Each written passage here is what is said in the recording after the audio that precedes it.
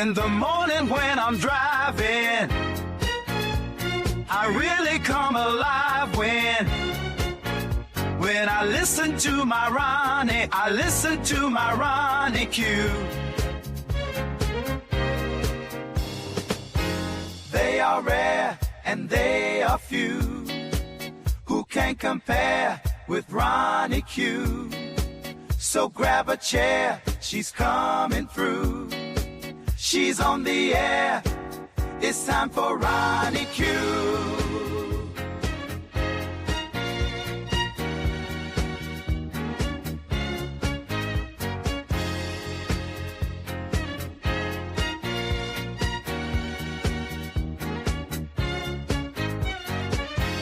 They are rare and they are few who can compare with Ronnie Q. So grab a chair, she's coming through. She's on the air, it's time for Ronnie Q. Ronnie Q. It's time for Ronnie Q.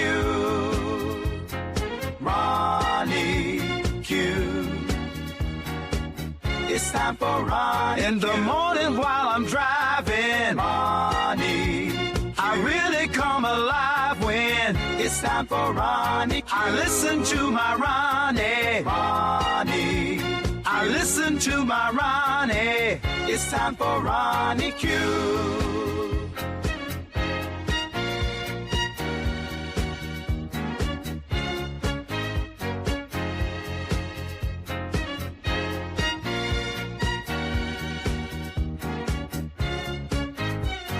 Take a seat and go meet Ronnie. Sweet, sweet, sweet, sweet Ronnie.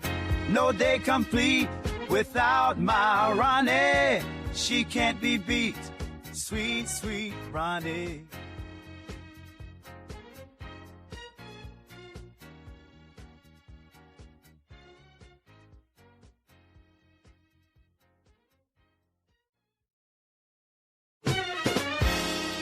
Good morning, grand rising.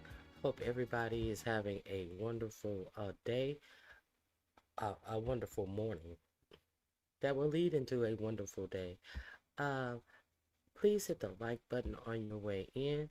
If you find, hey Room Shaker, hey Them Slick, how are you guys doing? Jackie Gaines, how are you guys doing?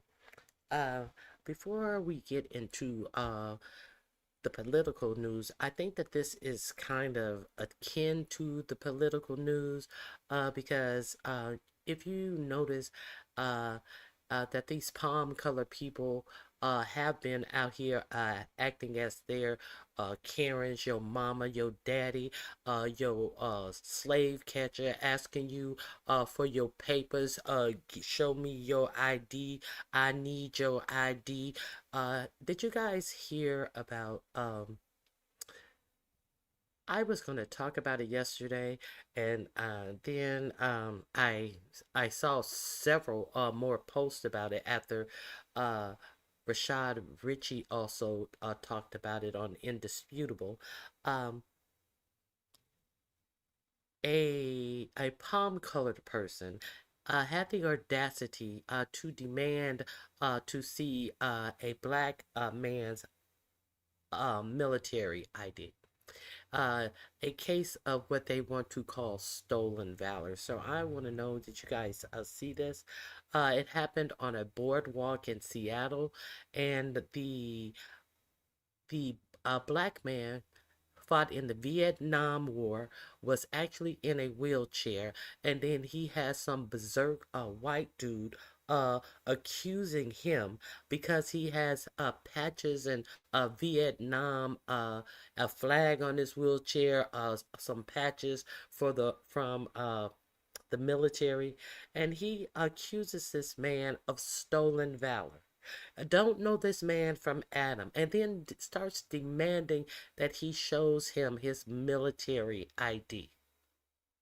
You know, you're just walking past somebody. Demand that he show his military ID, and then he snatched one of the military memorabilia patches or flags or something off of this black man's wheelchair.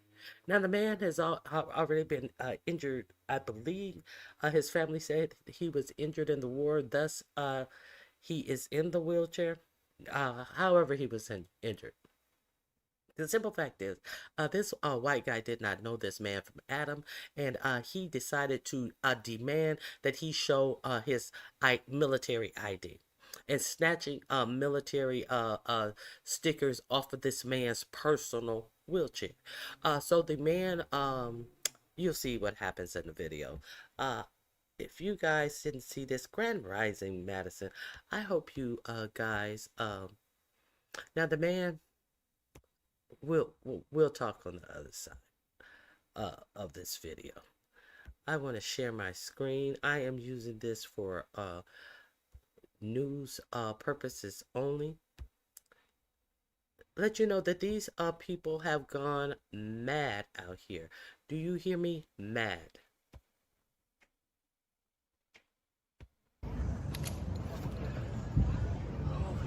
Show me your ID. Pull a fucking gun on me! Pull a fucking gun on me! So, you did see what was in his hand. Do you see this black man moving? He's been shot in the chest. He's been shot in the chest. Let's continue. Put it away, sir.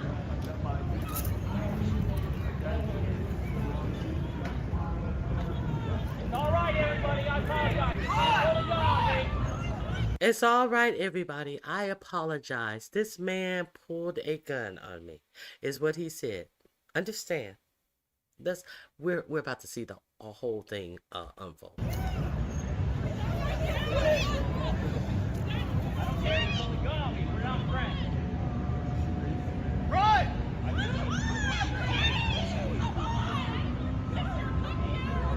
I'm waiting. I'm waiting. All right, show me your ID. Show me your ID. Sorry, guys.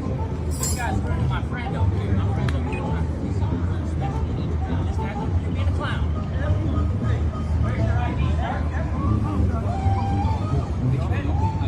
Okay, now you heard show me your ID, show me your ID, and then you see the burgundy shirt guy step into frame, which means he's stepping up to the guy in the wheelchair who's being blocked. He's demanding like he's his slave master, and it is his job to try to if this guy was not a military person, trying to humiliate him, and it's his job. Okay.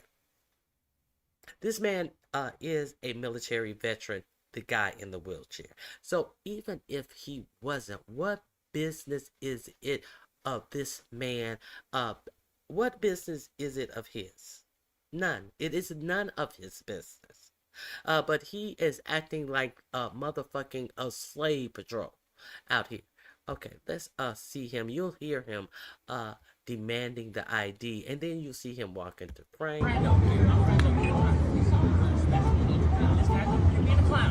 You're being a clown.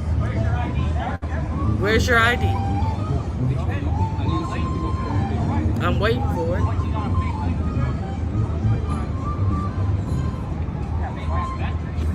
Okay, you see him snatch something off of his chair. Now, he's snatching his personal property off of his wheelchair. Okay, so now that's going to make a lot of stuff make a lot of sense. Because if you're a vulnerable person with a disability, and people you may have encounter people who approach you who think that you're an easy mark. He did that because he thought that this man is an easy mark. So let's see what happens next.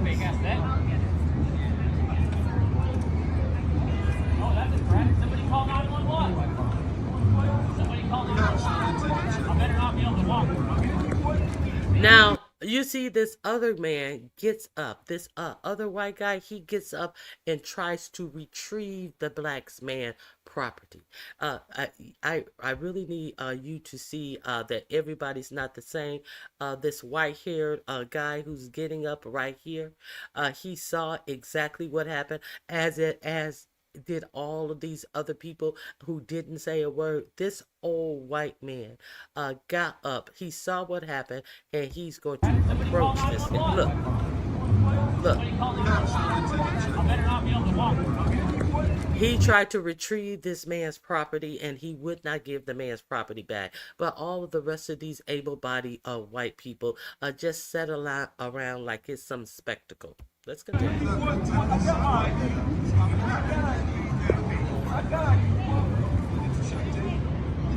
Now, he rolled up to him and he said, I got ID. I got ID. You want it? And like, what are you talking about? I got ID. He tried to prove something to somebody he absolutely didn't have anything to prove. Let's continue. So he's reaching in his bag. He says he has ID. And then you see this guy take his backpack off of his shoulder and start reaching in his backpack. And I'm not going to interrupt from here on out.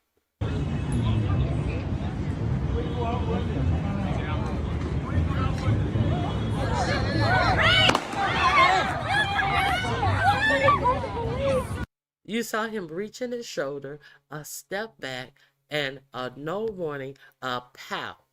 No warning, pow. As the man, didn't you request this man's ID?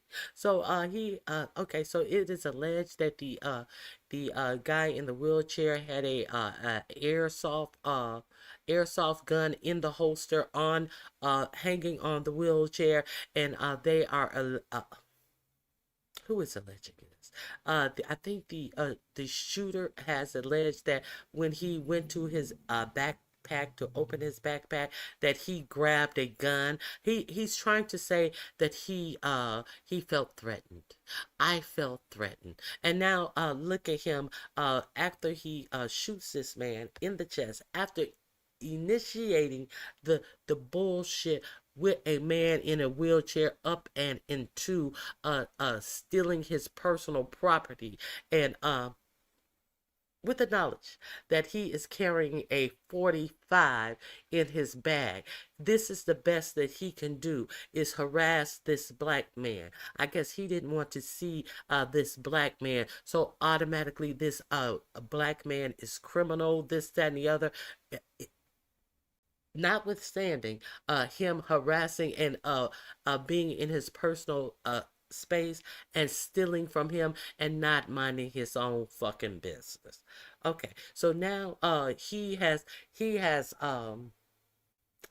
obliterated the source of danger.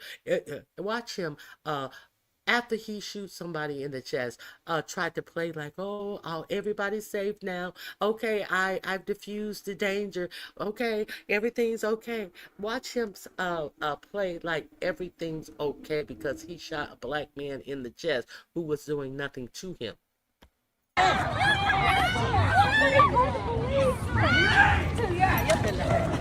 all right, everybody.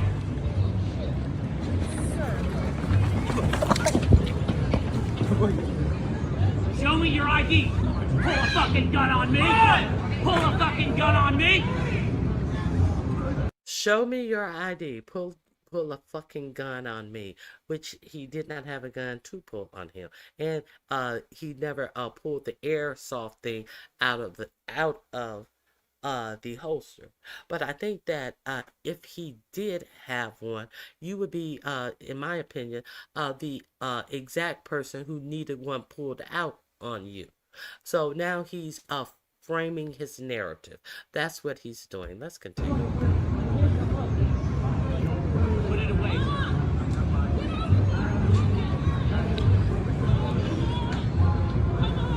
It's all right, everybody. I apologize. You can't pull the gun on me.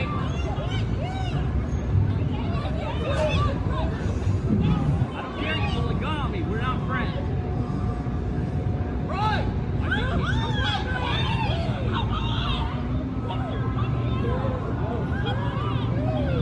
I think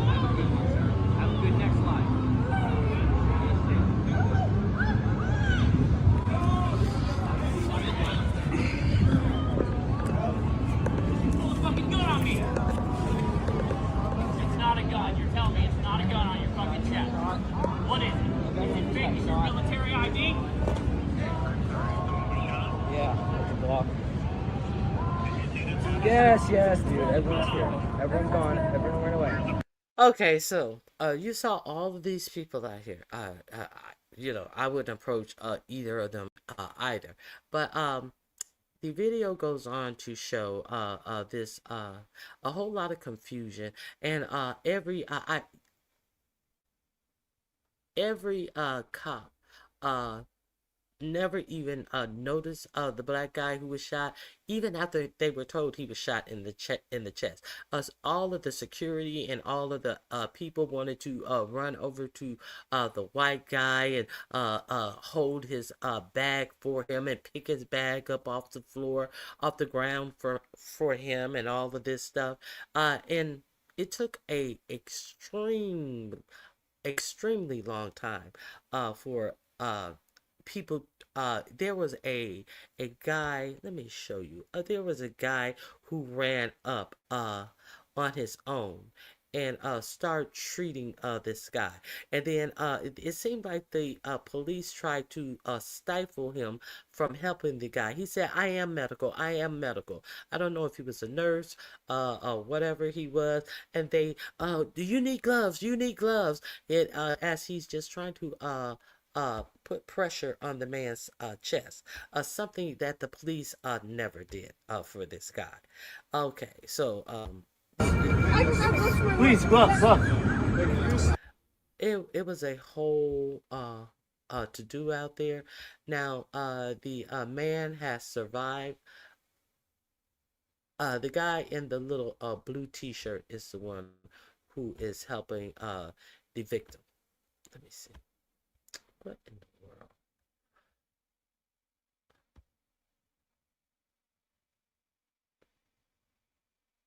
What in the world?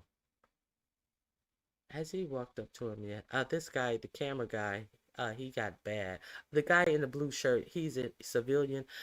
He is the only one who is helping the victim as these police walk back and forth in between the victim and the shooter. Uh, I found a lot of this odd about who actually helped this black man. The black man survived. They have a GoFundMe out for this black man. And so he said that he was basically uh, defending himself. He said that the man pulled a gun on him, which did not happen, and nobody saw it. Nobody said it happened. All the witnesses said that he was harassing the man in the wheelchair, and he was demanding his ID. So I'm not clear if when he opened his backpack he saw a gun, or the man grabbed the gun for his protection. Of course, I'm not clear on it, if if the knife was just seen. But do you think that a disabled person, a vulnerable disabled person who is confined in a wheelchair, do you see why they might have personal protection on themselves? I do. I do. If you're trying to be independent, but you got all of these fools out here with their guns. So did you hear anything about this type of crime that goes on? See, this type of crime is ignored. These people are doing valiant things to the regular media. These are the white man's heroes out here doing God's work. You don't hear about how crime ridden anything is when this type of stuff happens. Okay, so I just wanted to share that with you. The man has survived. He has a GoFundMe for extensive medical bills, rehabilitation, and everything that goes with being shot in the chest. And I do want to be clear with you. This man is a actual Vietnam vet who was I know he was injured in the war, but I'm not sure if the injury is why he's in the wheelchair. So if you want to support that vet, go look up his GoFundMe because this was deplorable. Jackie Gaines, the police in Seattle are diabolical. They are terrible. He said he had a pow pow and a knife. It was a one of those airsoft guns that he had in a holster. And if you're walking around those type of people, you may need one to keep them up off of you. To give you enough time to roll away or something. I don't know. Now, the man who, the assailant, he is still in jail.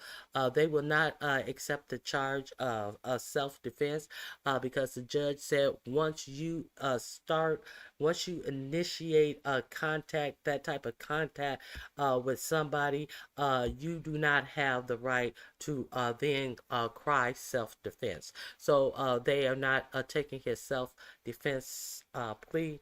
He is charged on I think it's uh I I, mhm, I can't remember. It's not felony assault. It's class one a battery or something. He's facing up to life in prison. So he has a bail right under, I think it's $750,000 bail. Okay. My cousin lives up there, and he lied on. Wait a minute, let me see. My cousin lives up there, and he lied on news and said he had both weapons. Hey, Styles with Tisa. Yeah. No. Okay. I can show. I can play a. Let me play this clip for you.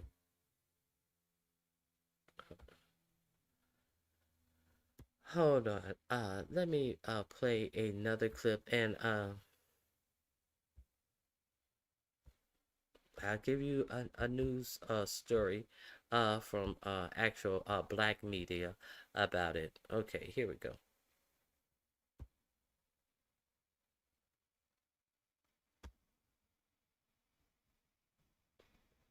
Let me share it with you.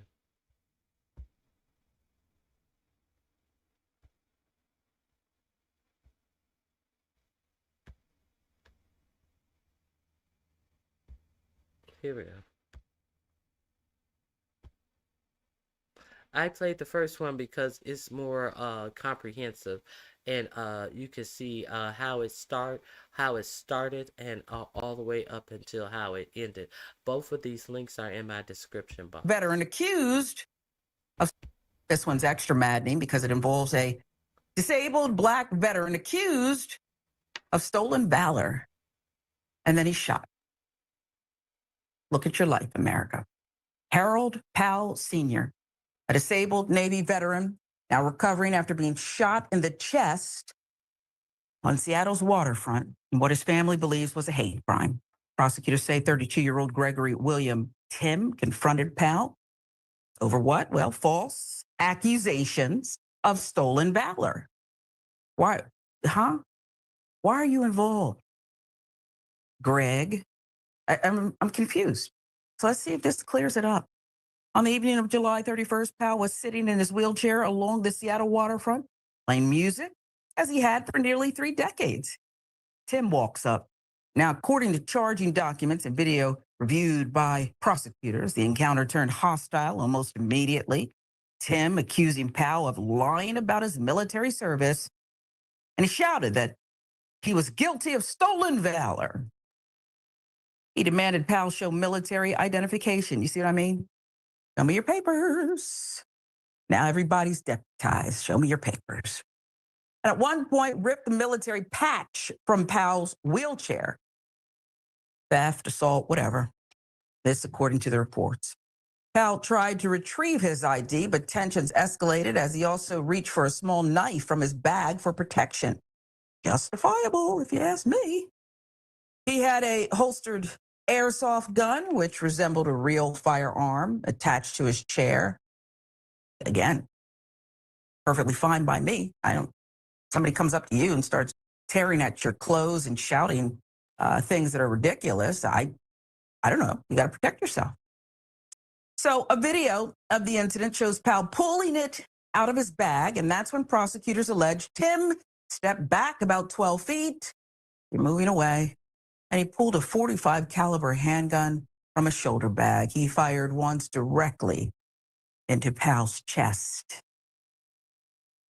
Startled bystanders screamed. They scattered, some shielding children, as Mr. Powell slumped in his chair. He then slid his pistol back into the bag, raised his hands, and shouted reassurances to witnesses. It's all right, everybody. Tim, meanwhile, continued yelling at Powell to show me your ID and accused him of pulling a gun.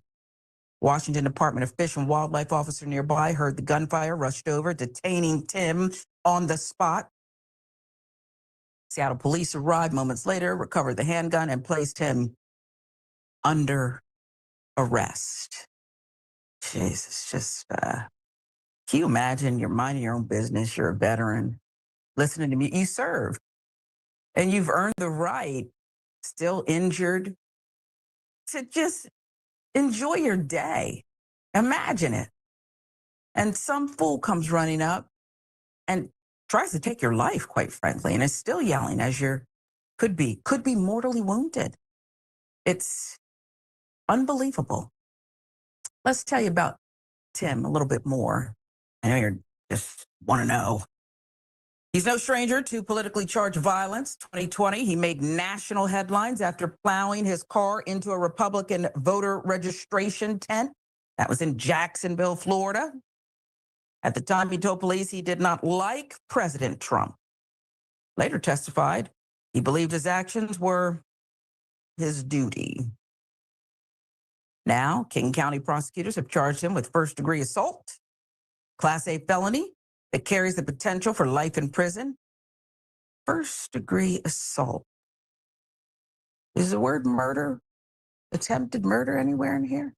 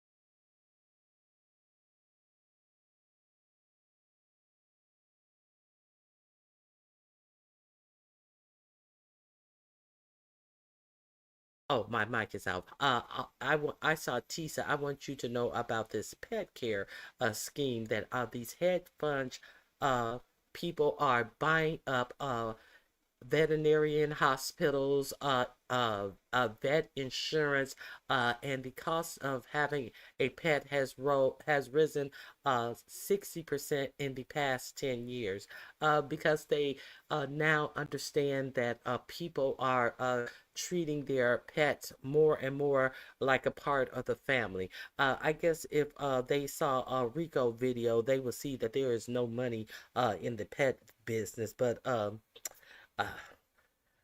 they didn't see it. So let me share this with you. Um, the whole thing about what I'm going to be talking about today is how the rich are getting richer and how they are uh,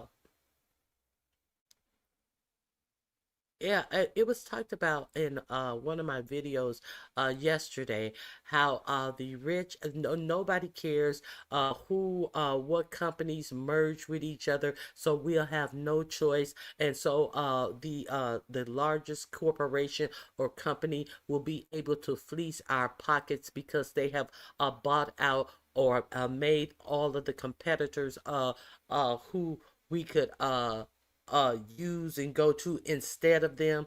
They are no longer in business or they have been bought up. And in real estate, I have been telling you guys uh at least 2 years how these hedge funds groups are buying up all of the new houses. The houses are for sale. The houses are that are about to be built. The actual whole subdivisions of houses that are to be built until the hedge fund groups own over 40% of housing in the United States, making it more difficult and making the prices of housing skyrocket and out of reach for a lot of people. So these folks are running them up. That ignoramus will most likely make bail. Well, he's been in. I think it's this happened. I think they said that this happened 3 months ago. So he's been sitting for a second. So let me share this thing about pet care. I mean, private equity is taking over everything. Anything that they can make a penny in. They're also taking over your food. Of course, you do know that.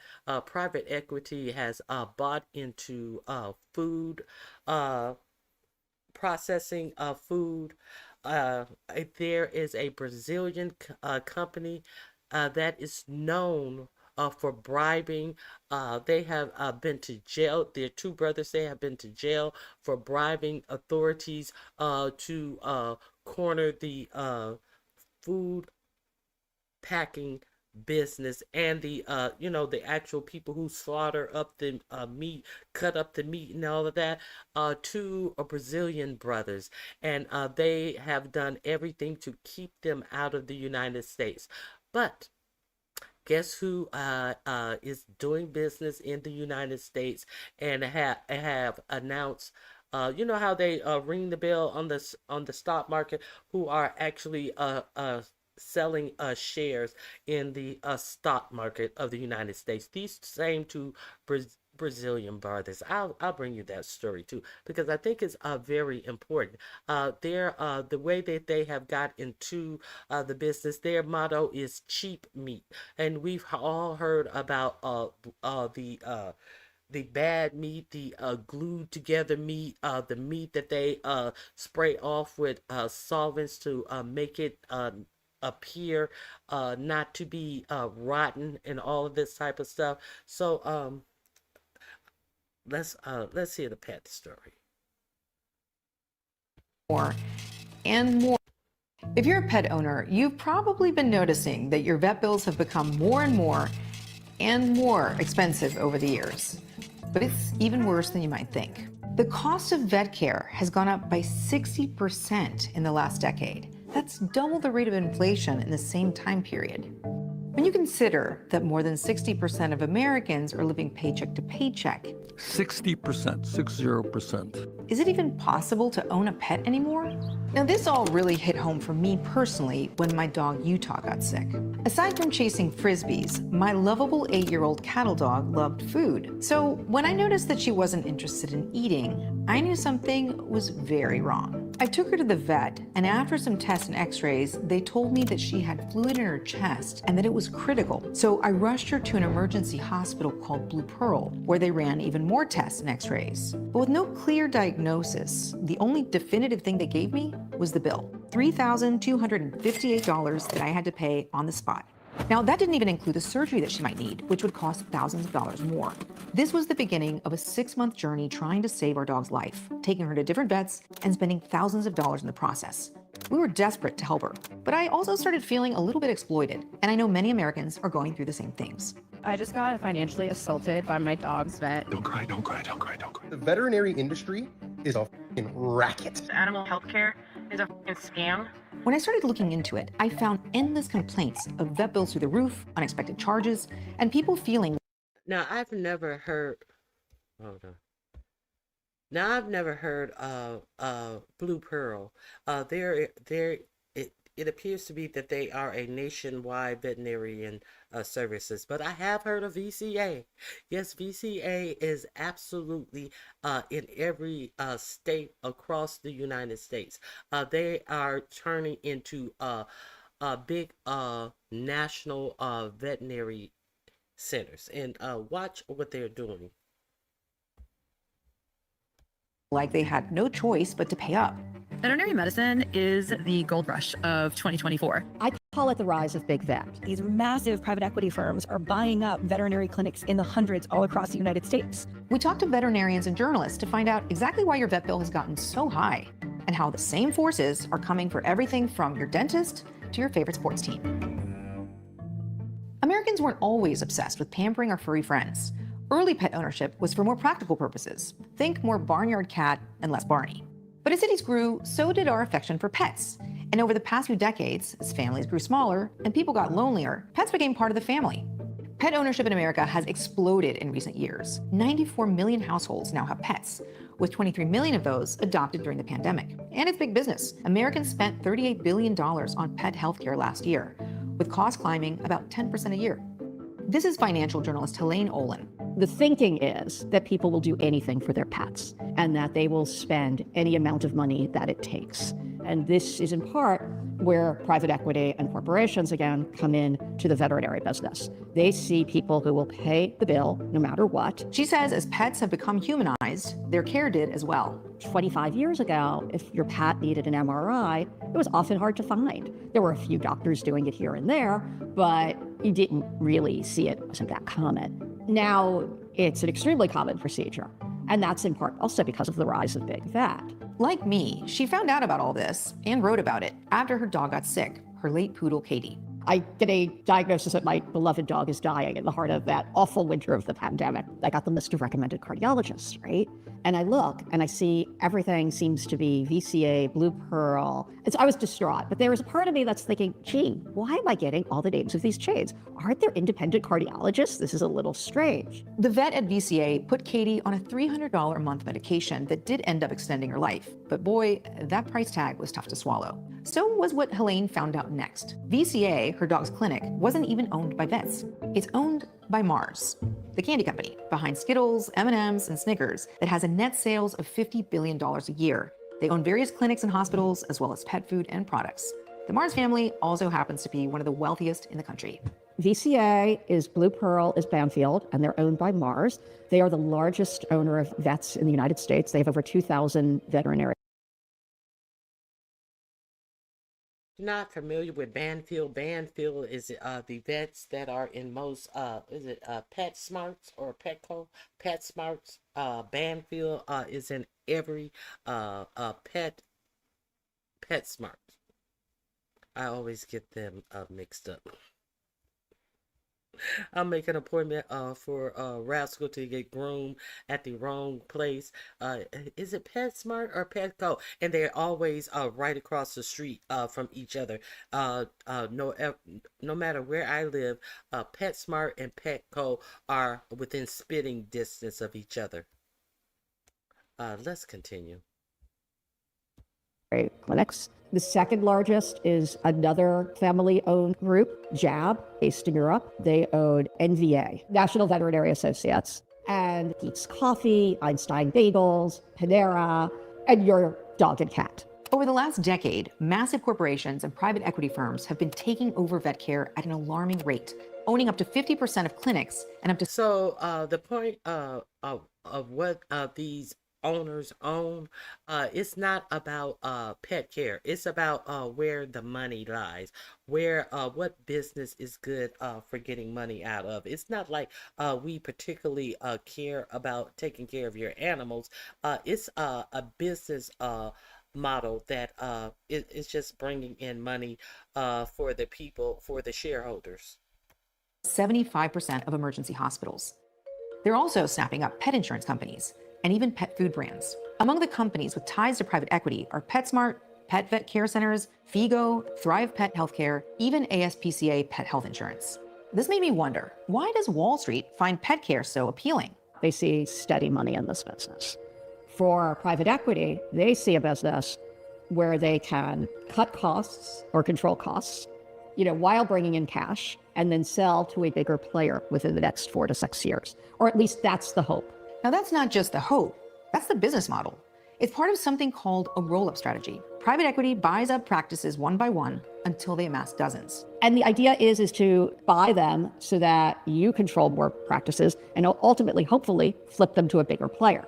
Because private Yes, that is the business model, as in real estate as well, and that's why a private equity owns 40% of housing that they never plan to do anything with, but make a steady rental income out of. Let's continue. equity, unlike, say, family ownership and independent ownership, is not in it for the long haul.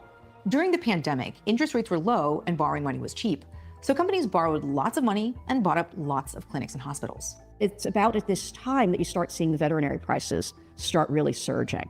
And of course, this is during the pandemic when people are also getting more pets, like they're at home with their pets. And what impact has that had on vet care and vet clinics? It affects it like it affects anything in the healthcare sector. Corporations consolidate so that they have greater pricing power. So you can raise prices higher, you can cut back on quality of service if that's how you feel you're gonna need to make more money. In other words, pricing goes up and quality goes down. And it's not so great for the people working in veterinary care either. I wanted to be a vet ever since I was 5 years old. This is Melissa Azell, a vet at a small animal clinic in Alabama.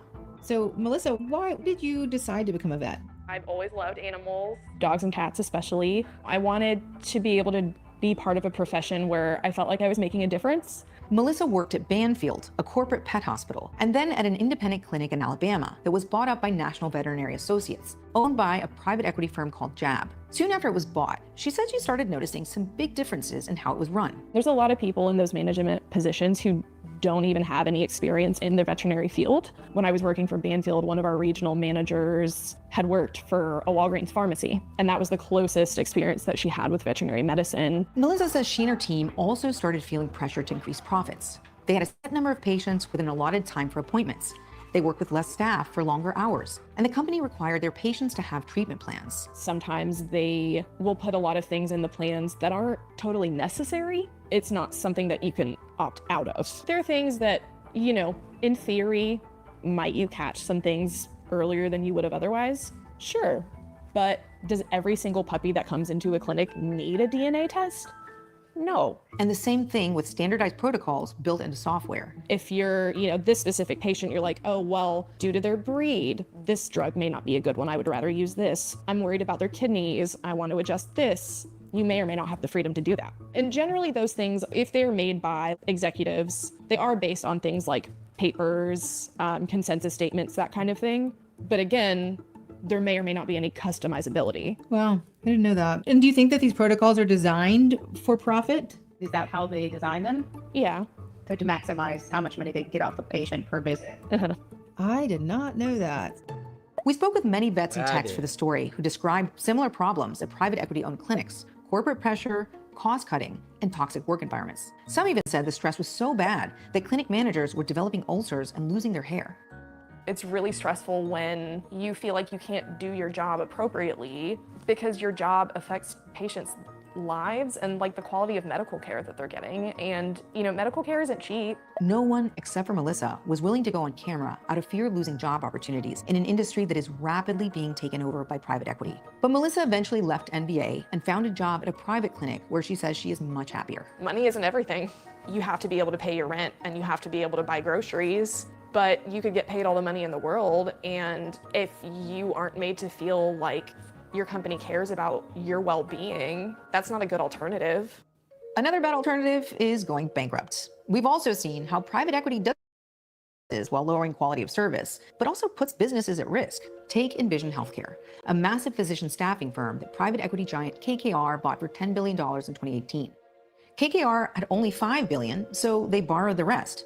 Envision's way of making money? Loading patients with medical debt. The company eventually collapsed under its own debt. Incidentally, KKR, which is reported to have investments in everything from Israeli weapons manufacturing, surveillance firms, oil pipelines, West Bank real estate, electronic music festivals, and nursing homes, is also one of the major investors in vet clinics as well. And it's not just healthcare. Private equity is taking over everything, from portable toilets to car washes to mixed martial arts, even fire trucks. More Perfect Union did an episode about it, and it was one of the reasons so many fire trucks were out of commission when the LA fires broke out, leading to disastrous results. So if private equity's foray into healthcare and other industries like fire trucks have created such outrage and have caused so many companies to fold. Now, this is the first time. Hey, Happy Life. Hey, T Danielle. This is the first time that I even heard about so many fire trucks being out of commission during the LA fire. This is the very first time I heard about that.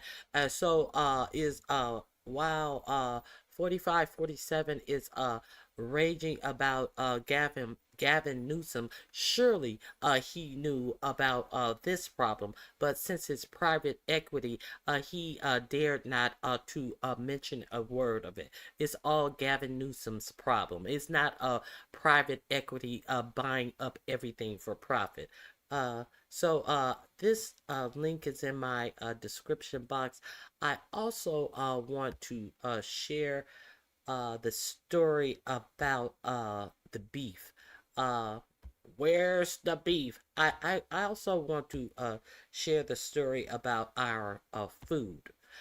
If you have not gone over to More Perfect Union, this link is in my description box where they are talking about the pets. And this link is also in the description box about where they're talking about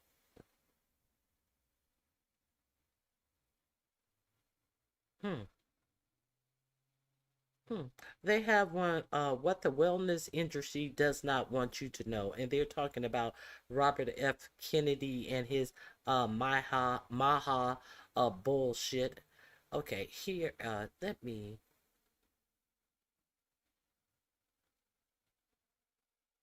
DaVita Healthcare, it says a CEO wants to run healthcare like Taco Bell. This is the one I want to share with you. The collapse of the food industry. I will add the link to my description box. I ran upon this as I was looking for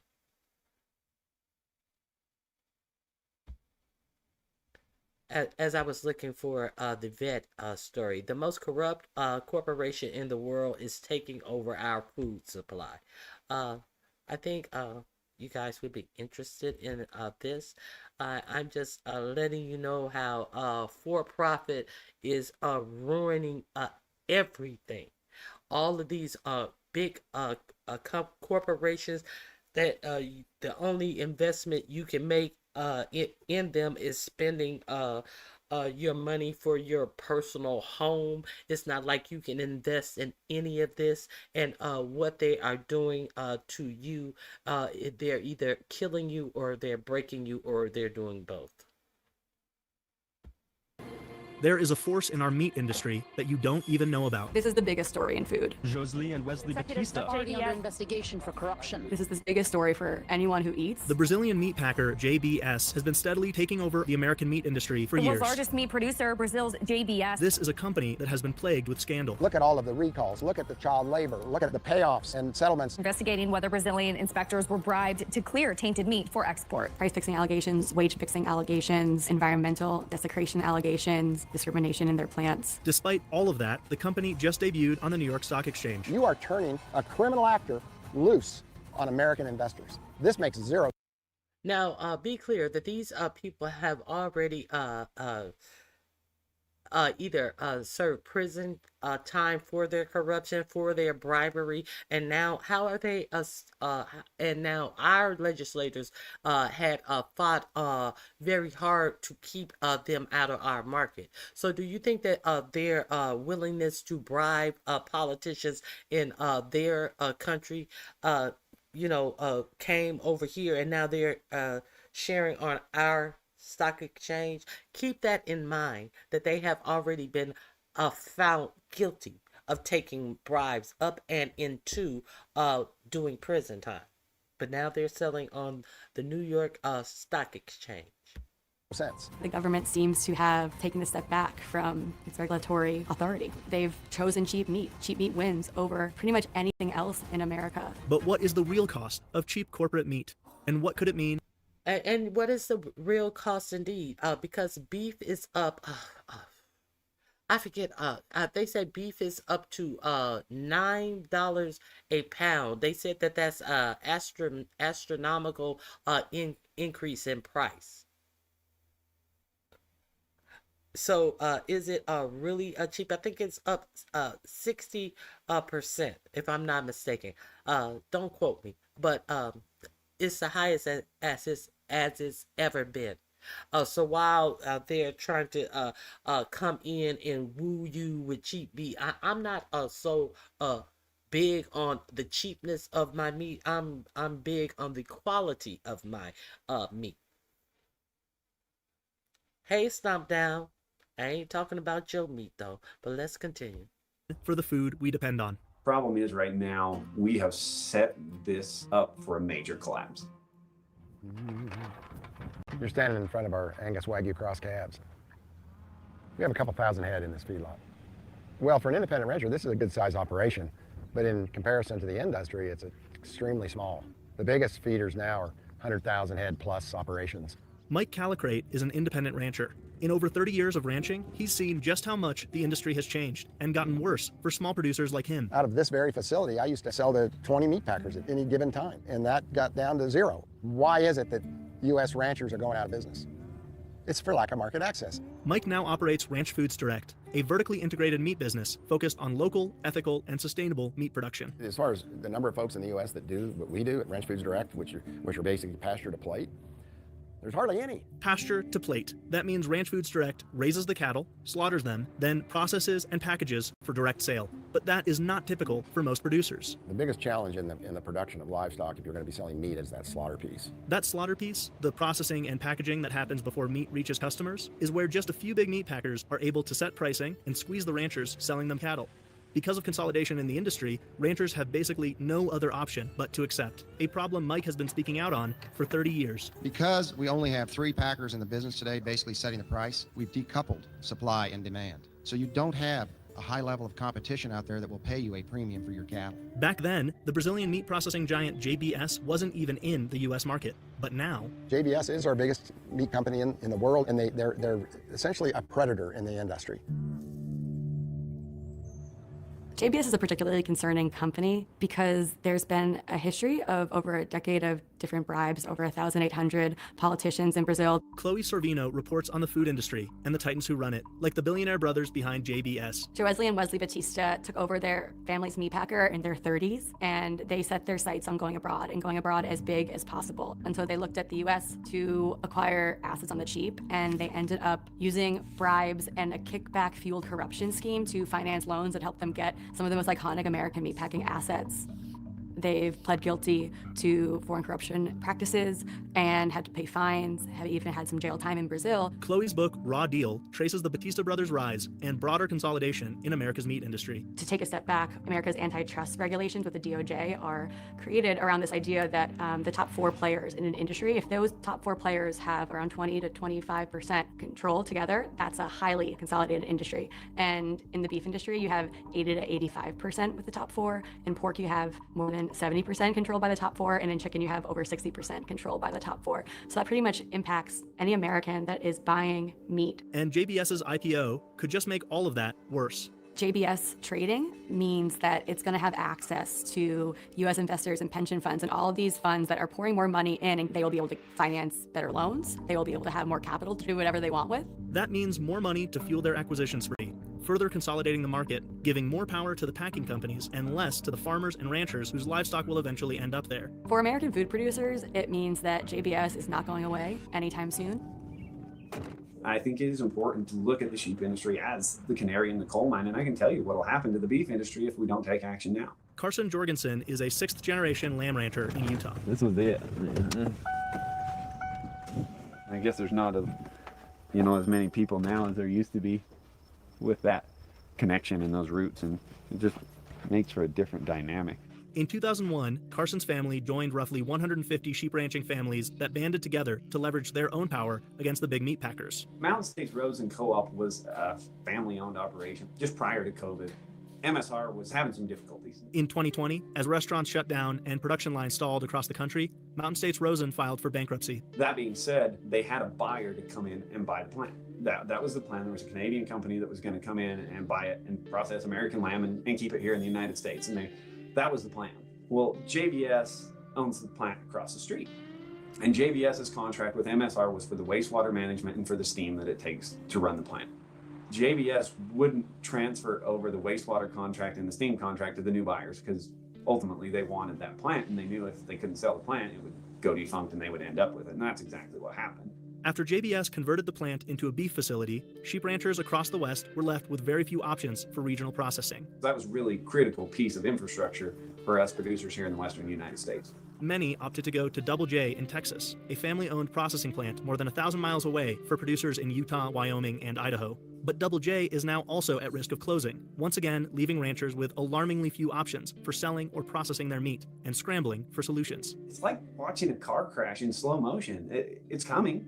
You know the train's about to hit that car, and everybody. But 45 and 47 care so much for the ranchers.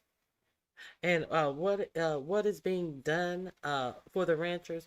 The ranchers who do what? Who supply you and I with our food? Absolutely nothing. Absolutely nothing. Let's continue. He's yelling and everybody's screaming, but there's just a lot of people sitting there watching it happen, and there's not much anybody's doing about it. JBS going public would be the final nail in the coffin.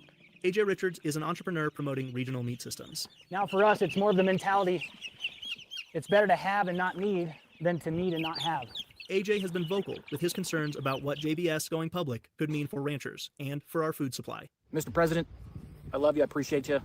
It is our job as citizens to hold you accountable, and whoever you've got in your circle, they ain't speaking truth because you're about to put us in a whole world of hurt. As the big meat processing plants have grown larger and gained greater control over pricing, it's become increasingly difficult for any alternative supply chain to compete. We can't lose one more farm and ranch, and in fact, stopping the loss isn't what we have to do. We have to make a path so that more people can get into farming. Most of the people I grew up with, they've gone bankrupt. Their family farms they're not family farms anymore, which is sad. JBS has been trying to go public for years now, but the company's alarming track record has prompted bipartisan efforts to block them from accessing U.S. capital markets, including a 2024 letter to the SEC signed by Cory Booker, Marco Rubio, Josh Hawley, and more. Monitoring, watching this whole JBS IPO for the last couple of years, I was happy to keep seeing it get shut down. But this April, the SEC finally greenlit their listing on the New York Stock Exchange.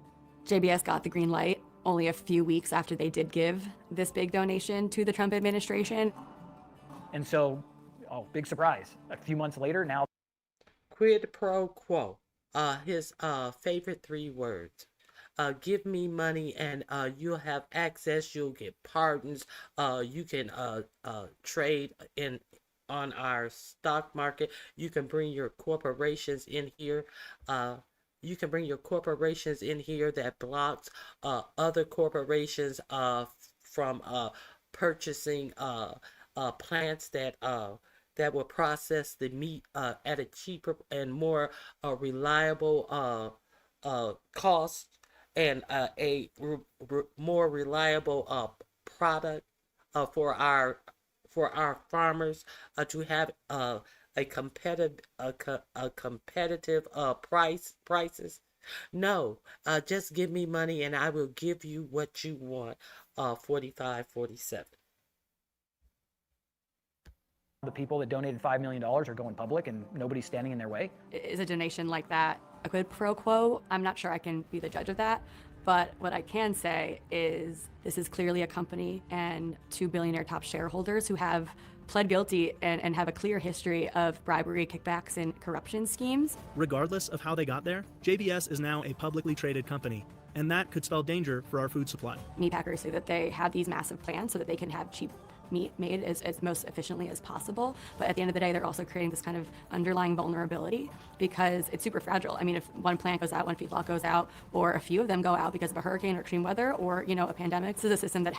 or if they monopolize the business, cheap meat is no longer cheap anymore, even though it is still as far as consumption, cheap meat that they can sell at exorbitant prices. So go over there and check out More Perfect Union.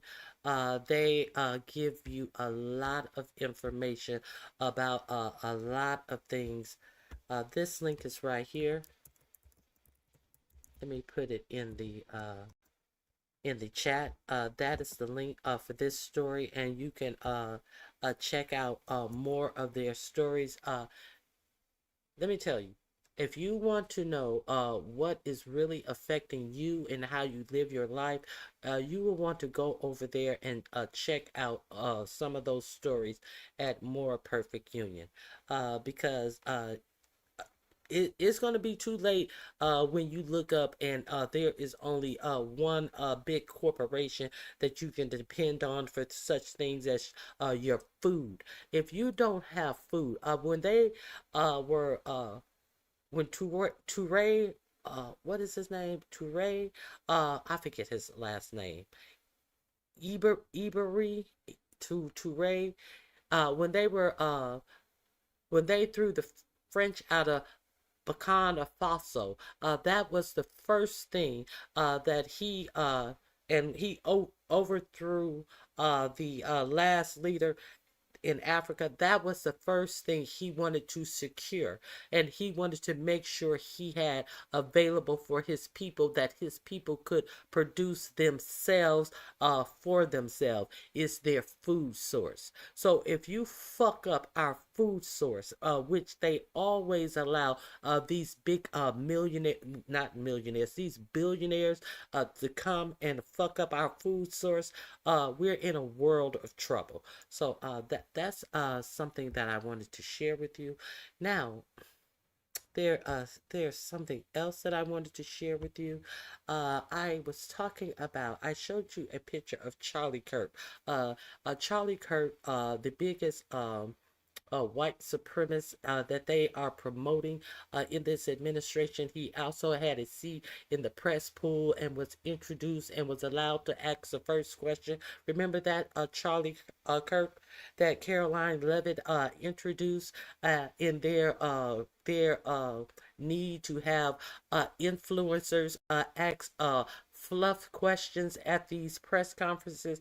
Charlie Kirk, I then showed you the reel where he was saying that DC needed to parts of DC are so bad and crime ridden that whole neighborhoods needed to be bulldozed. The same Charlie Kirk who said that DC got so bad in the 60s when people came to protest and never left, and they burned down buildings and never left. So what is he saying? That they were living in these burned down buildings that they hadn't left since the 60s? No, these people, they don't belong in DC.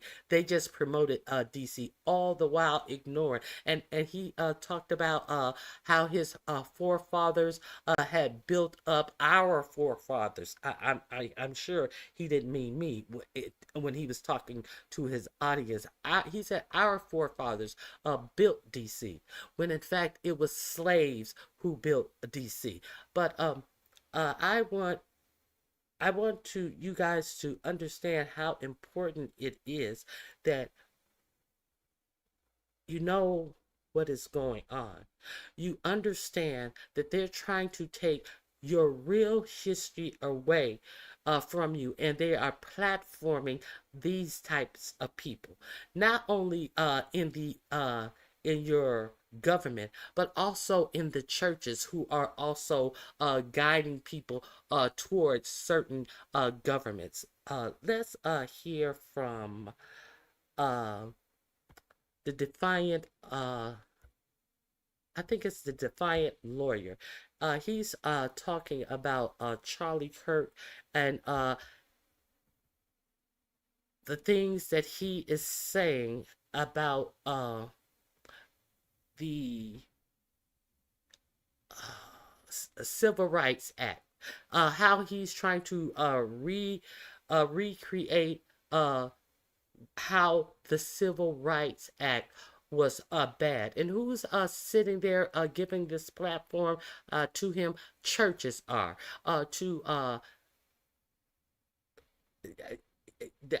He has a huge audience, and I am not just telling you this. He was just in the White House last week as his special guest.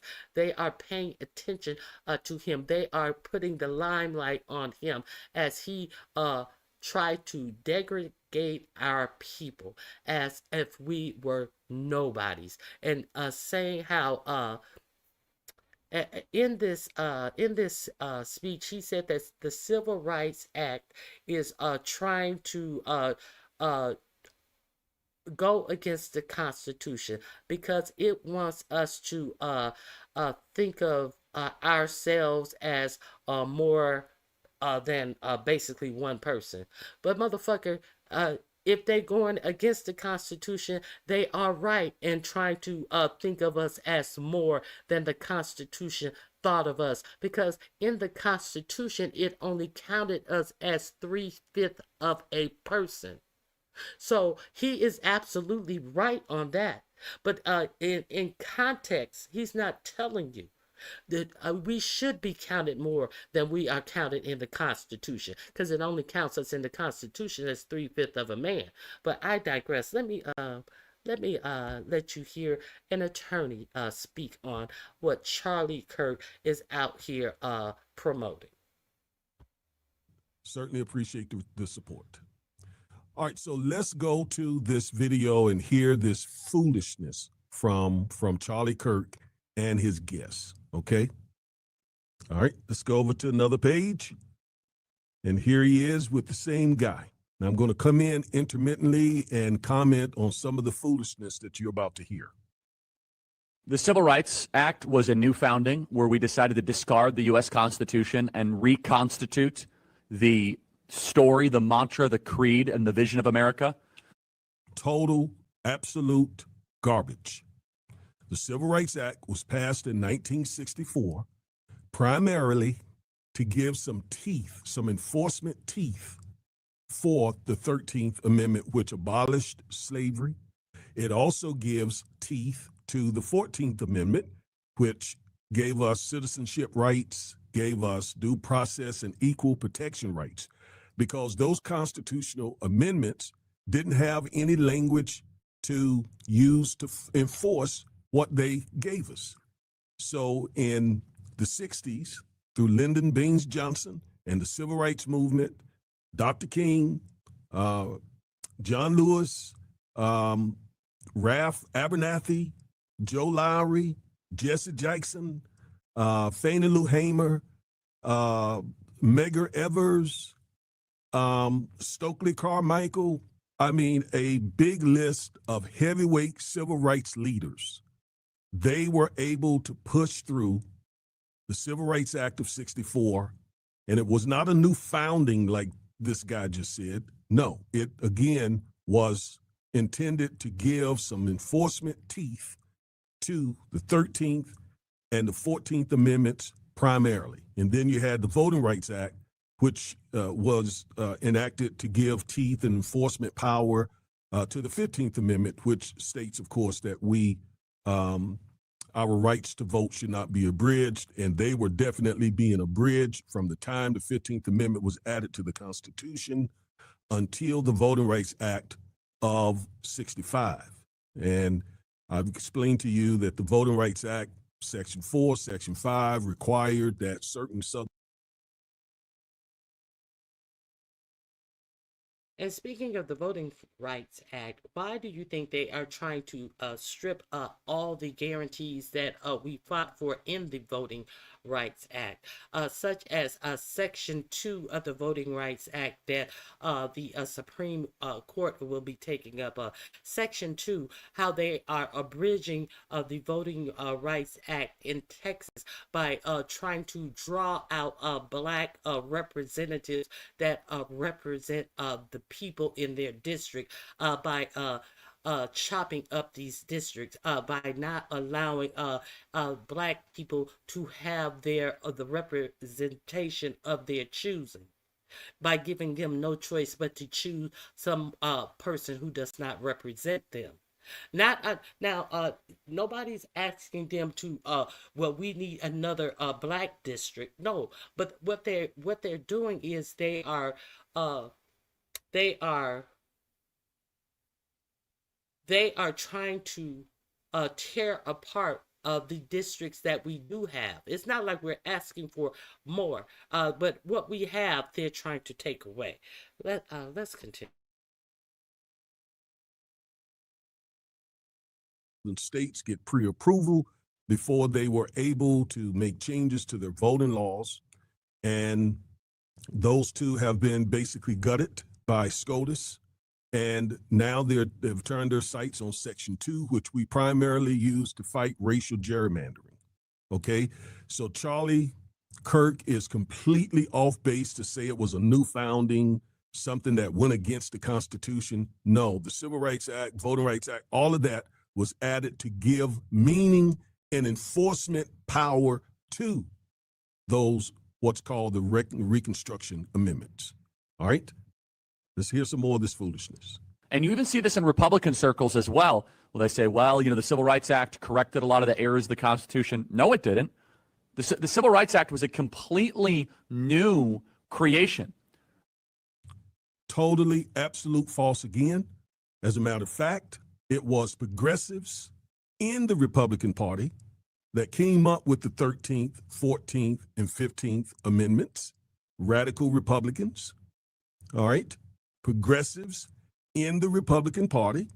So when he says that Republicans... What he's saying is that all of the things that it ensured for black people that was already in the Constitution, the Civil Rights Act, is wrong, because we do not want black people to be represented by what is in the Constitution at all, period, at all. They should not reap the benefits of our Constitution that we pretend like we hold so dear. That's what he's saying, but I digress. Bought into this as well. Dude, it was Republicans who gave us the 13th, 14th, and 15th Amendments. And several of them supported the Civil Rights Act as well. Now, I need to point out to you that most didn't. Most lined up behind a man named Barry Goldwater and opposed the Civil Rights Act. Now, some did. The progressives in this in the Republican Party in the mid-'60s, they did support the Civil Rights Act. So when he speaks of Republicans disparagingly, those who supported the Civil Rights Act, he doesn't know what he's talking about. And I find that to be true with Charlie a lot. He just doesn't know. He just throws stuff out there, and millions of people hear, and they start believing it and repeating it. Of course, it was well intended by some. We have acknowledged that many times. But the Civil Rights Act at its core was a new founding. It was the discard what happened prior. The Constitution says people have equal rights. Imagine just treating people equally. The Civil Rights Act does not treat people equally. He is wrong. Nor does the Constitution treat people equally. This is the part that I'm talking about. Civil rights do not treat people equally like the Constitution, he wants you to say.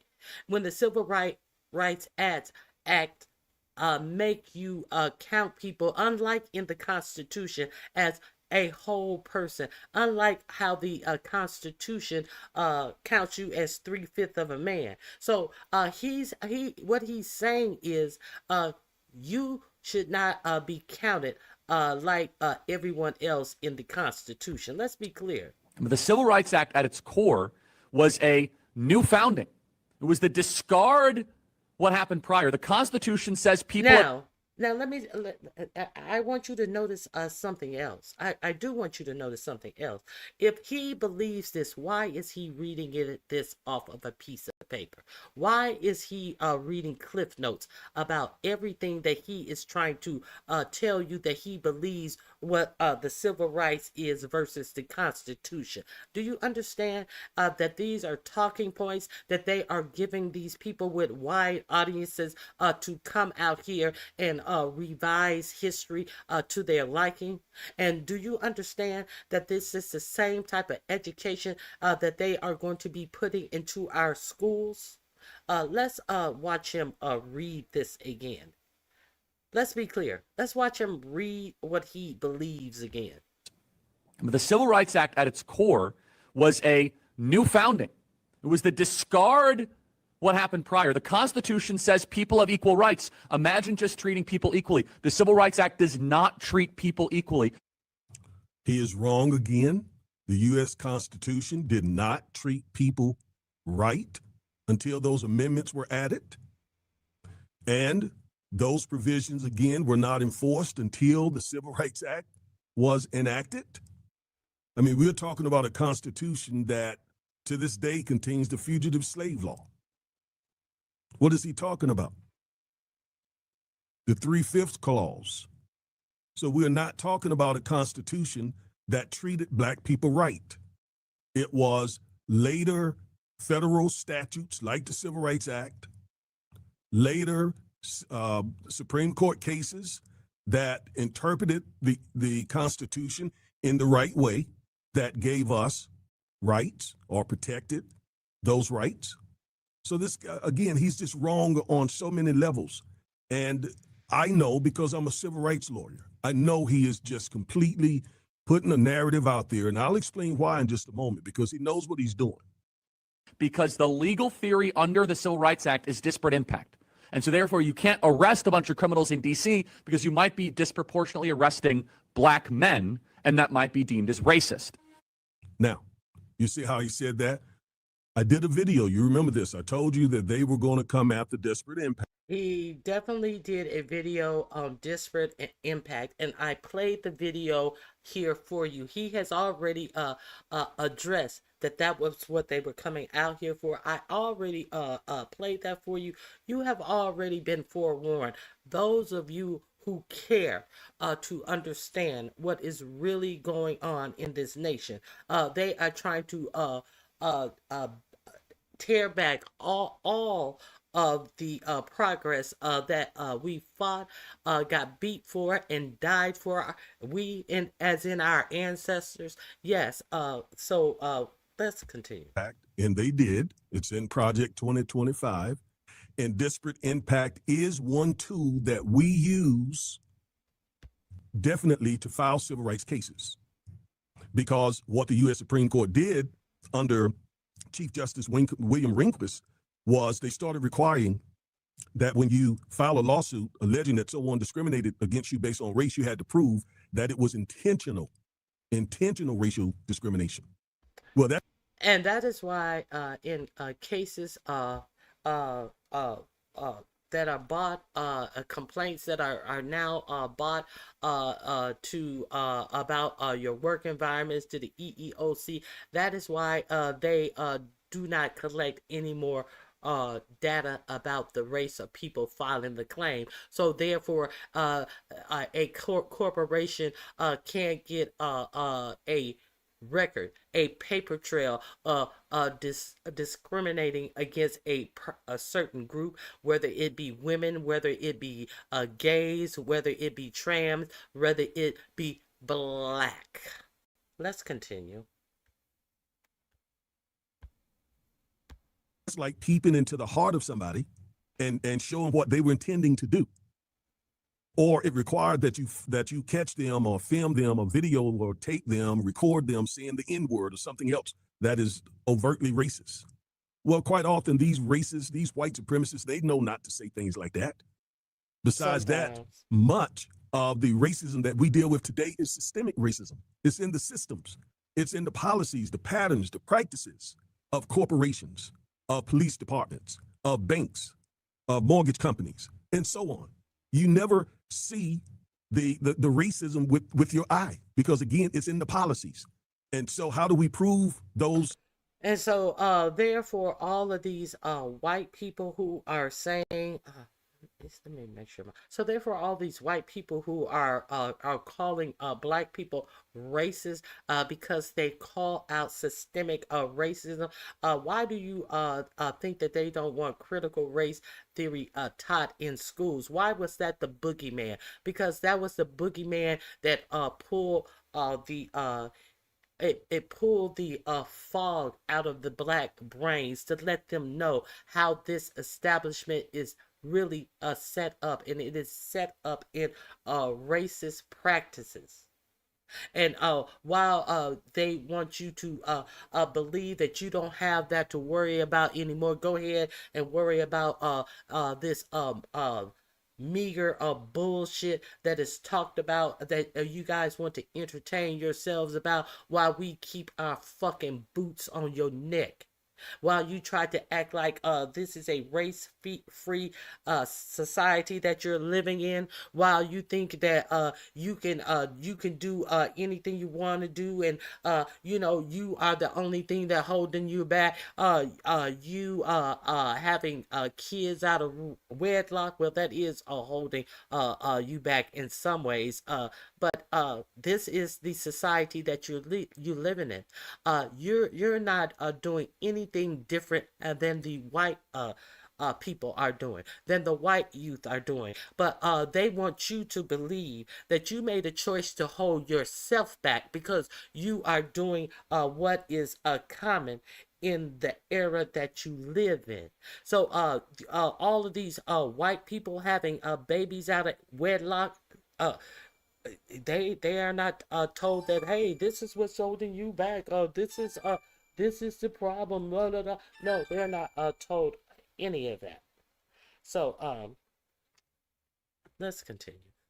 Well, let me let him finish this up. Racist policies because they disproportionately affect certain people. If the same people are being affected by policies, certain policies of a corporation, that tells you right there that those policies were designed to affect those people. And that's what Trump tried to get rid of, disparate impact, in one of his executive orders. So on a federal level, yes, he did what he said with his executive order does affect disparate impact in a negative way. But the court system, Congress have not followed suit. So we still use disparate impact. All right. How modern America is largely based on this idea of disparate impact, critical theory that has grown into all of our institutions going back to the Civil Rights Act. So do you see here what he's doing, or what MAGA's doing? He's telling us the things that they find objectionable that they have attacked. All right. Over the last few years, they attacked critical race theory. Right? In Trump's executive order, they attacked disparate impact. Right? They attacked affirmative action. They attacked DEI. Right? They attacked all of that, and they're now making the argument that all of those things were based on the Civil Rights Act of 1964. So what does that tell you? That tells you what I told you months ago. They are coming for the Civil Rights Act. Now, some of you take the Civil Rights Act for granted. You don't know how different your life would be if they are able to repeal that statute. You don't know that they would be opening the door for white racists to do anything to you in their establishments, on their property, on their jobs. When I first started doing these videos, I had folks tell me, would comment, well, let them have it. Let them take it. I'm like, you don't know what you're talking about. You wouldn't have equal opportunity to a job without the Civil Rights Act. A lot of blacks, that's why I do these videos, just simply don't understand what is really going on here. Especially the ones who voted for Trump or set out the election and allowed him to win. They simply don't know, don't understand what they're doing. Okay, so I'm gonna leave it right there. Now,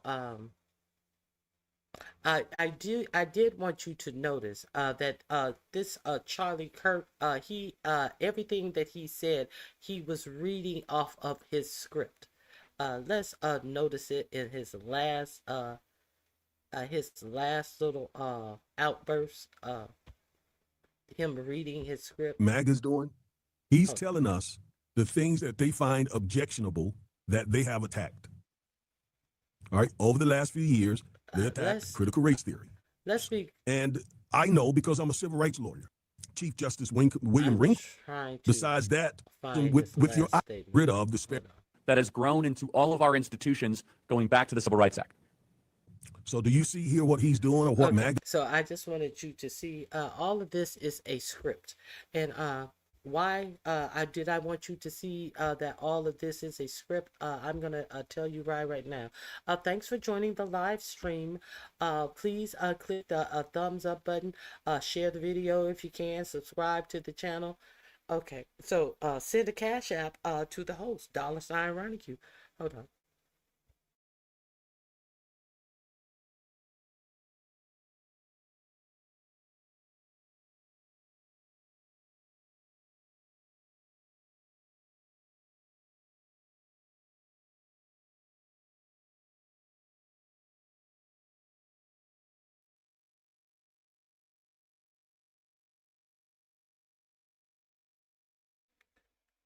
Okay, the reason why I wanted to share this with you is because this is all set up and pre-arranged by a few billionaires, the shadowy billionaire network that's quietly flipping red states.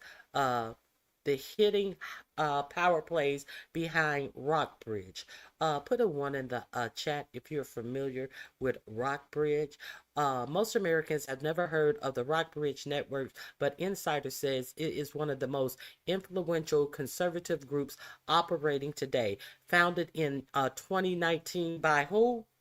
J.D. Vance, who now serves as VP and conservative publisher Chris Berserk.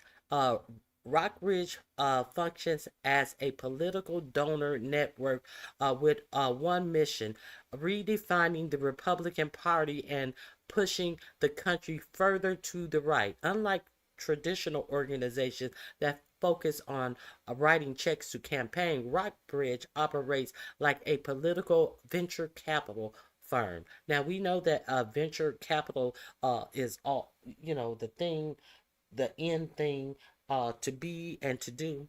Okay. For these rich people to control a wide swath of everything that they put their fingers in. So they're putting their fingers in a right-leaning agenda for this country. A few billionaires. Okay, so okay. It's refining the Republican Party and pushing the country further to the right. Unlike traditional organizations that focus on writing checks to campaign, Rockbridge operates a political venture capital firm. It invests heavily in media campaigns, legal organization, and grassroots groups, and even plans for a conservative government in waiting that could step directly into power. Kind of like this government in waiting that 4547 has set up a bunch of sycophants, a bunch of people who work for Project 25. A lot of his administrative staff is directly from the Project 2025. They have authored different segments of Project 2025, and they are now sitting in this administration, making rules and laws and ideas about how you're going to live your life. That's what it is. Okay, Rockbridge isn't open. Rockbridge isn't open to just anyone. Membership is strictly invite only and comes with a hefty price tag: $100,000 for limited partners, $1 million for principal partners per year. This is per year. By 2024, the network had grown roughly to about 150 members, many of them wealthy Silicon Valley, Wall Street investors. Notable figures to Rockbridge include billionaire who has Ronnie you been telling you about? Peter Thiel. Peter Thiel who financed who into the Senate? JD Vance. Haven't I been telling you? Yeah. Act like you don't know. Act like a motherfucking Asian motherfucker who denies his blackness, who teaches in the school system, who is number 50 in 50 states, is telling you something that you need to know.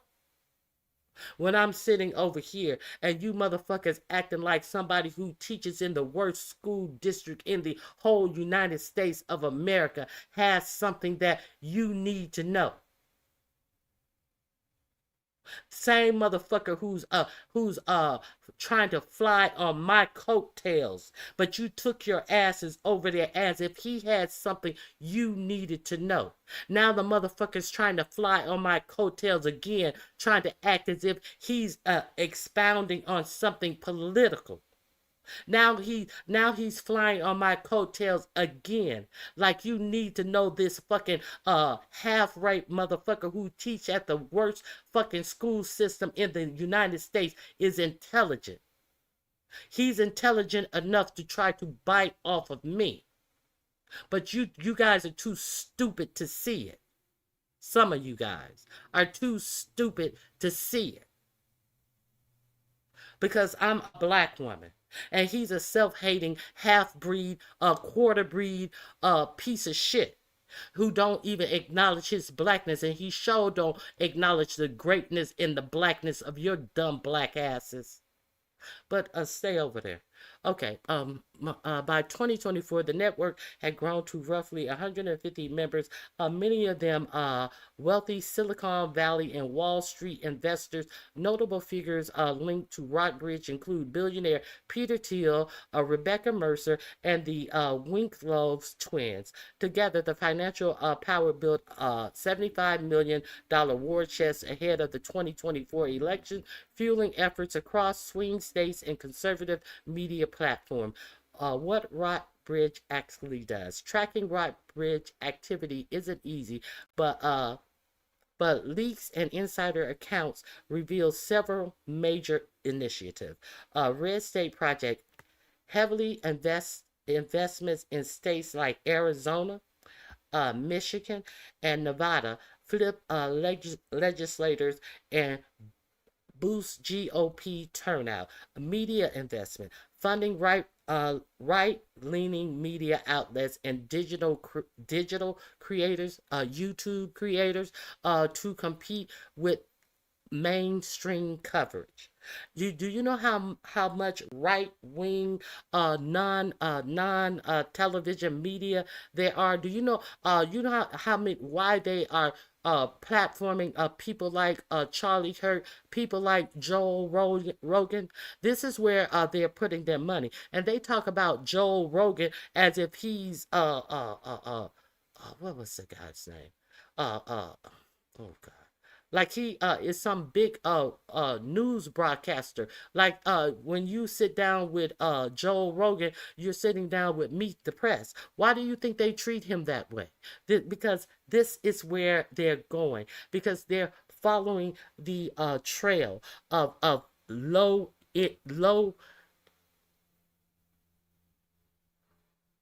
What am I trying to say? He's following the trail of low information voters, and they are the ones who are who are grabbing up the low information people out here and putting them into a voting booth, while Negroes are sitting around telling you that it doesn't matter, that it's already figured out. No, it's already figured out that you're going to sit on your asses and you're not going to get up and vote. That's what's already figured out. What they trying to figure out is to not make sure that that they can grab up whoever they can behind this bullshit agenda that they're pushing. Why do you think they're trying to take the vote away from you? If it didn't matter, they wouldn't give a fuck about you having your vote.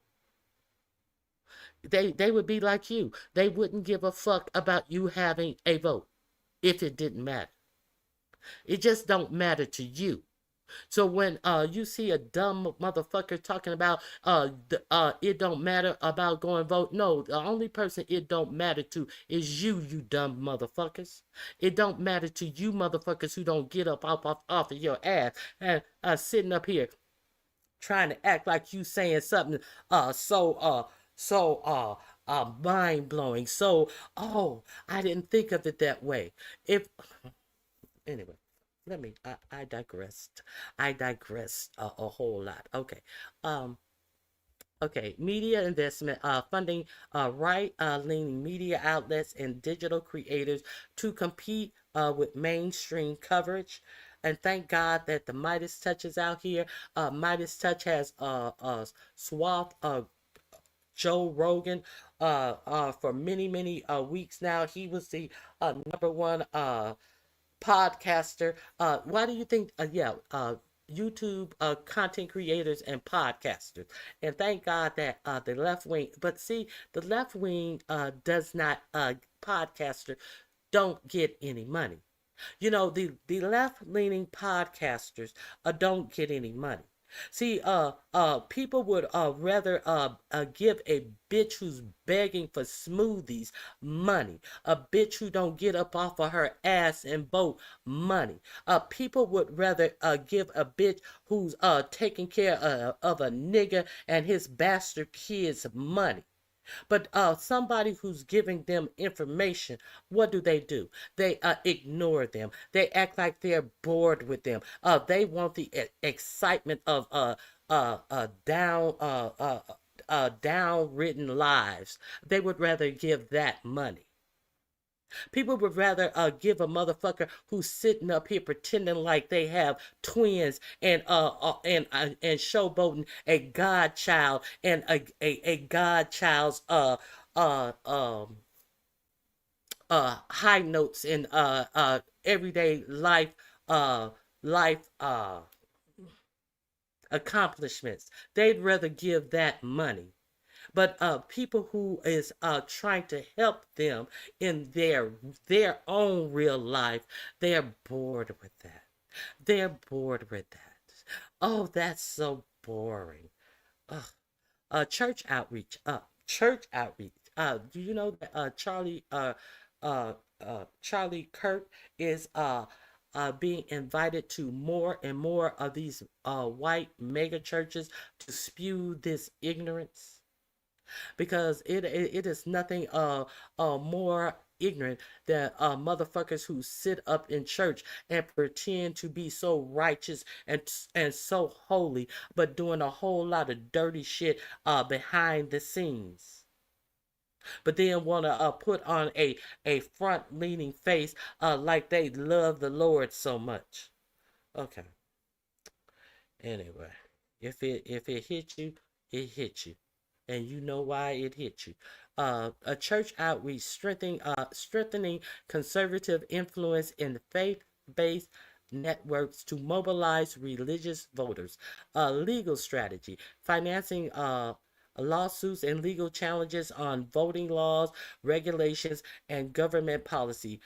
Parallel institutions, building think tanks and training programs to rival traditional Washington power structures. You know what the Heritage Foundation is? The Heritage Foundation is a think tank.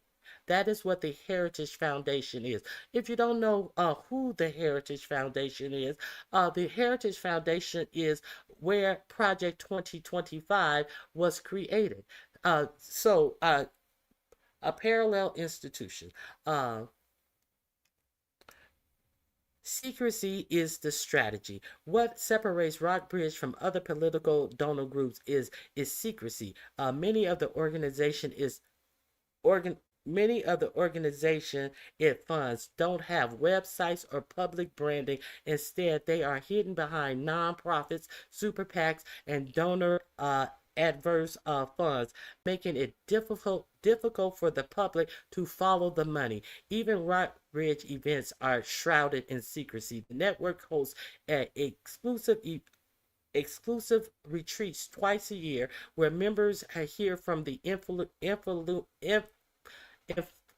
where members hear from influ, influ, influential influ, people with influence. I have a hard time saying that word. Speak like Donald Trump Jr. Now, how is he why? How does he have influence? Oh, because his father is the president. R.F. Kennedy Jr. and top tech executive. These gatherings are part a networking event, part strategy session, and part recruitment drive for the conservative movement's inner circle. Why Rockbridge matters. While most Americans see politics unfold through televised debates and campaign rallies, networks like Rockbridge operate behind the scenes, shaping narrative, bankrolling candidates, and preparing conservative leaders to take power. Critics argue that Rockbridge represents a shadow government where billionaires quietly steer democracy with money and closed-door deals.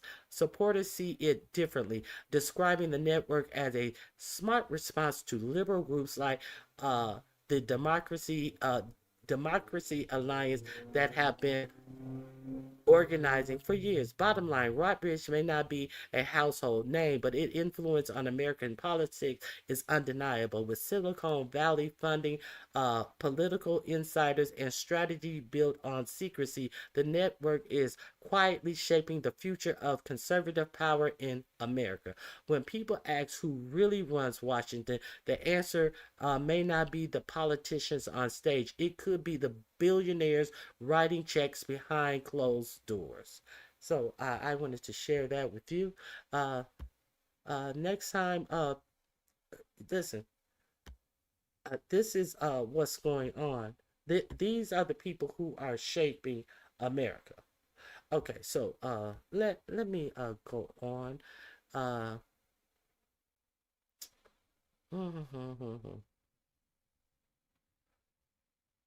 I have something.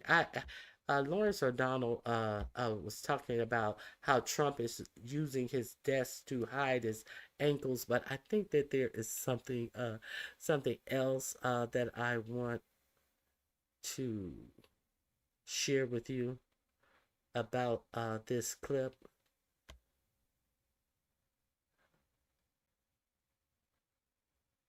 Let me go to Lawrence O'Donnell first. Left off.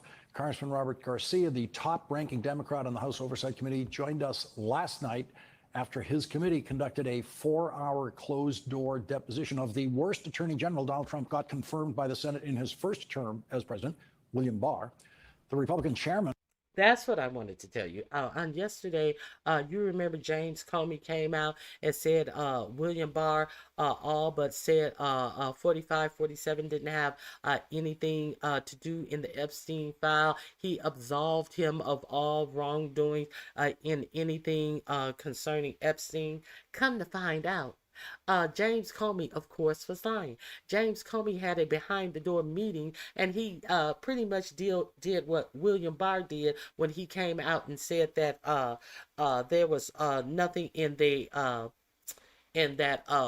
probe. What was that probe? Nothing in that probe of 45, 47 in his last administration, and basically said that James Comey his report really didn't have anything in it. That's what Bill Barr did. And so James Comey came out yesterday and did the same thing Bill Barr did and said, oh, well, Bill Barr said that he really didn't see any problems with 45, 47. But James Comey was lying. So this is what I wanted you to hear. Of the Oversight Committee, James Comer, suggested last night that William Barr testified that Donald Trump did nothing wrong with Jeffrey Epstein. Congressman Garcia is now insisting, quote, yesterday during his deposition with the committee, Attorney General Barr could not clear Donald Trump of wrongdoing. Chairman Comer should release the full, unedited transcript of his interview for the public. Congressman Garcia will lead off our discussion again tonight. Donald Trump has a lot to hide from these days, and more than one way of doing it. European leaders rushed to Washington yesterday to conduct an intervention in the White House to prevent Donald Trump from doing something crazy with Vladimir Putin. And the intervention worked, at least for a day, at least for now. The White House released this photograph of the intervention showing how Donald Trump chose to hide his newest problem during the intervention: his ankles.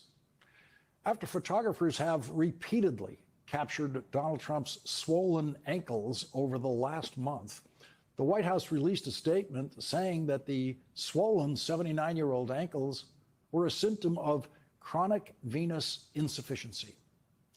That's one of the ways a lifetime of McDonald's junk food catches up with you. One of the places those Big Macs are going to show up is in the ankles, hanging over the edge of your shoes.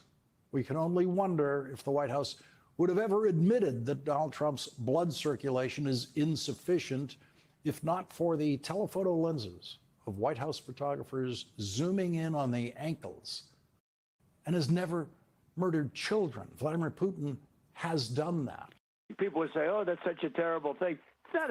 What for him was that magical moment in Alaska that Donald Trump now insists was not such a terrible thing.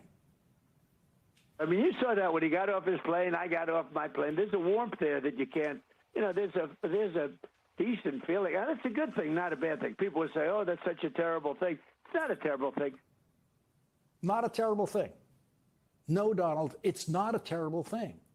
When you see a man get off his plane and you're getting off your plane and you feel a warmth for that man, that's not a terrible thing, depending on who the man is. When you're a Treasury Secretary, gets off his plane and he sees his husband, he surely has feelings like the warmth that you described. But your Treasury Secretary, Scott Bessent's husband, is not a murderous dictator. Scott Bessent's husband has never murdered anyone and has never murdered children. Vladimir Putin has done that. And that, Donald, is why people say it's such a terrible thing that you feel warmth for that murderous dictator when you see him. Quote. Now, so they're trying to blame the response to this Alaska fiasco on the press and how it's being reported. It's not a bad thing. I felt warmth when I saw Putin. I felt all warm inside. And we're going to get to Caroline Leavitt going off on the press and for their assertions and their reporting on that meeting. But let me see. There's a little more. When he got off his plane, I got off my plane. There's a warmth that you can't, there's a decent feeling. It's a good thing, not a bad thing. People would say, oh, that's such a terrible thing. Not a terrible thing. Yes, it's a terrible thing. Is that what you felt when you saw Jeffrey Epstein getting off his plane in Palm Beach? He got off his plane, I got off my plane. There's a warmth that you can't, there's this, it's a decent feeling. Is that what you felt, Donald, when you saw Jeffrey Epstein? And speaking of crazy, Donald Trump told his Fox worshipful questioners this morning this about Vladimir Putin's war in Ukraine. This is the biggest bad situation since World War II. There's been nothing even close.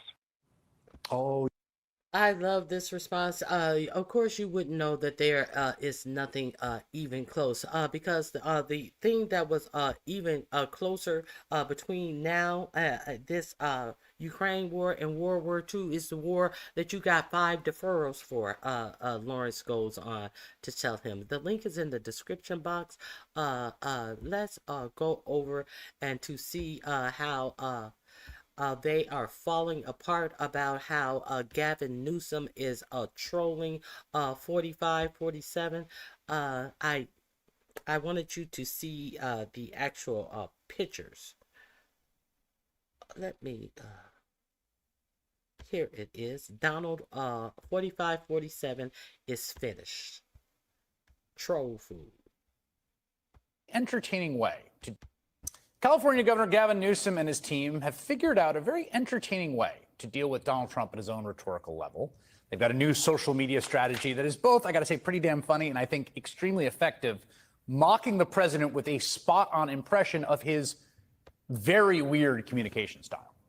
Since Newsom jumped into the ongoing redistricting fight, his official Twitter account has been posting Trump style.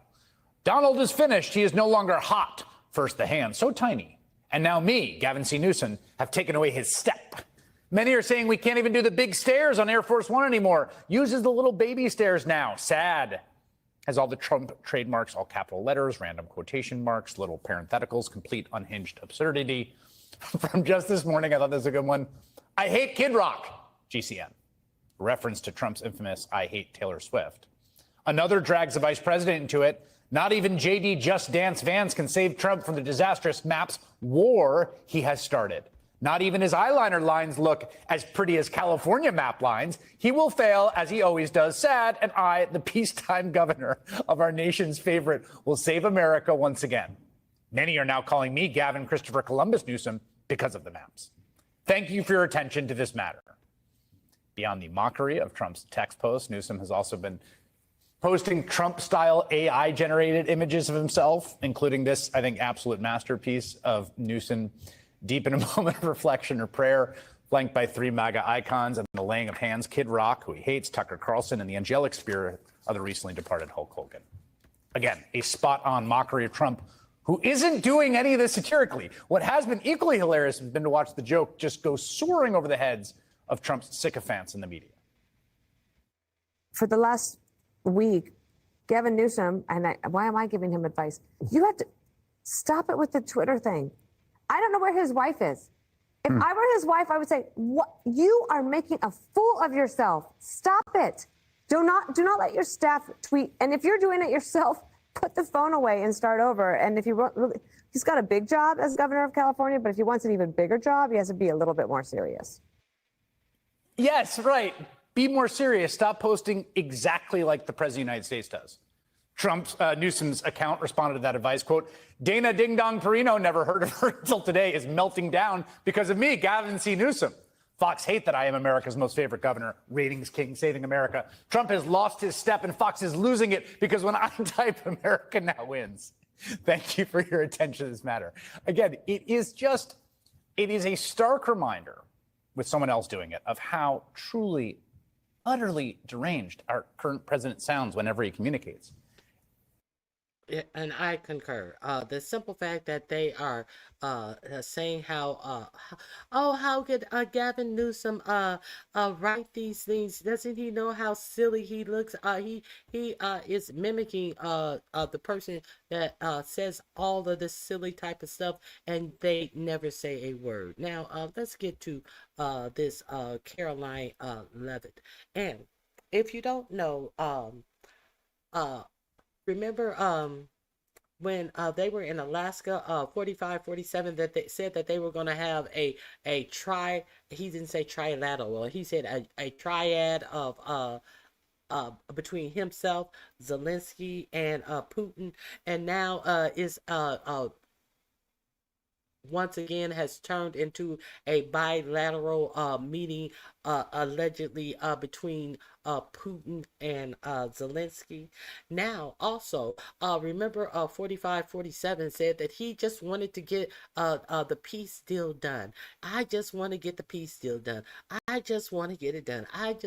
It takes me. I can end this in 24 hours. But now after that debacle in Alaska, now you know what 4547 is saying, that he's going to let JD Vance and Marco Rubio finish this deal. It is up to JD Vance and Marco Rubio to broker a deal. So let's get to this lying Levitt creature. She is angry about it. Putin in Anchorage, Alaska, for a bilateral meeting. This was the first time President Putin has been to the United States since 2015, and the first time he has met with an American president in years. President Putin. Why is that though?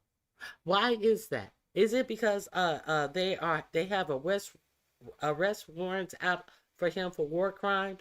You're not saying the real part of it. It's not like, oh, it's so spectacular. He's done what no other leader could do. He's done what no other leader would want to do. Putin publicly confirmed what President Trump has said all along. The war between Russia and Ukraine never would have started in the first place if President Trump were in office. Since Putin says it, that makes it true. Okay, we got you. Since Putin said that if Trump was in office, he would have never attacked Ukraine. Is that what? Oh, and we're to believe that because the attacker said that? Okay, let's continue. It was always obvious to any person with a shred of common sense.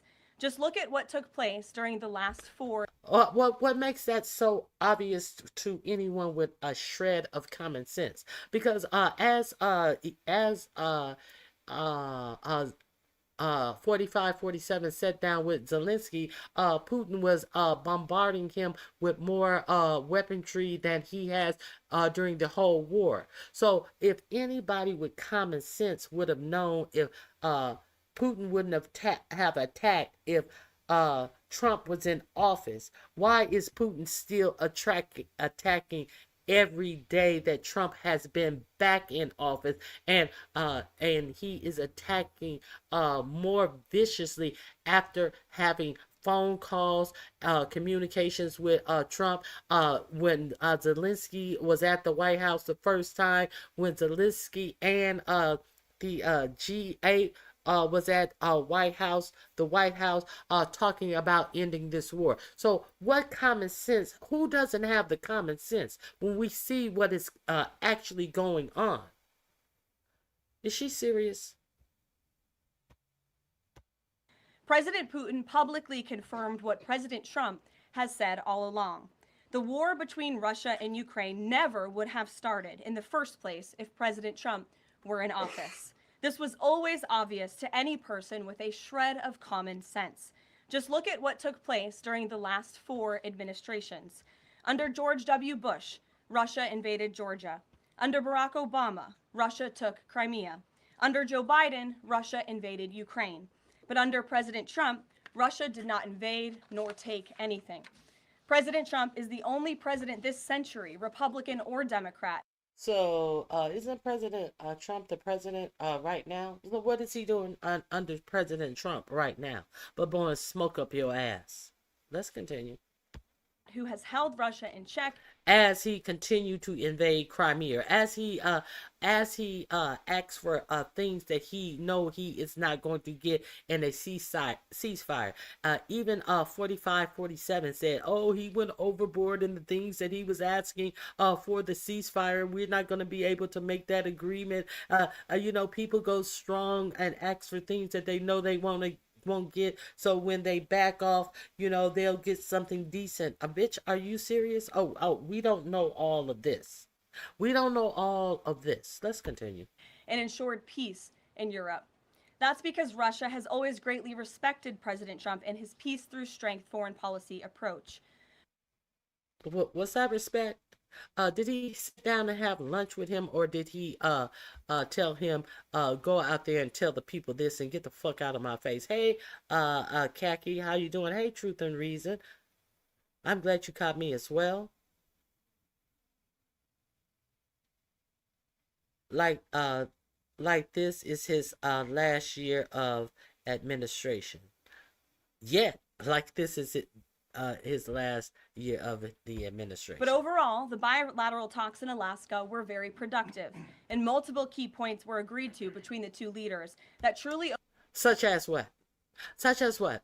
They talk about how successful this was, the achievements that they made in that meeting. The meeting that he said that he would be very upset if a ceasefire agreement wasn't agreed, and it definitely was not. But they go back to into all of the success of the meeting, and it was very successful, and we got so far, and they mention not one thing. Oh, you think we're gonna tell you? You think you well, don't tell me it was successful. Let me see what happened. I'm going to grade you on what I saw since you're not telling me something. So they're mad that the media is grading them on what was presented to them to grade them on. If you want to get an A grade, put your science project on the table, motherfucker. Because you getting an F grade for your gym record that you put on the table. Walking crisscross on that red carpet like you was a drunken sailor, couldn't walk a straight line. You get an F for what was presented, for letting Putin come out here and set the parameters on saying what you guys had talked about and how the talks went prior to you talking as the head of our state. Okay, so that's what you were graded on. You were graded on what was presented. Opened up the door for phase 2 discussions, which took place yesterday here at the White House. Within 48 hours of that. So, you sitting down with Putin opened up the doors for you to have Zelensky to fly to Washington to meet with you when Zelensky has already agreed to a ceasefire. Bitch, who you think you're talking to? Who you think you're talking to? And okay, let's continue. Meeting in Anchorage, I may add. As you all know, there were many European leaders here, as well as Ukrainian President Zelensky. They all traveled here to meet with President Trump to maintain the momentum and work toward a lasting peace. No, they all traveled here to support Zelensky. They didn't travel to meet with Trump. They traveled here to make sure Trump didn't try to punk Zelensky and let Trump know that they had Zelensky's back, bitch. We know why they all traveled here. Do you think that all of these world leaders left their vacations to just meet with 45, 47? No, bitch. They let 45-7 know, no, this ain't happening this time. Across the board, every leader credited President Trump for his decisive leadership that has reignited the dialogue in hopes of finally bringing this war to a peaceful conclusion. Two quotes in particular capture the progress that was made and the optimism moving forward. Finnish President Alexander Stubb said, "I think in the past 2 weeks, we've probably had more progress in ending this war than we have had in the past 3.5 years. Again, that is the president of Finland, a country that shares a border with Russia. That's what we call the President Trump effect. NATO Secretary General Mark Rutte also summed it up well. Without President Trump, this deadlock with Putin would not have been broken. He is the only one who could do this." Following the encouraging conversations yesterday, President Trump spoke with President Putin by phone, and he agreed to begin the next phase of the peace process, a meeting between President Putin and President Zelensky, which would be followed, if necessary, by a trilateral meeting between President Putin, President Zelensky, and President Trump. As the president said... Okay, so that is her report about the trilateral meeting. Okay, she said that there will be a trilateral meeting. She said that Putin and Zelensky would be talking, and then they would set up this trilateral meeting. What does Putin have to say about this report? After she came out with her little press reporting, let's see what Putin had to say. I'm sharing this with you. Oh, shoot. Let me get back on that page. Okay, here we go. Here's what Putin came out. Always making them look like the fucking idiots they are. Moscow waffles on Putin-Zelensky summit as 45-47 escalate pressure. Talks would come step by step, gradually, starting from the expert level and then going through all of the necessary stages. I don't know what the expert level is, and then going through all the necessary stages. What are these necessary stages? It seems like he's saying, hey, cool your boots. Now, they did not give any dates for all of these lateral, trilateral, bilateral, single lateral meetings. Okay. Russia's foot dragging says the Russia's foot dragging foreign minister. Okay.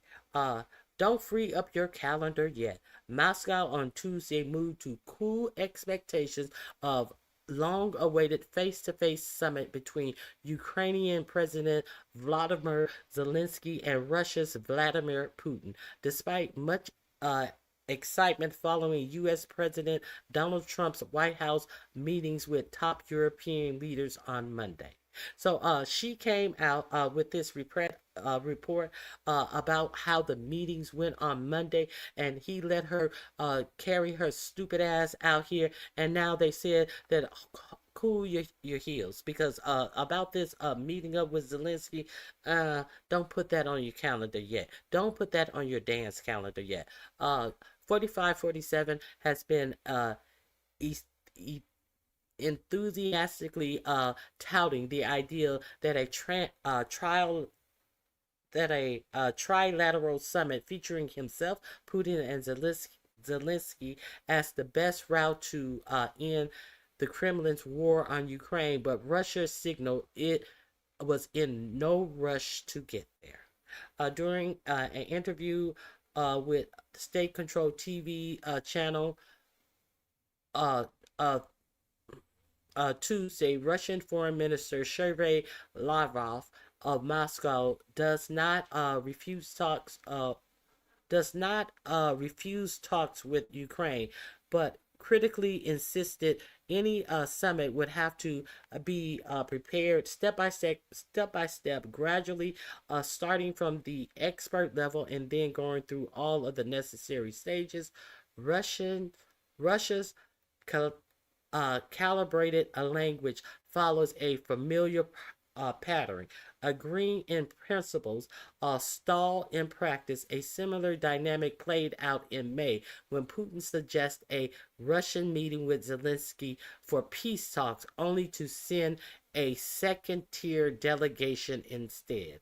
We remember when Zelensky went to meet in talks, and it wasn't even the second tier. It was more like the third tier of people that Russia sent out. So Caroline Levitt and 4547 want you to believe that this thing is really happening, and when they know it has never happened before, they want you to believe that this meeting was so successful. This time, Trump put Putin directly on the spot, placing a call to the Kremlin leader while European leaders and Zelensky were still in the White House. At the conclusion of the meeting, I called President Putin and began the arrangements for a meeting at a location to be determined between President Putin and Zelensky, Trump said. I think he wants to make a deal. I think he wants to make a deal for me, Trump was overheard saying on a hot mic to French President Emmanuel Macron before sitting down for the multilateral meeting with Zelensky and the other European leaders. It does not seem he wants to make an agreement for you, 4547. Let's get back to this press conference because there is something else on this press conference that Lovett was lying about. Let's get back to her.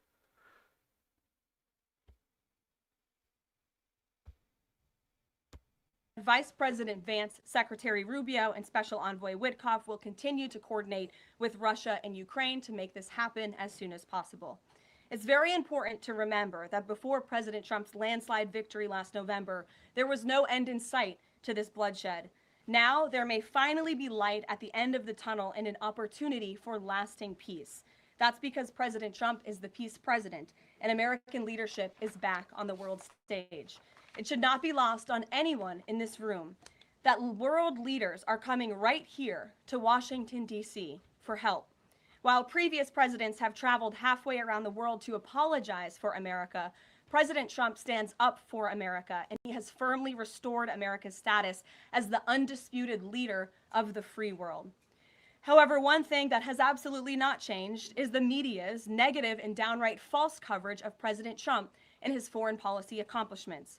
From the beginning of this entire process, much of the left-wing media has been actively rooting against the President of the United States in the pursuit of peace. Initially, the media ridiculously claimed that President Trump was somehow beholden to Russia for even agreeing to have a face-to-face discussion with President Putin inside of the United States. The media said President Trump was making a grave mistake by, quote, legitimizing Putin. They were aghast. And that's what he did. And that's what he did. I want to go to this timestamp. Now, if you guys recall, I have told you that 45-47 sent 2 warships over to in the Gulf of Mexico. Do you guys recall me alerting you guys to that? And then you heard nothing. We heard that they sent a nuclear submarine to be close to the waters of Moscow as well. So here is what I want you to notice. That was acts of Caroline Leavitt. Let me find this time stamp. I apologize. And then we're gonna get into Pam Bondi, why she is the thumbnail of my why she is the thumbnail.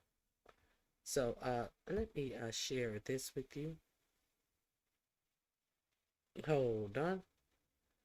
Okay, I want to share this with you first. If you guys didn't watch this press conference, you may have missed this question of Caroline Leavitt.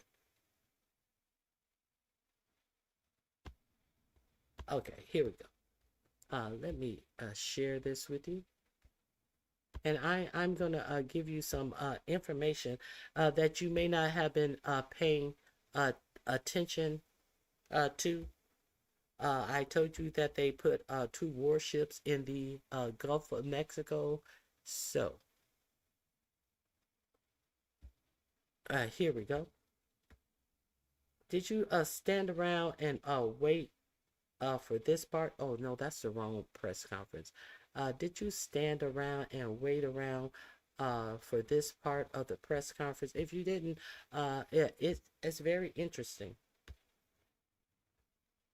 And it may be the first time that they have actually played this.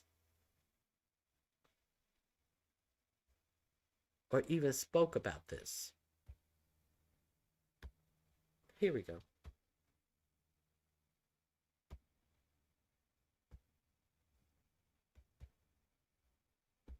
Emily. Thanks, Caroline. I wanted to ask about the 3 U.S. warships that are being sent to Venezuela, and there's 4,000 Marines on board. Are you looking at possibility of boots on the... I wanted to ask about the 3 warships being sent to Venezuela and the 4,000 troops on the warships. Now, I thought that this was the president of peace.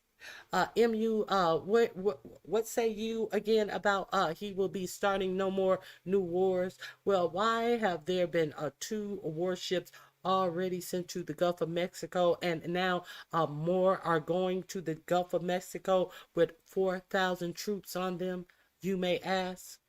Did you guys hear this question? Let me play it one more time. Here we go. 143. Here we go. I wanted to ask about the 3 U.S. warships that are being sent to Venezuela, and there's 4,000 Marines on board. Are you looking at possibility of boots on the ground there? What I will say with respect to Venezuela, President Trump has been very clear and consistent. He's prepared to use every element of American power to stop drugs from flooding into our country and to bring those responsible to justice. The Maduro regime is not the legitimate government of Venezuela. It is a narco-terror cartel. In Maduro, it is the view of this administration, is not a legitimate president. He is a fugitive head of this cartel who has been indicted in the United States for trafficking drugs into the country. Of it for the American taxpayer. You're welcome. Emily. Thanks, Caroline. I wanted to ask about. Okay, so let me now show you this. If you didn't know, it appears like we will be fighting a war off the Gulf of Mexico. I don't know. They are sending troops to Venezuela, and they are also talking about Mexico as well. And the president of Mexico, Claudia Sheinbaum, said that the first that she has ever heard of any of this is when she heard it on the news. So I want to play this for you. Just in case you are unaware what is going on. The next deflection procedure that's going on. Let's hear this. I wanted to hit today. Welcome back in Alive Now. I'm Austin Westfall. One thing I wanted to hit today is the United States ordering the deployment of air and naval forces to the Southern Caribbean Sea in order to address threats from Latin American drug cartels. Reuters, the one bringing us this report, they say that 3 sources briefed them on the decision. President Trump has wanted to use the military to go after Latin American drug gangs that have been designated as global terrorist organizations. And Reuters says the Pentagon has been directed to prepare options. Nelson Bolito is the chairman of the Border Commerce and Security Council. He's here. He joins me. This is a headline that came across my plate on Thursday. I wanted to talk to you about this. I thought of you, Nelson, as soon as I read this. Before we get started, just lay out what we need to know about Latin American drug cartels. What is the issue, and why is the White House moving these pieces in such a way to focus on this issue? Well, it's great to be with you this afternoon. Thanks for having me. So you have to look at where a lot of the drugs are stemming from. We know it's Central America, South America, but really we also know that a lot of it's coming in from China. So we have to protect our seas. And what I mean by that is what kind of transports are coming in, bringing fentanyl, a lot of these precursors. And then once they get manufactured or put together in some of these Latin American countries, including Mexico, how do they develop the way up to the United States? So it's about this disrupting organized crime wholesale. And what I mean by that, this is not just seizing a drug lab. The idea is not just stopping more fentanyl pills at the border. Well, sure, that's tactical, but we need to have more of a strategic success. What kind of strategic success have we had since we did Plan Colombia and Pablo Escobar and disrupting the criminal gangs in Colombia almost 20 years ago when George Bush did that? That's the kind of action we need wholesale for this entire hemisphere to really combat and disrupt and destroy the criminal element and the criminal gangs. Before that, it's just going to be just here and there. So having the military power, Donald Trump sending these people down, our military down south into Central and South America certainly will help. But we have to do something on land. We must have to get the cooperation of the presidents and the congressional folks at these foreign countries and say, enough is enough. We need the help. Accept the help. We're willing to help you. And ultimately, we rid ourselves. Okay, the link is in my description box under the military is on the move. Truth and Reason, I already talked about this Christian right, another way of saying white supremacy. They put Christian in there to make it appear that this is some religious based thing, and all of it is just straight up a white supremacy. I have showed videos on these different states where these white people full of hate, full of anti-Semitism and hate against blacks and gays and any other race other than the white race are trying to buy a property. I have played the picture of Pete Hegseth, mega pastor who has a new church in D.C. where he says that the only a good a woman is for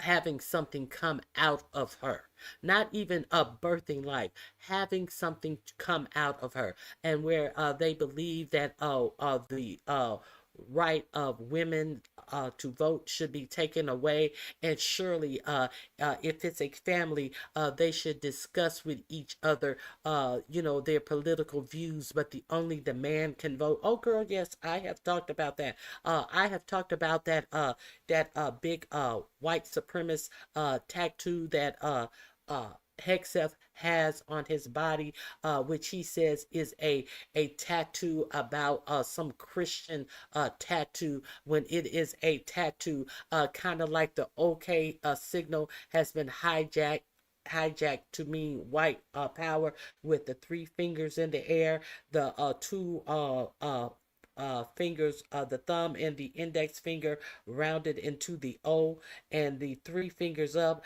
that is the W, the three fingers, the two fingers rounded, and the wrist is a P, white power, as opposed to OK.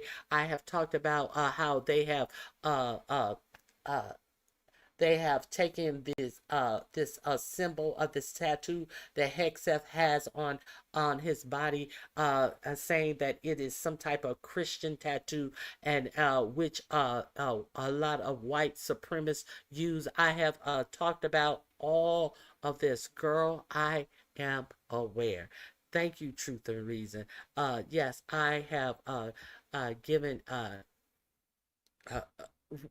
whole lot of detail into these alleged Christians, and I have talked about how, what was this, Oklahoma, how the guy who wanted the Trump Bible who said that there had to be a Bible in every public school classroom, and he spent over $500,000 buying 47 Bibles, only to have the state Supreme Court nullify that, who was then earlier last week was found to be playing two women on a pornographic tape in a meeting at the school that was connected to his computer, that he didn't realize was also showing up on the TV, and he pretended as if he didn't know if anything was shown. He didn't know what was shown.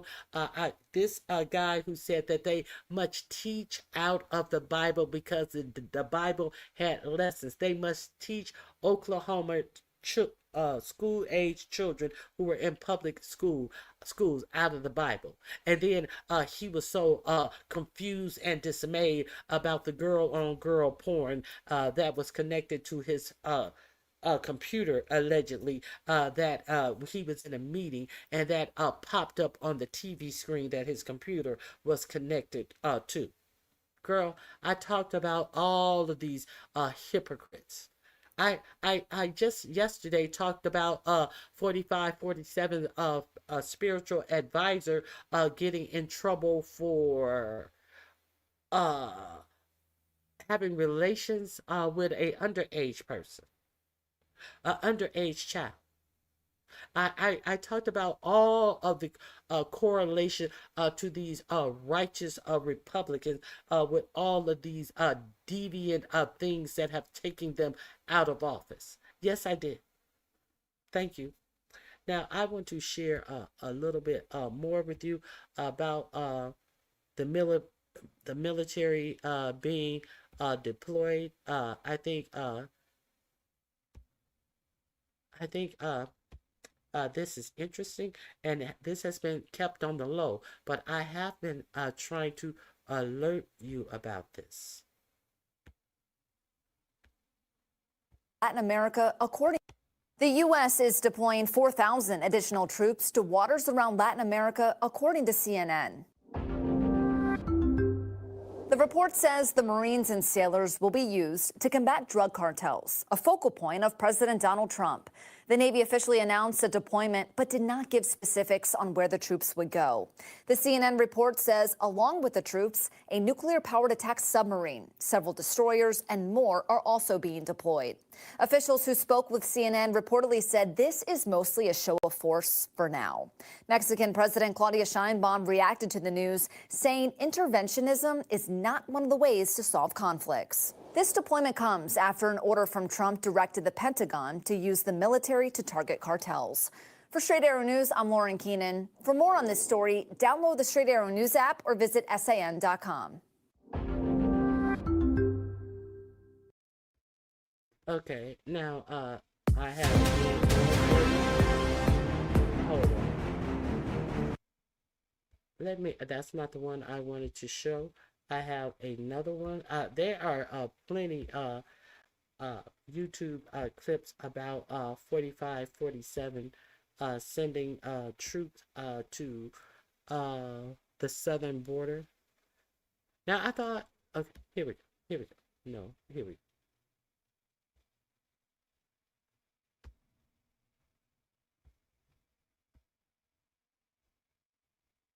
At sea. Tonight, the Trump administration is cracking down on drug cartels at sea. A source briefed on the matter tells NBC News the U.S. is planning to deploy these 3 warships near Venezuela. President Trump focusing on drugs coming to the coasts after reducing illegal border crossings to record lows. They continue to send drugs into our country, Venezuela. Yeah, they've been very nasty. The Trump administration also recently doubling to $50 million its reward for the arrest of Venezuelan leader Nicolas Maduro, saying he violated U.S. drug laws. Meanwhile, in the fight against traffickers, the Coast Guard says it intercepted more than $138 million worth of drugs in the Caribbean this summer. Earlier this year, the president designated several cartels, as well as the notorious Venezuelan gang Tren de Aragua, as foreign terrorist organizations. And despite pulling off a large-scale prisoner swap with Venezuela last month, President Trump has been increasingly at odds with Maduro. He's prepared to use every element of American power to stop drugs from flooding into our country and to bring those responsible to justice. The Maduro regime is not the legitimate government of Venezuela. It is a narco-terror cartel. Now, the Venezuelan government has banned drone flights throughout the country amid what it considers a threat from the U.S. A U.S. official tells NBC News the warships will be used for intelligence gathering and surveillance in international waters. Still, Maduro just announced that he's mobilizing militia members across his country in response. Tom? We thank you for watching, and remember, stay updated on breaking news and top stories on the NBC News app or watch live on our YouTube channel. So let's get right now to former Deputy National Security. Okay, one last one on this issue. Just in case you guys were unaware of this, this is the last one I have. Here we go.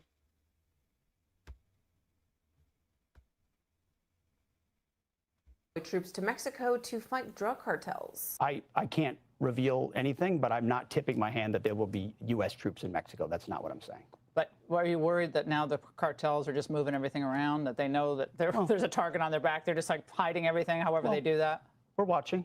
Hegseth said the U.S. is watching the cartels closely and that it's a presidential priority. This comes after reports that President Trump ordered the military to strike cartels designated as foreign terrorist organizations. The Mexican president has said there is no risk of a U.S. invasion, but experts say Mexico has limited ability to resist if the U.S. chooses to act. While an invasion is unlikely, drone strikes and special forces raids are possible. Defense Secretary Pete Hegseth declined to comment on whether the U.S. will deploy troops to Mexico to fight drug cartels. I can't reveal anything, but I'm not tipping my hand that there will be U.S. troops in Mexico. That's not what I'm saying. But are you worried that now the cartels are just moving? Okay, now this is very interesting that they are worried about these Mexican cartels, so they say. I, you know, why are they worried about these Mexican cartels? Do you think that they are really worried about these Mexican cartels? I don't know. Let me see. Da, da, da, da, da, da. I think this is the last one. No, that isn't it.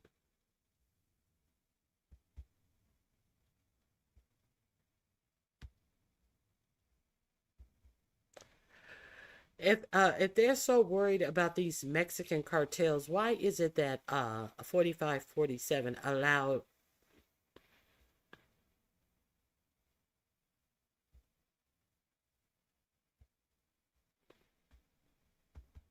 hold on, I'm getting an echo. Why is it that 4547 allowed El Chapo's 17 members of El Chapo's cartel, the El Chapo cartel? Why did he allow 17 of their family members in the United States?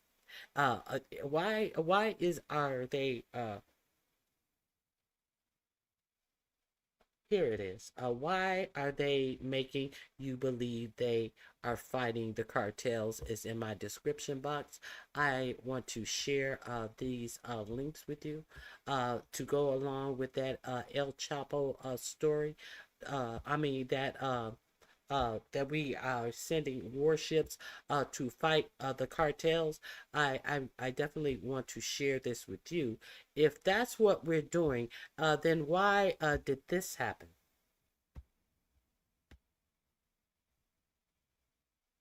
Talk about on cartels. Well, Donald Trump and our Republican friends love to talk about border security, how they're tough on border security, more than just about anything else. So you can imagine our surprise to read that President Trump is making deals with drug cartels, El Chapo, to be precise, to come into our country. Amazing. This week, it's hard to believe, you can't make this stuff up. Reports came out that Donald Trump made a deal to allow 17 relatives of El Chapo, that's right, El Chapo, a dangerous, murderous, notorious drug lord in U.S. custody, into the United States. El Chapo was head of the notorious Sinaloa cartel, which was designated a terrorist organization back in February. And now letting their relatives in? Republicans want to talk about importing criminals? Where is the outrage on Donald Trump letting the family of the world's most dangerous cartel enter the United States? Let's hear it from our And the DOJ, they will not comment on this when asked questions about it. They will have no comment on it. Let's continue. Republican friends. This is a total disgrace. Republicans should be up in arms if they want to have any credibility about being tough against drug traffickers, drug criminals, drug cartels. This isn't just being soft on crime. It's rolling out a welcome mat to El Chapo and his family and inviting it into our country.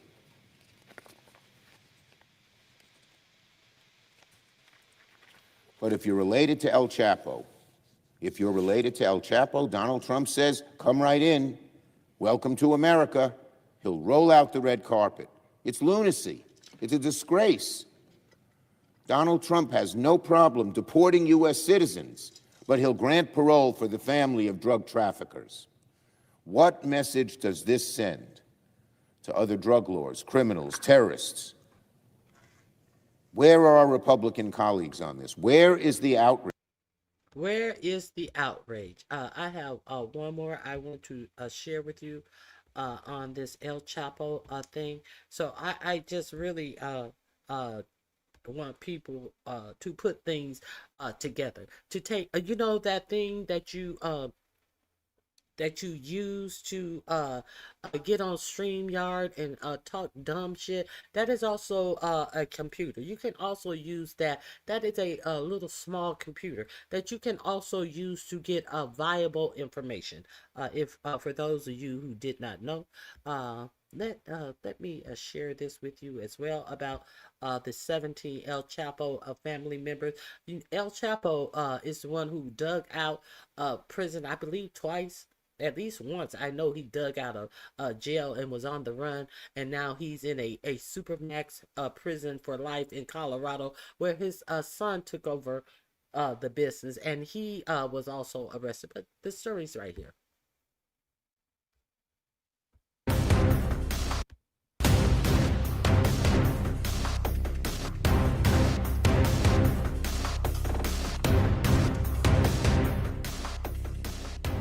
"17 shadows slip through America's supposedly sealed gate.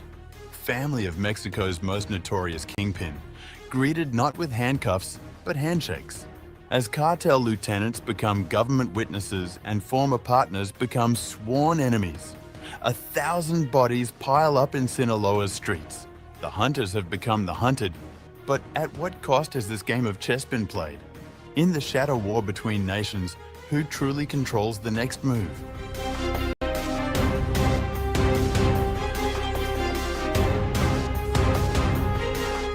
In an extraordinary development along the US-Mexico border, 17 family members of one of Mexico's most notorious drug trafficking organizations have been escorted into American territory under peculiar circumstances. Mexican Security Secretary Omar Garcia Harfuch confirmed on May 13th that relatives of Ovidio Guzman Lopez, son of the infamous drug lord Joaquin El Chapo Guzman, crossed into San Diego from Tijuana last week. Footage showed the family members walking across the border with rolling suitcases, greeted by waiting US agents. According to investigative journalist Luis Chaparro, who first broke the story, at least one sniper watched over the group as they surrendered to American authorities. Sources report they carried more than $70,000 in cash during this unprecedented crossing. The group reportedly included Griselda Lopez, El Chapo's former wife and mother, to Ovidio and his brother Joaquin Guzman Lopez. As we saw in the news, Ovidio begins a negotiation with the Department of Justice of the United States. And it's evident that with his family going to the United States, it's because of that negotiation. The crossing has shocked Mexican officials, with President Claudia Sheinbaum admitting she learned of the development through news reports, highlighting an apparent lack of communication between the Trump administration and their Mexican counterparts. The secretive nature of this operation stands in stark contrast to the publicly aggressive stance on border security that has defined much of Trump's immigration policy. Noting that such details have not yet been provided, insisted. The government of US President Donald Trump has to share information with Mexican prosecutors. The Justice Department has declined all requests for comment on the matter, maintaining strict silence regarding this unusual border crossing.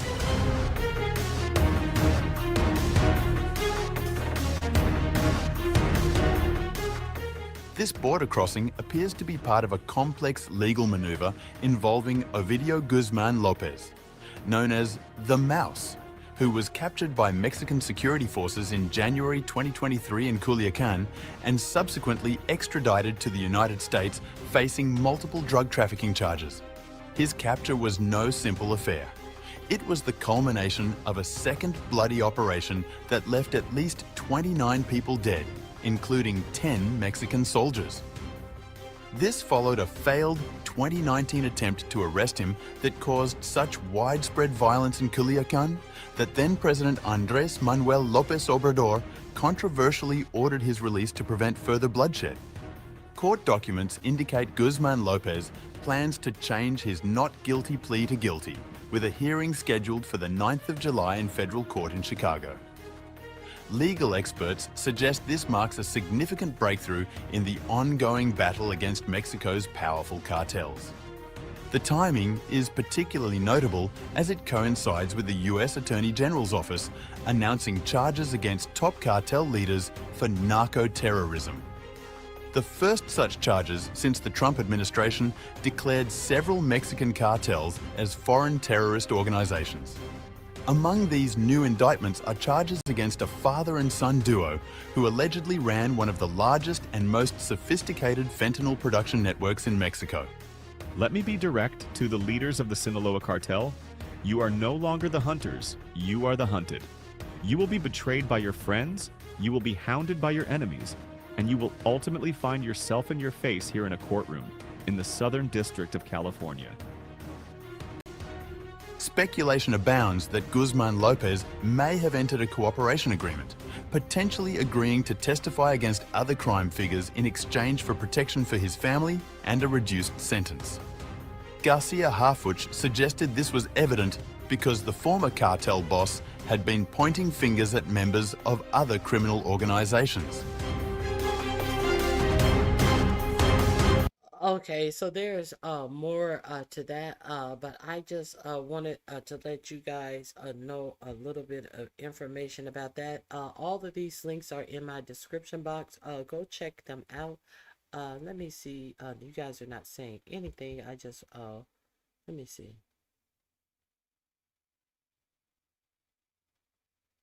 I don't think they want to teach too much out of that Bible. They will expose themselves.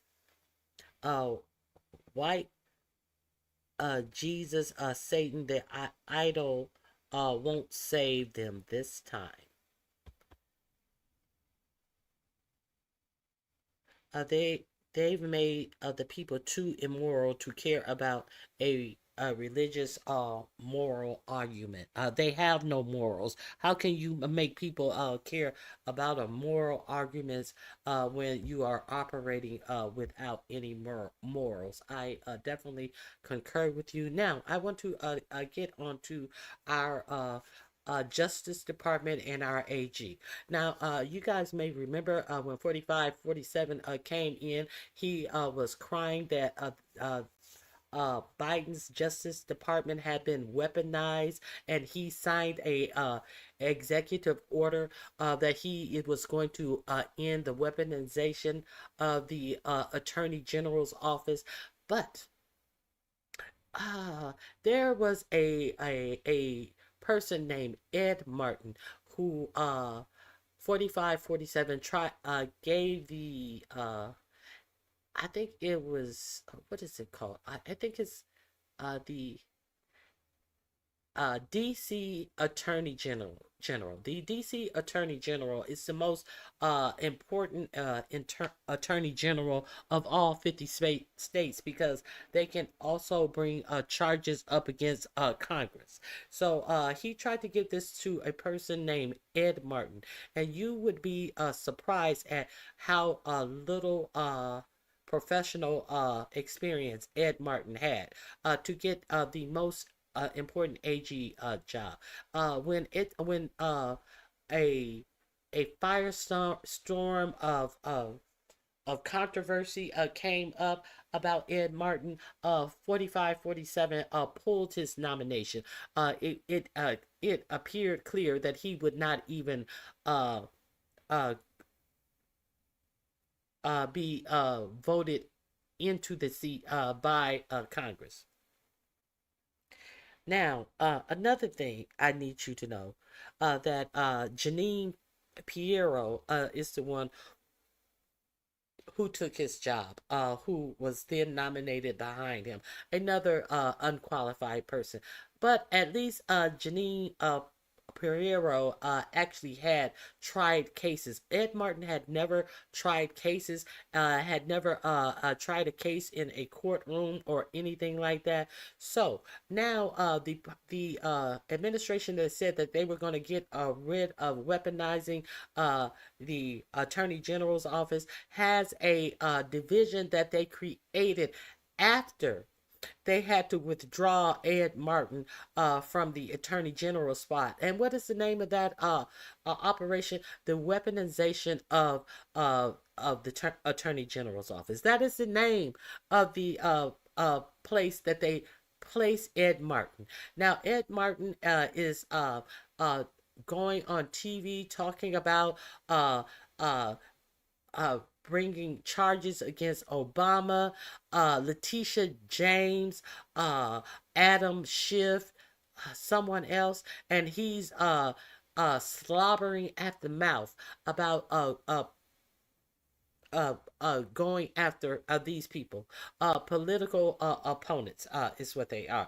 Letitia James, let's not forget, she is the one who prosecuted successfully 45, 47 in New York. Now, they are supposed to be looking at her and Adam Schiff, who was on the January 6th committee. They are supposedly looking at them for mortgage fraud. And you would be surprised that this he also said that he is going to delve into every part of their lives. Have you guys heard about this? Hey, Melissa King, how you doing? I do that too, Melissa King. I go back to the beginning and I play it at double speed to try to catch up. Now, have you guys heard about him?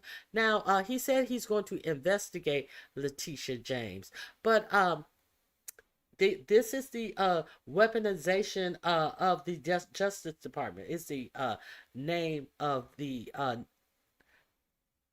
moniker he is now under in this administration. So, investigating Letitia James, does that include this? Let me see. Does that includes this? DOJ Ed Martin posed for photos outside of Letitia James' home. So this is what this man is doing. This person who they wanted to have as the Attorney General of D.C., they gave him a permission to go after people on some weaponization shit. And he is standing outside of her home. Let's play this. Exclusively by CNN, it shows the director of the DOJ's weaponization working group, Ed Martin, posing for photos outside of New York Attorney General Letitia James's home last week. Ed Martin was recently put in charge of the investigations into New York Attorney General Letitia James. There's an investigation looking into whether she committed mortgage fraud, and also an investigation that is looking into her civil lawsuit that was brought against Donald Trump, his adult sons, and the company.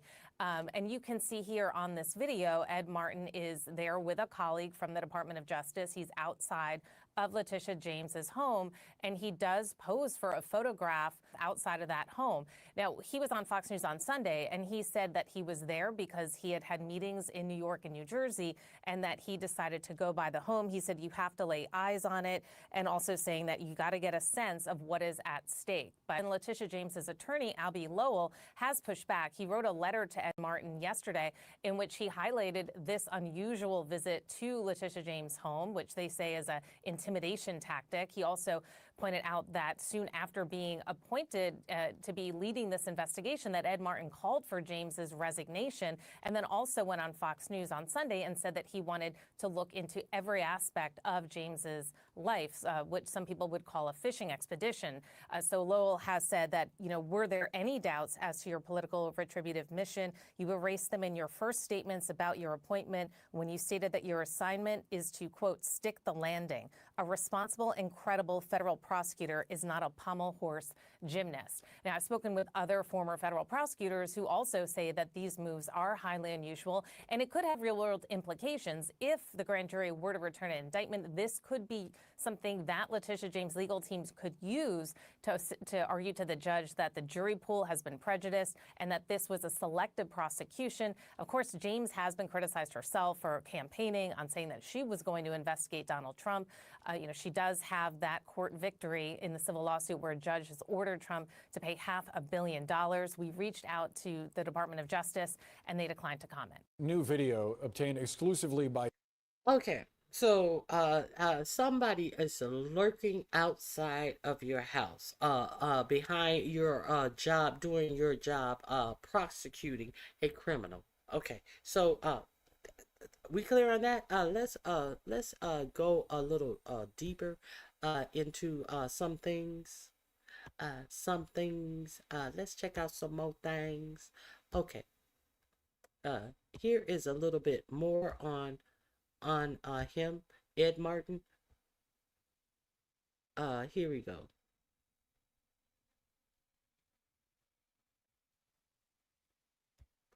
Now, Ed Martin was the interim U.S. Attorney in D.C., awaiting to be voted on by Congress. He was then the nomination was then withdrawn, and here he is stating that he will be leaving the Department of Justice. But before he leaves, guess what? He is actually under investigation for his little short interim time in the Department of Justice. Are we deflecting from what's going on in the Department of Justice? We getting into the Department of Justice of it all under Pam Bimbo. Okay, so let's hear this. I'm resigning and I'm under investigation. And no, my nomination is being pulled, and I am under investigation. And Congress would not approve me anyway. A few hours, the former interim U.S. attorney for D.C. revealed he's under an ethics investigation. In his goodbye email, Ed Martin told his staff the D.C. Office of Disciplinary Counsel is looking into his role while in office. Martin has asked a judge to call it off. His nomination collapsed in the Senate when Republicans expressed concern over his defense of January 6th rioters. Jeanine Pirro was sworn in as the interim U.S. attorney on Wednesday. His support of the January 6th rioters. And now, after all of that, he is standing out there in front of Letitia James's house, saying that he need to look into every part of her life. And he's already under investigation for his part as an interim in the U.S. Attorney in D.C. So do you think he has learned his lesson? I don't think he has, but let's go further. Here we are again with another Ed Martin doozy. Ed Martin holds a press briefing after being named to weaponization role. If you don't think that he has, this is actually a position that they gave him. Yes, this is a position that they gave him. Let's check out this. That's the name of his department. Here we go. And what we've done in this office. Welcome, everyone. Thank you for being here. Before I begin my remarks, let me recognize the U.S. Attorney for the Eastern District of Arkansas, John Ross, who is in town for some business and stopped by to make sure that we're collaborating. Has been working already for some 2 months, and of which I'm a part of. It's a very impressive group. The docket is broad all across the country and, in fact, across the world, where government was used against the citizens, weaponized against the people. We have a job to do, and we're going to do it. I've also been named the Department of Justice, or the pardon attorney for the nation, and I spoke. He's also the guy who reviews the pardons. The January 6th pardons that he supported.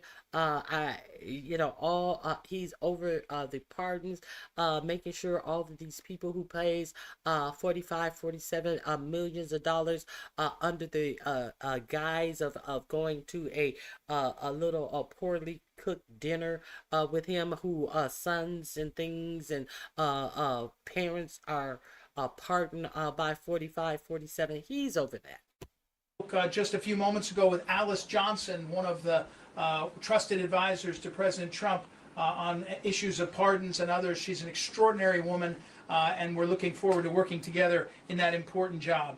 I have loved my job as DC's U.S. Attorney, and I really have come to treasure the colleagues and the work. But I'm really going to love how Judge Janine Pirro takes up this mission with her passion and intelligence and her real-world experience as a prosecutor and a judge. She and I have been in contact since she was appointed. Now, they couldn't even leave him as the interim attorney general to D.C. until Janine Pirro got voted in or not voted in. They've removed him and they made her the interim of the own position that they are giving her. So I find that weird. If they already had an interim, maybe is that the process? When you nominate them, they automatically come the interim of the attorney generals of DC, because he was already in that position. So there's that. But they found a place suiting for him. She will be getting sworn in very soon, and she's totally energetic and focused. She's really amazing. Obviously, fentanyl to kill, an apartment building, and also who are out there making DC safer by capturing partners to execute this Operation Restore Justice is what we call it. So I do want to warn the citizens of the district that the DC local leadership, the council and others, has made DC a sanctuary city. We're all familiar with that, but the cost of that is something that is paid by the citizens. And taking them to federal district court was required recently to remind people that our office in our initial ones with guns and fentanyl get back on the streets. We have a growing problem. And ultimately the president decided we didn't want to keep going forward. We had the votes. I can do math. I know the votes. And so Senator Tim. No, you did not have the votes. If you had the votes, you would be in office. Get the fuck out of here. Here we go. I was trying to find out. And ultimately the president decided we didn't want to keep her being here. Yeah. Michael Kunzelman from the Associated Press. Mr. Martin, why do you think your nomination failed? Well, we went through the... Why do you think your nomination failed is what he's asking. He was supposed to have Janine Pirro's job. Process, and I think the Senate has their role in the process. And ultimately the president decided we didn't want to keep going forward. We had the votes. I can do math. I know the votes. And so Senator Tillis had some objections that he expressed, and that blocked it. But ultimately, I think the President of the United States said we have other battles to do, and so I'm excited about that. Mr. Martin, just follow up on that question. Sure. Is there, Keith Alexander, I'm sorry? Keith Alexander, Washington Post. Sorry, just want to follow up on that question for him. Is there anything that you would do differently, Mr. Martin, during these past 3 or 4 months? Anything you would have done differently? Well, I think that probably the one thing I would do differently is turn faster towards the question of violent crime. We started this initiative in March. Okay, so he is one of these inside guys. One of these Let me pull up what it says about Ed Martin. I had it up before. Let me tell you exactly what they say about Ed Martin. Ed Martin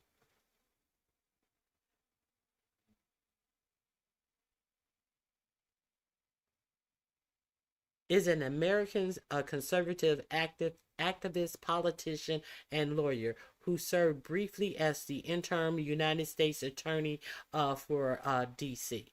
So that is who Ed Martin is. Now, I have something else I want to show you. Since Ed Martin, we knew who he was, but let's see Ed Martin and his new weaponization position.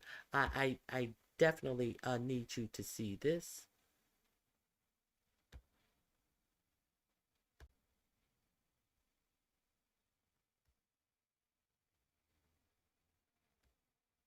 Let me see. Where is it? Where is it? Oh, here it is, right here. I want to share this with you.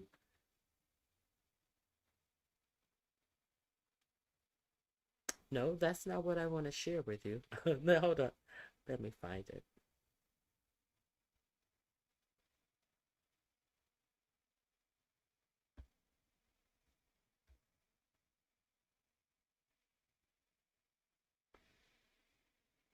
Okay.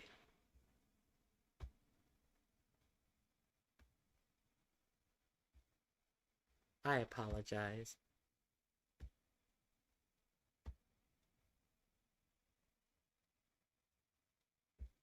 A political loser. A political loser. Joe says criminal investigation of Obama, Biden, and Clinton turns off voters. Who is Special Attorney? Who is doing these investigations? Let's find out. We turn now to Special Attorney Ed Martin, who is speaking publicly about his investigation into mortgage fraud allegations against Democratic Senator Adam Schiff of California, as well as New York Attorney General Letitia James. Attorney General Pam Bondi appointed Martin, a conservative activist and former interim U.S. attorney for Washington, D.C., as a special attorney to look into the two Trump critics. Martin spoke to Fox News about the investigations over the weekend in an interview on Fox News. We're going to go to the very bottom of the facts, and if somebody did something wrong, we're not only going to hold them accountable, we're also going to look at everything else that they've been doing, because when you're a liar, you lie not just on one thing. When you're a cheater, you cheat not just on one thing. When you're doing corruption, you generally don't just do it on one thing. So that's what we're asked to do as prosecutors, and that's what we're doing. Wait. That's a Justice Department official? Yes, it is. Wait, I'm sorry. That's a Justice Department official? Special attorney. It's a rhetorical question, of course. I'm going to answer it every time. I mean, the fact that you have a Justice Department official ranting like that. I mean, yeah, you talk about breaking every political and constitutional norm. That's just outrageous. Yeah, he was spotted walking around Brooklyn in recent days, checking out Letitia James' home. David, you've been writing about these investigations. And in your new piece this morning for NBCnews.com, you write in part this. For 3 years, Mike Davis, a Republican lawyer and former legal counsel to Republican Senator Chuck Grassley of Iowa, has pushed for federal criminal investigations of Hillary Clinton, Barack Obama, Joe Biden, and senior FBI, CIA, and Justice Department officials. Now, a series of recent investigations approved by Attorney General Pam Bondi suggest to Davis that his long-sought goal is most likely approaching. So, David, to Joe's point, I mean, shattered there from what we've heard from Mr. Martin, but you're suggesting might just be the tip of the iceberg. Yeah, they're Mike Davis, who we were talking earlier about getting outside of your bubble and talking to people. So Mike Davis is very influential in Trump circles, and he has been calling for these sweeping investigations of the last two Democratic presidents and the last Democratic nominee for ages.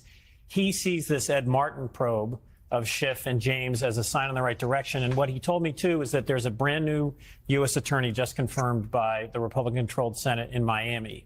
He's publicly calling, this is Mike Davis, for a grand jury investigation there using this very broad charge, denial of rights. That's one of the charges against Letitia James. And they're using it this is an ongoing investigation that's already started, that her civil investigations of Trump, that he overvalued his properties, which a judge ruled was correct and ordered him to pay $500 million in fines. They want to use that same broad investigation to say that Jack Smith or Barack Obama violated Donald Trump's civil rights. And that would be a grand jury. So why out of Miami?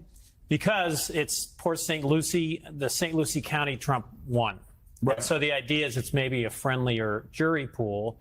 And the sort of broader interesting thing, and what you said about the way Ed Martin was speaking, after Watergate, after Hoover's abuses, where you just had a weaponized FBI and DOJ, the American people made all these reforms in the 1970s to have Justice Department prosecutors not say things like that in public, not smear people, not talk about investigations, present evidence in court, and don't abuse the power of the DOJ to sort of smear people like that. And all of this it appears to be changing right now. I mean, this is so short-sighted. If you look, and I've said it before, you look at Comer, and what a fool he made of himself going after the so-called Biden crime family. And if you look at poor John Durham, who had actually a good reputation until he went all over the globe trying to find, couldn't even get an indictment, and humiliated himself. And if you talk to Republicans. Okay, so I just wanted you to see this. There's more. to that conversation. It is in my description box. Now, speaking of who is the over the Department of Justice while he is searching out all of these crimes and implicating that he is weaponizing his position. None other than Pam Bimbo, a troll, what is your name? A troll god. What is it? The original troll god. Yes, you are correct. They are going to be classifying drug dealers as terrorists.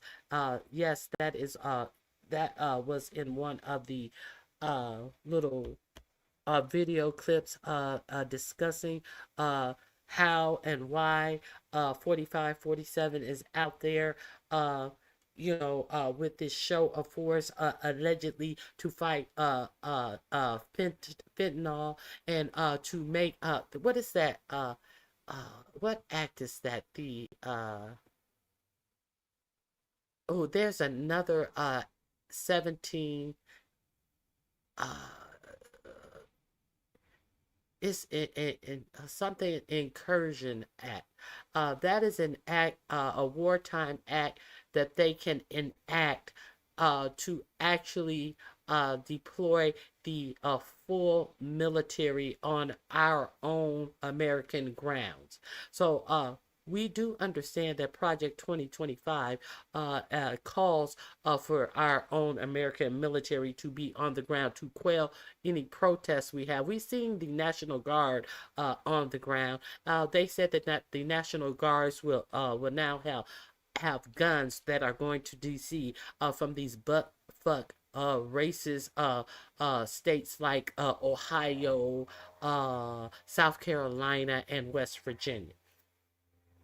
So now all of a sudden we are put on a war footing behind fentanyl and cartels. But I showed you that they really don't give a fuck about a cartel. I'm wondering. This is just me wondering. Did 4547 get one of his favorite 3 words, a quid pro quo, to allow these 17 people into the United States? Because we hear how much he hates these cartels. Now he wants to use this. Is a 1798 law that to say that the United States is being invaded. Now, that will then allow him to release the full military on our grounds. And you saw Hegseth would not comment, but had a shit-eating grin on his face as he said he's not going to give up the game. So we also saw the confirmation of Hegseth, who acted as if it was so out of the realm that he would be asked if he would follow orders to shoot at American civilians. So I just want you to, we got to stay together here, because all of this other stuff I done been covered. Hegseth hearings, and all of that, where he would not say he would not have our military attack us if we protest. Okay, now let's get to Pam Bondi. Now we know Pam Bondi is a straight up grifter. Now Bondi clashes with Ethitc officials over efforts to keep lavish gifts. So this is the head of the Department of Justice. Okay, so Pam Bondi has spent much of her time as Attorney General wrangling with ethics officials determined to keep her from holding on to lavish gifts, a new report revealed Monday. Bondi and her staff repeatedly pushed back on federal rules limiting gifts, a source familiar with the discussion told The New Yorker. Among the items at issue is a FIFA soccer ball that Trump himself lobbed her way after a meeting, and a box of cigars from mixed martial art Conor McGregor, who recently lost his appeal in a civil case where he was found liable for sexual assault.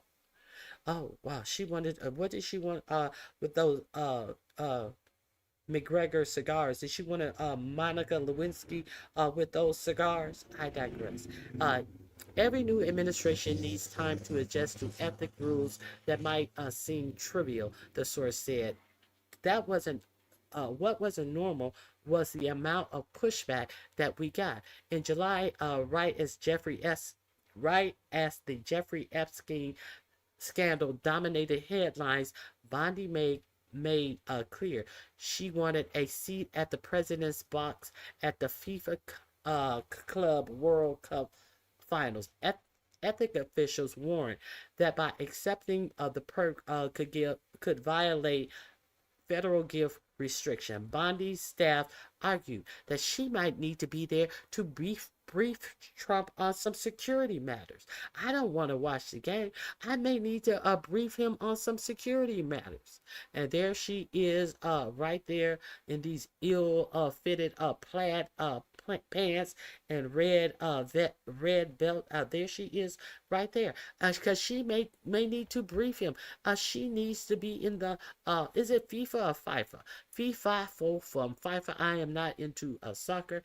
She was told. Now, she kept the soccer ball, but goddamn, 45, 47 kept their whole original championship trophy. They had to have another trophy delivered to them because Trump stole their trophy. So it's par for the course. She was told that she could enter the box to answer the president's question, but that was it.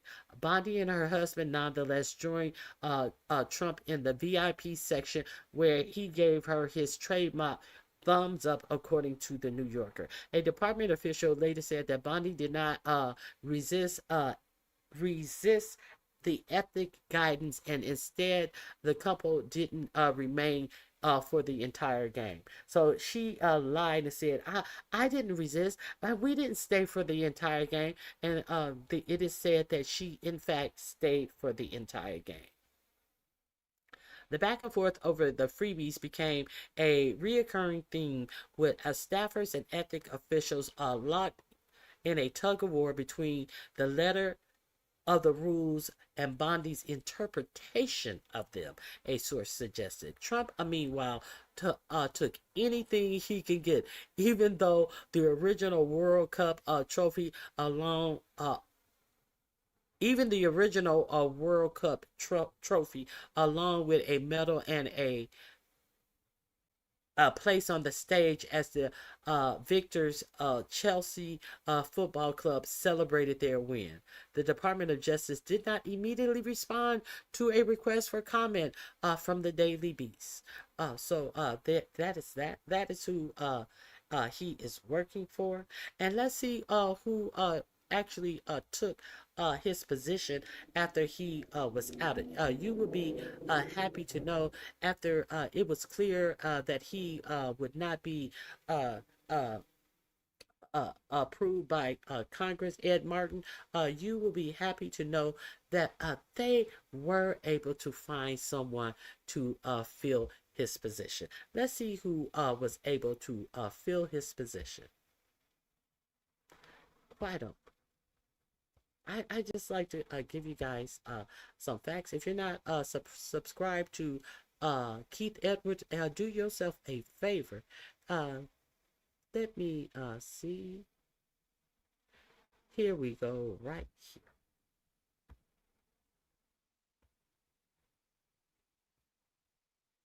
This is who took Ed Martin's position that he had no experience for, because he had never tried a trial case in his whole entire life. But he was a right-wing, what do I call it? He was a right-wing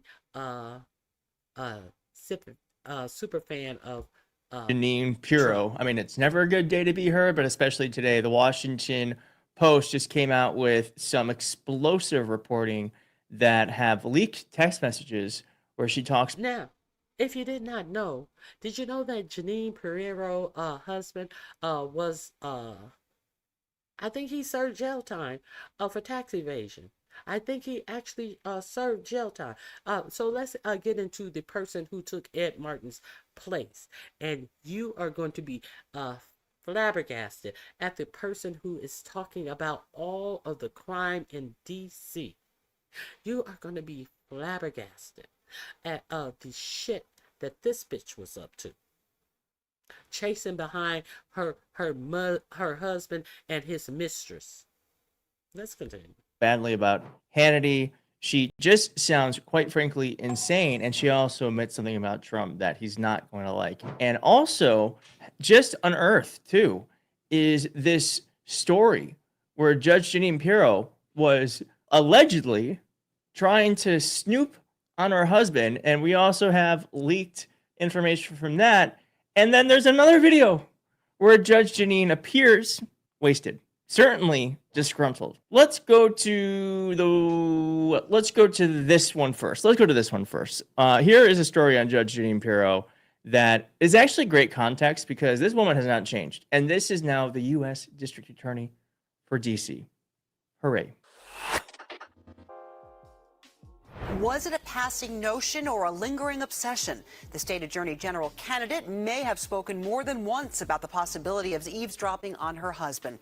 Jonathan Deans joins us now with exclusive new details. Jonathan? Perry Sue, Jeanine Pirro denies any criminal wrongdoing and claims all she did was complain about her husband to former police commissioner Bernard Kerik. But now News Channel 4 has learned phone conversations between the two, allegedly about a plan to spy on her husband, might have taken place over a longer period of time than we first reported. Now, Police Commissioner Bernie Kerik, we will never forget him, who had a whole penthouse set up where he was allegedly meeting hoes and having sex and a whole sex den after 9/11 under the guise of this is a penthouse where the police staff come, and as if it was another a precinct type of place, when it was a whole penthouse where he was fucking bitches, as I can recall. Let's continue. Angry over her husband's alleged affair, last summer Jeanine Pirro called Bernie Kerik and apparently complained that for weeks she had been waiting for Kerik's people to act to plant a recording device on her husband's boat.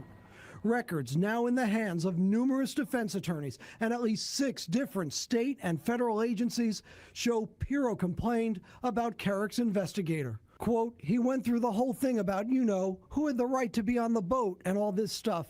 And I said to him, look, I said, it's the boat's in his name, but I have a right to be on it. I'd like to go on it with you when my husband is playing golf.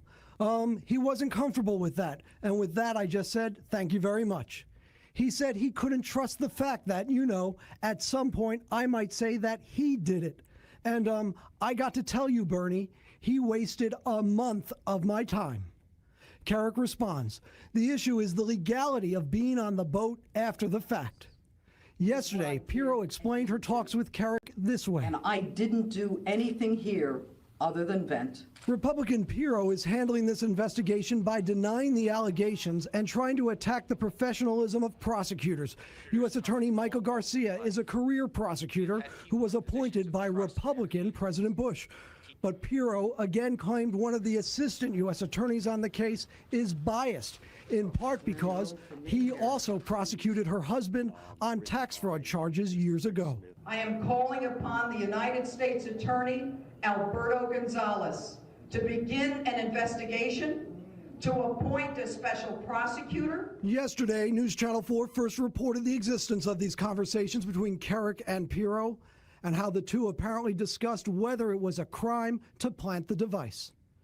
Kerik says, quote, but Jeanine, I'm having the same problem with everybody. Everybody is panic-stricken because it's you. I've gone out on a limb. I had 2 other people looking at this. It's a problem. Pirro, what am I supposed to do, Bernie? Watch her every night? What am I supposed to do? I can go on the boat. I'll put the thing on myself. Really lovely stuff, huh? Well, that was just the beginning, apparently, and that actually sunk her political career. But then she still, somehow, these people, they just fail up. Like, how did she end up on Fox? Well, she did. And now, she, as I said, she's the U.S. District Attorney. And apparently, when she was at Fox, she was doing stuff. She was in the news division, okay? So she's not supposed to have opinions. She's not supposed to support candidates. She's not supposed to work with parties, okay? Now, in 2016, this would have been a huge scandal. Yeah, it's probably not going to make a blip.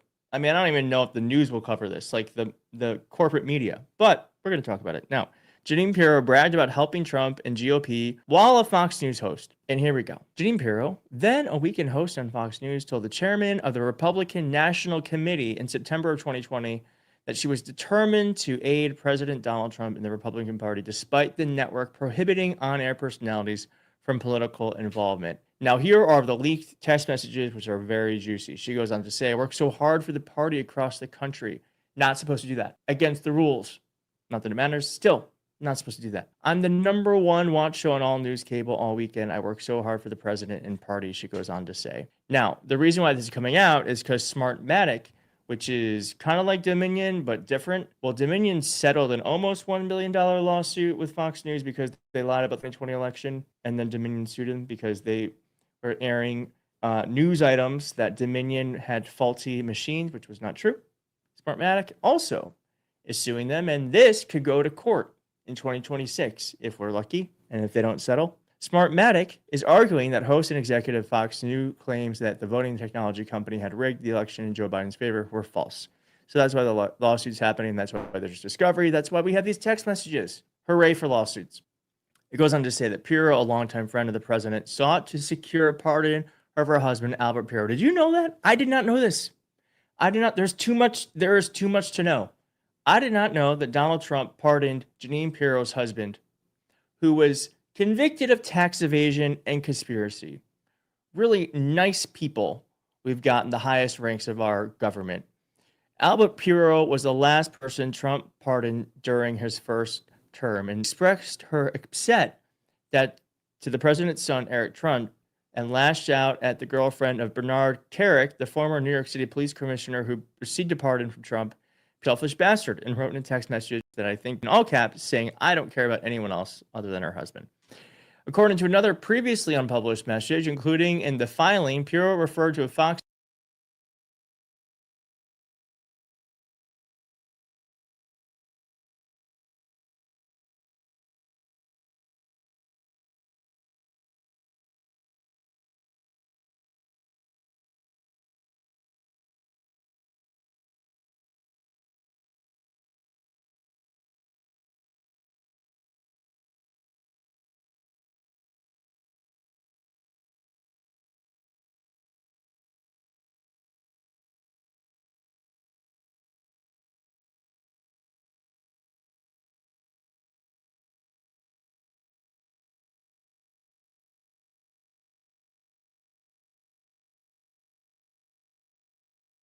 News host Sean Hannity as an egomaniac. I love that. Recalling an Oval Office meeting with Trump, Pirro wrote in an October 27th, 2020 text message to a friend that Hannity, quote, stormed in like he owns the place, throws his papers on the president's desk, and says, you don't mind if I just realized I was on mute. I was just saying that there she is palling around with Bernard Kerik. He also went to prison and he was pardoned. Isn't that lovely that you can have the top cop position in New York City and fuck it up to the point that you they send you to jail? How often do a cop go to jail? I cannot remember what he went to jail for, but it had to be heinous. Cops kill people routinely and never get charged, much less go to through a jury and go to jail. So this is who Judge Jeanine Pirro was cahooting to do illegal things. Surely both he and her knew what they were doing was illegal. So there's that. So here we go. if I use your private bathroom, and walks into the bathroom within the Oval and uses it, looks at me and says, I got to talk to him. It's all about him, period. No one else matters. Wow. So Hannity used the president's private bathroom in the Oval Office. That's insane. It goes on to say there's more. Quote, this is a producer talking to Judge Jeanine Pirro when she was trying to say that the election was stolen. This producer very smartly said you should be very careful with this stuff and protect yourself, giving the ongoing calls for evidence that has not materialized. And then in all caps, she said, I'm tired of the censorship and I'm embarrassed by how they called this election. Pirro told Hannity that she made several demands of Fox management after the November 7th show that she didn't run as scheduled, and she thought she was being suspended. We could only be so lucky. Fox News promotes you every 5 seconds. It's hilarious, Hannity wrote, because I guess she was being insane, which is maybe not surprising. It goes on to say here, I believe that there's been no showing that Smartmatic engaged in any problems, she said, according to the filing, which also cited her as answering I do when asked by Smartmatic's lawyers whether she believed Biden was, quote, legitimately elected. Isn't it so funny when you get these people under oath with actual consequences, they tell the truth? Isn't it just so funny that Judge Jeanine Pirro lied her ass off, saying that the 2020 election was stolen, and the second you get them in front of some lawyers and judges, it's all, yep, Biden was elected. The simple fact that she went on her show and touted that lie. She even though when she was deposed, she said that she didn't believe it. That should have her indicted, sued for defamation, all types of things. So, but nothing happens to her. Now she is the top of Attorney General in DC that is able to bring charges and have what do they call them again? Special prosecutors to investigate our elected leaders. Win-win. Maybe I have this shit all wrong. Win-win for that bitch. Okay. Trump has been tied in with mob affiliations, people and corrupt officials since forever. Not to mention pedo. So she fits in. She fits in one or all of those categories best. Aren't these niggas? Aren't these the niggas that turned on OJ? I don't know. I don't know about their connection with OJ. Not at all. Now, I want to get to another Trump lackey who lost out because the big beautiful bill was so close, and he couldn't do without her making her vote. He had given her the she was going to be the ambassador to Israel, Liz Stefani, and let's see how she earned her seat as the ambassador to Israel. Let me see. Elise Stefanik.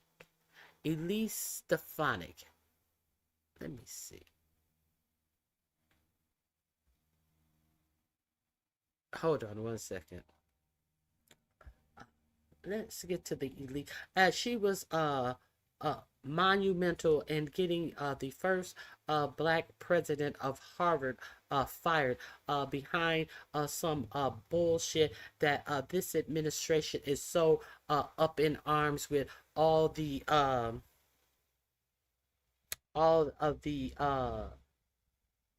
anti-Semitic hate that were going on at the colleges, all the alleged anti-Semitic hate that were going on at these colleges, these private institutions during their protests against what Israel were doing to the Gaza people. That automatically turned this whole thing into something so anti-Semitic.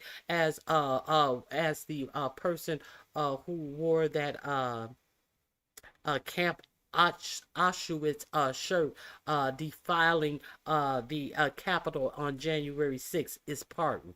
As J.D. Vance and his admiration of Curtis Yarvin is ignored, as all of the anti-Semitic shit that group of right-wing Christians who bought that property in I think it was in, where was that property? Missouri, as and calling themselves Christian right, as the attorney who set up the purchase of the property, where it could exclude whoever they wanted to exclude, like blacks and Jews and gays. It was a whole attorney and set it up, and had a hard time saying that he thought that the Holocaust was even real. But these people are not held up about their anti-Semitism. It's only to get a response, to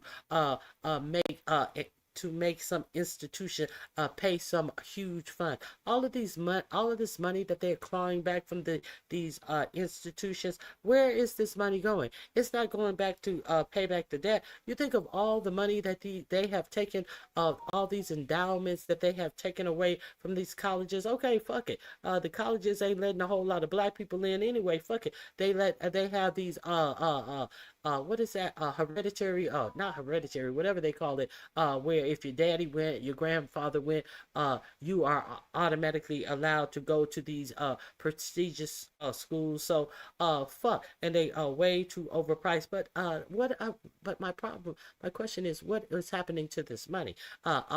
They have clawed back all of this money, and the debt is getting more debty.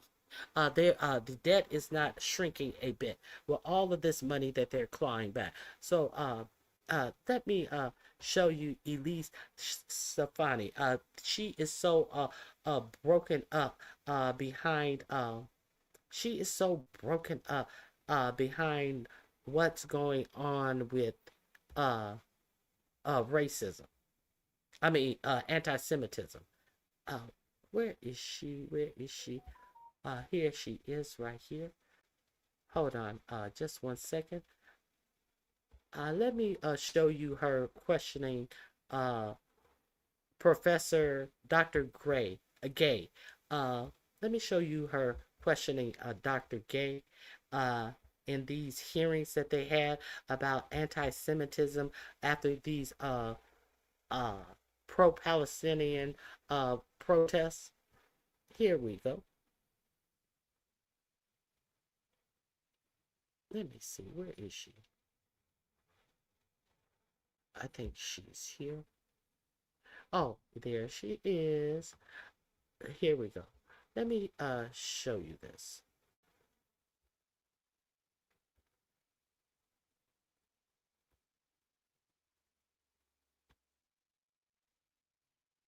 Thank you.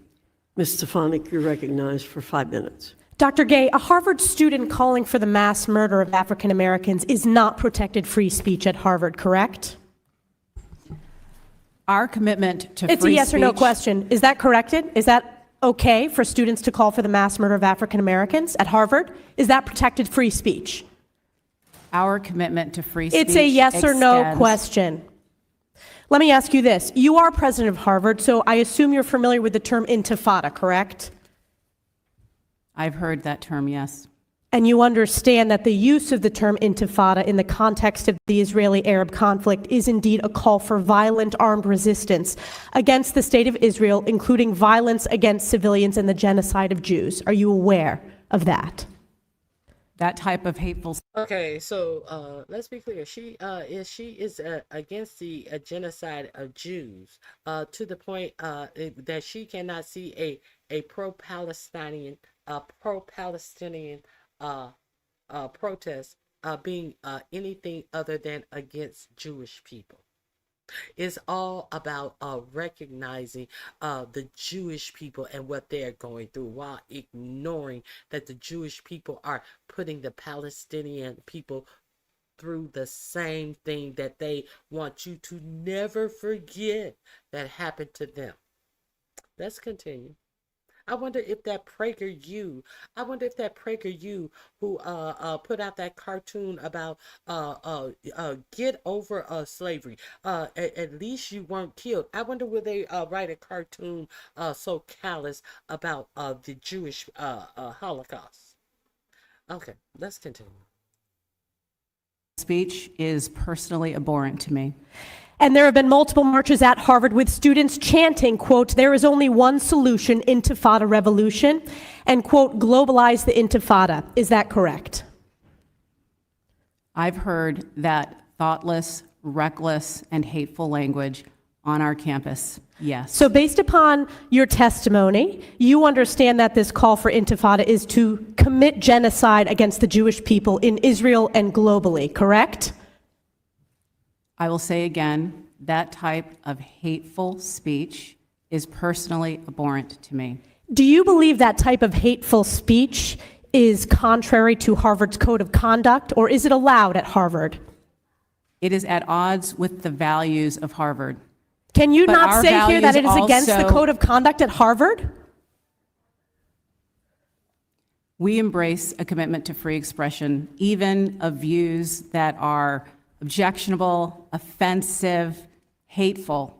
It's when that speech crosses into conduct that violates our policies against bullying, harassment, Does that speech and not intimidation. cross that barrier? Does that speech not call for the genocide of Jews and the elimination of Israel? When You that speech- testify that you understand that is the definition of Intifada. Is that speech according to the code of conduct or not? We embrace a commitment to free expression and give a wide berth to free expression, even of views that are objectionable. You and I outrageous, both know and that's not the offensive. case. You are aware that Harvard ranked dead last when it came to free speech. Are you not aware of that report? As I observed earlier, I reject that characterization. It's the of our data shows campus. it's true. And isn't it true that Harvard previously rescinded multiple offers of admissions for applicants and accepted freshmen for sharing offensive memes, racist statements, sometimes as young as 16 years old? Did Harvard not rescind those offers of admission? That long predates my time as president. But you so I can't understand speak. that Harvard made that decision to rescind those offers of admission. I have no reason to contradict the facts as you present them. Correct, because it's a fact. You're also aware that a Winthrop House faculty dean was let go over who he chose to legally represent, correct? That was while you were dean. That is an incorrect characterization of what transpired. What's the characterization? I'm not going to get into details about a personnel matter. Well, let me ask you this. Will admissions offers be rescinded or any disciplinary action be taken against students or applicants who say, "From the river to the sea" or "Intifada," advocating for the murder of Jews? As I've said, that type of hateful, reckless, offensive speech is personally abhorrent to me.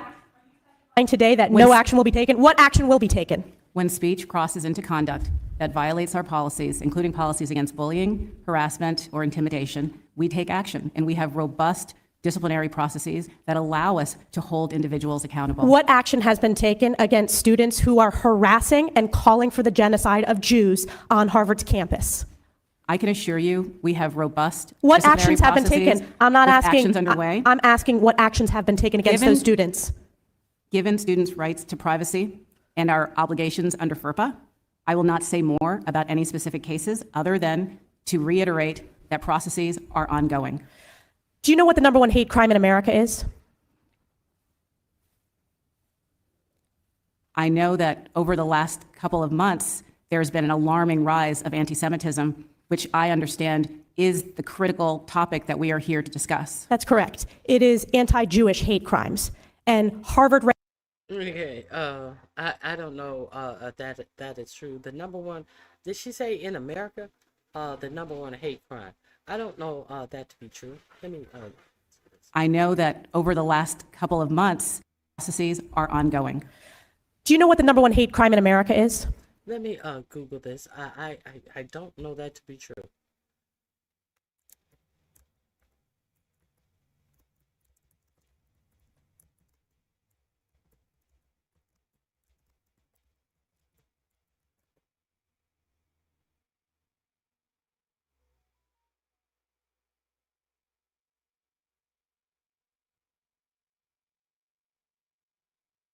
Let me see.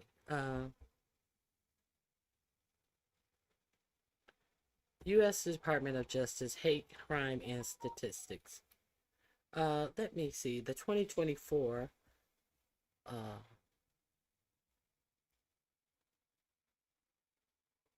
Hmm.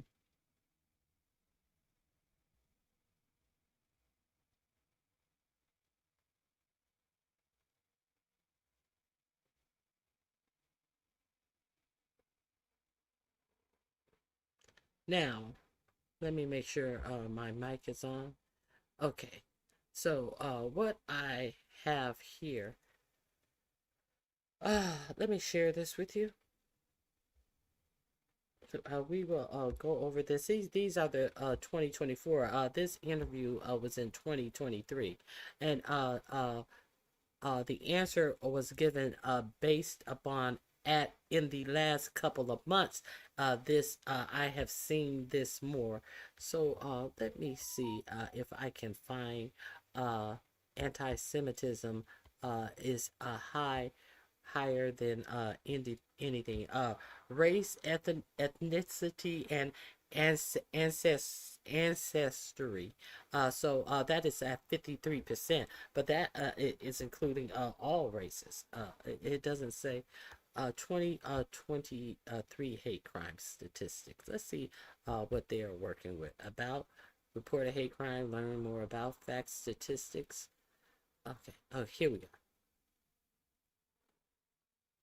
But they don't section this off. It only is at 52.5, but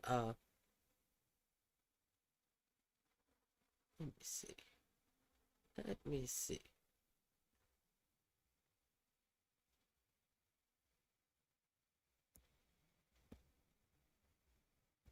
Incident of it. Let me see if they subgroup this off.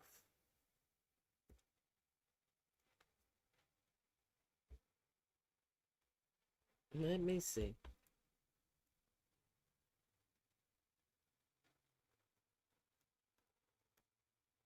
I don't find it easily on here.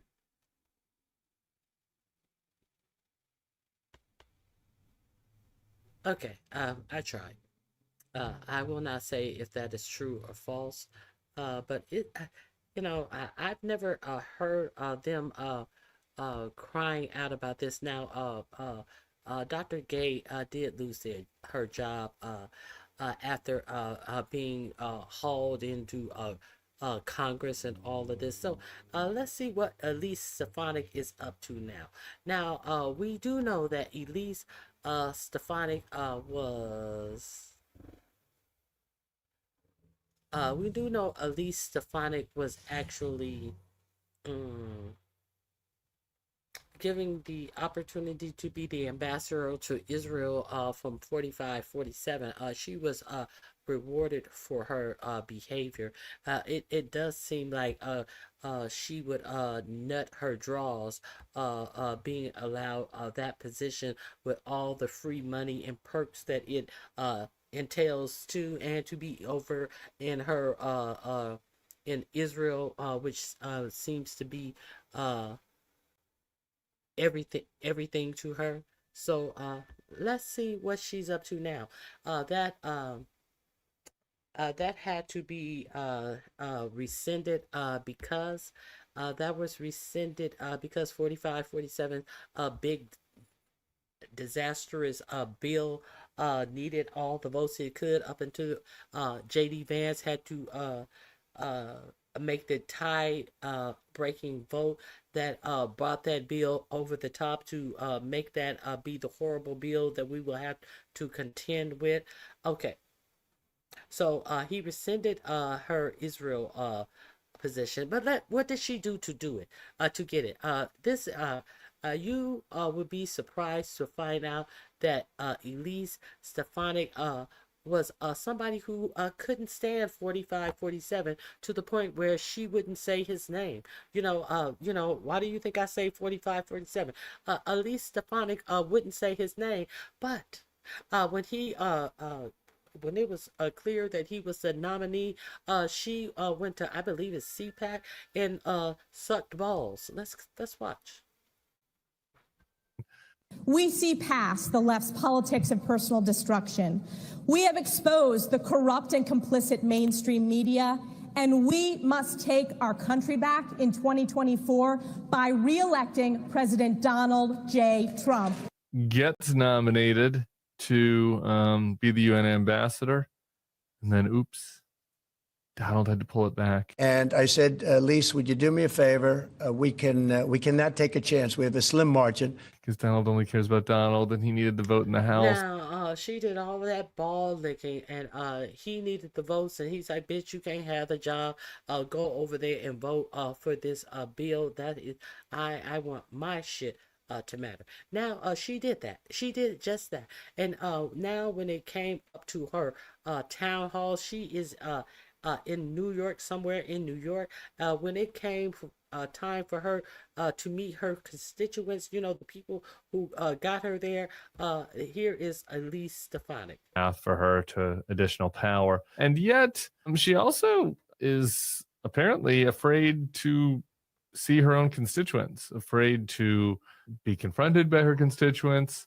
According to some of her constituents, like, her office doesn't even respond to them. Like, they just... she is treated like she is some royalty on high who should not deign to have to respond to complaints from the people that she's there to represent, right? Because Elise mentioned she ignores her voters. Okay, let's see her in action right here. Elise Stefanik. I just want to make sure you understand who this bitch is. For voters, it's pretty dark and ugly view of the world that Elise has these days, and it's kind of reflected in how she looks and sounds. It's one of those things where the inside dark is reflected on the outside. But I want to show you some of the highlights from this because I got a kick out of it. Now, Elise Stefanik recently had an event where she was speaking on some dude, I don't know who it was, and she got booed, and it sounds like it was such a huge crowd there. It was like 30 or 40 people there. She got booed so loudly that she gave the mic back and walked away in shame.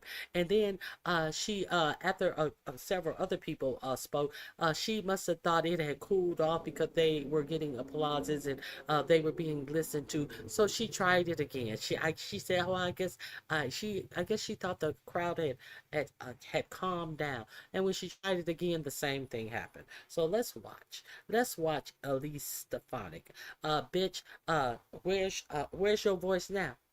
Where is all of that barking now, bitch? Where is your voice? You lost your voice, Elise? And she deserved it. So let's take a look. Our Congresswoman from New York 21, Elise Stefanik.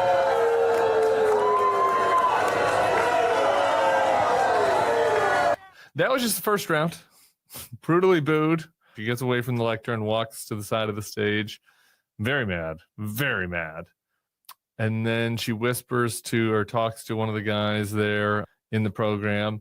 Goes back up, tries again to talk again, gets booed again. Let's watch that. Stefanik stepped up to address the crowd twice. Both times, the protesters booed her.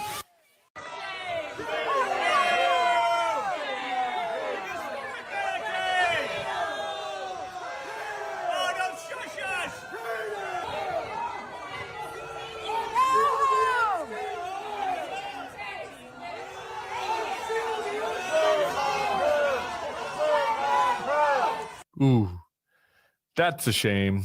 That is a shame, Elise Stefanik. So she got the double boo, pushed off the stage, and I gotta tell you, the complaints that her constituents have are legit. Let's just play one of them. Here's a local report by WPTZ. Shout out to WPTZ up there in upstate New York. Well, Elise has not shown up in our district in months and months. She won't hold a town hall. She won't take questions. She's never at her office. People show up at her office constantly, doors closed. They won't even, her representatives, her employees won't talk to her constituents. So this was the first appearance and opportunity we had to just let her know that we're unhappy. So as you see there, I mean, obviously who knows about all of those voters? Maybe some of them were never Trumpers like me, or like Elise was at one point. A lot of progressives out there for sure, a lot of liberals. But they have legit complaints. They don't want ICE menacing people in their neighborhoods, and they want a representative who actually engages with them. Like, this is what happens when you decide that you no longer represent your entire district and you only represent the handful of sycophants that are obsessed with Donald Trump and that are part of your little cult. Because if you do that, if you no longer engage in the community, if you no longer, try to solve people's problems, if instead you just decide to become a human troll that exists to puff up, the president of the United States and issue mean tweets and withering attacks on your foes, if all you want to do is drink lib tears, well, there's some consequences associated with that. I mean, there's some rewards. She got elected to Congress. She can get invited to the Naval Observatory anytime she wants. I bet JD'd have her over. He's not doing anything. So, there are plenty of benefits. She got nominated for something. She might get nominated for something again when the math changes in the House, if and when the math changes. Okay, that's what I wanted you to see on Elise Stefanik. And the last thing I'm going to show to you is the mad rush for gold that the 47 and his family is taking to cash in on this presidency. If you didn't know, if you didn't recognize it, let's check this out. This is Democracy Now, and let's look at all of the profiteering 47 and his family has made off of being in the White House. Here we go.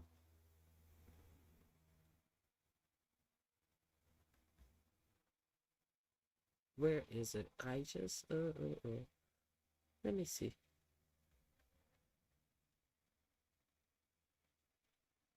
Here we go.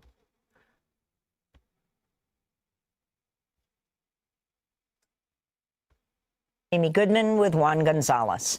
The number. How much is Trump pocketing off the presidency? That's the headline of an exhaustive new investigation published by the New Yorker magazine. In the piece, journalist David Kirkpatrick writes, quote, many payments now flowing to Trump, his wife, and his children and their spouses would be unimaginable without his presidencies. A $2 billion investment from a fund controlled by the Saudi crown prince, a luxury jet from the emir of Qatar, profits from at least 5 different ventures peddling crypto, fees from an exclusive club stocked with cabinet officials and named executive branch. In March, Forbes estimated that Trump's net worth had more than doubled over a year to $5 billion. And a few months later, the New York Times estimated Trump's wealth had grown to $10 billion. But these estimates and others did not attempt to look at how exactly his fortune is growing. David Kirkpatrick writes, quote, although the notion that Trump is making colossal sums off the presidency has become commonplace, nobody could tell me how much he's made. I decided to attempt to tally up just how much Trump and his immediate family have pocketed off his time in the White House, unquote. Well, David Kirkpatrick joins us now in our New York studio. Welcome to Democracy Now! It's great to have you with us. Explain how you arrived at the number and what are is the period of time that he has made this money? Well, what's important here is that I'm trying to be fair to the president. I'm not out to get Trump here. I went through and looked at all the sources of income, the income streams flowing into the Trump organization, the president and his family. And I asked, is this money that he would have made absent the presidency? Because he's got hotels, he's got golf courses. Sometimes people go there just to play golf or rent a hotel room. We're not talking about that. So I only wanted to look at money that he has made because he is or has been in the White House. And then I tried to ask as best I could, what is each one of those things worth? And that's how I came up with $3.4 billion. And again, I think what I hope will make this report credible, and the reason I urge people to read it, is that I've tried as best I can to be fair. I've shown all my work, and people can make their own conclusions. And David, could you talk about some of the specifics from the small to the big? For instance, the ubiquitous MAGA hat at Trump rallies. How is Trump has a private store that sells these? Could you talk about that? And also the family's investments in crypto. Yeah, the hats. I was quite surprised to realize that in addition to the campaign merchandise sold by his campaign, which all candidates and all presidents do, that's money that goes into the campaign coffers that he can't really touch for personal purposes. The Trump organization also has its own online store, and they sell all kinds of Trump merchandise that looks very much like its campaign merchandise. But this money flows to Trump and himself. You know, $20, $40 for a pair of flip-flops, a pair of beer koozies, a baseball hat. He's making, you know, millions of dollars. You know, I don't know, forget what the exact number was, but $20 million over the last few years selling this kind of merchandise, which is arguably competing with his own campaign and diverting some of the money that his supporters might think is supporting the MAGA movement and his candidates to his own pocket. That's the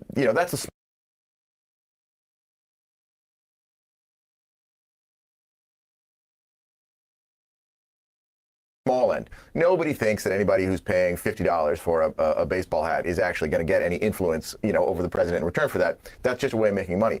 On the other extreme, there's significant amounts of money flowing into the Trump organization now through its various, or the president's various crypto enterprises. Some of these, you know, predate his return to the White House, but I tried to look here at the, you know, all the money that he made off of the White House over the course of the 2 terms and the time in between when he remained a kind of kingmaker in the Republican Party.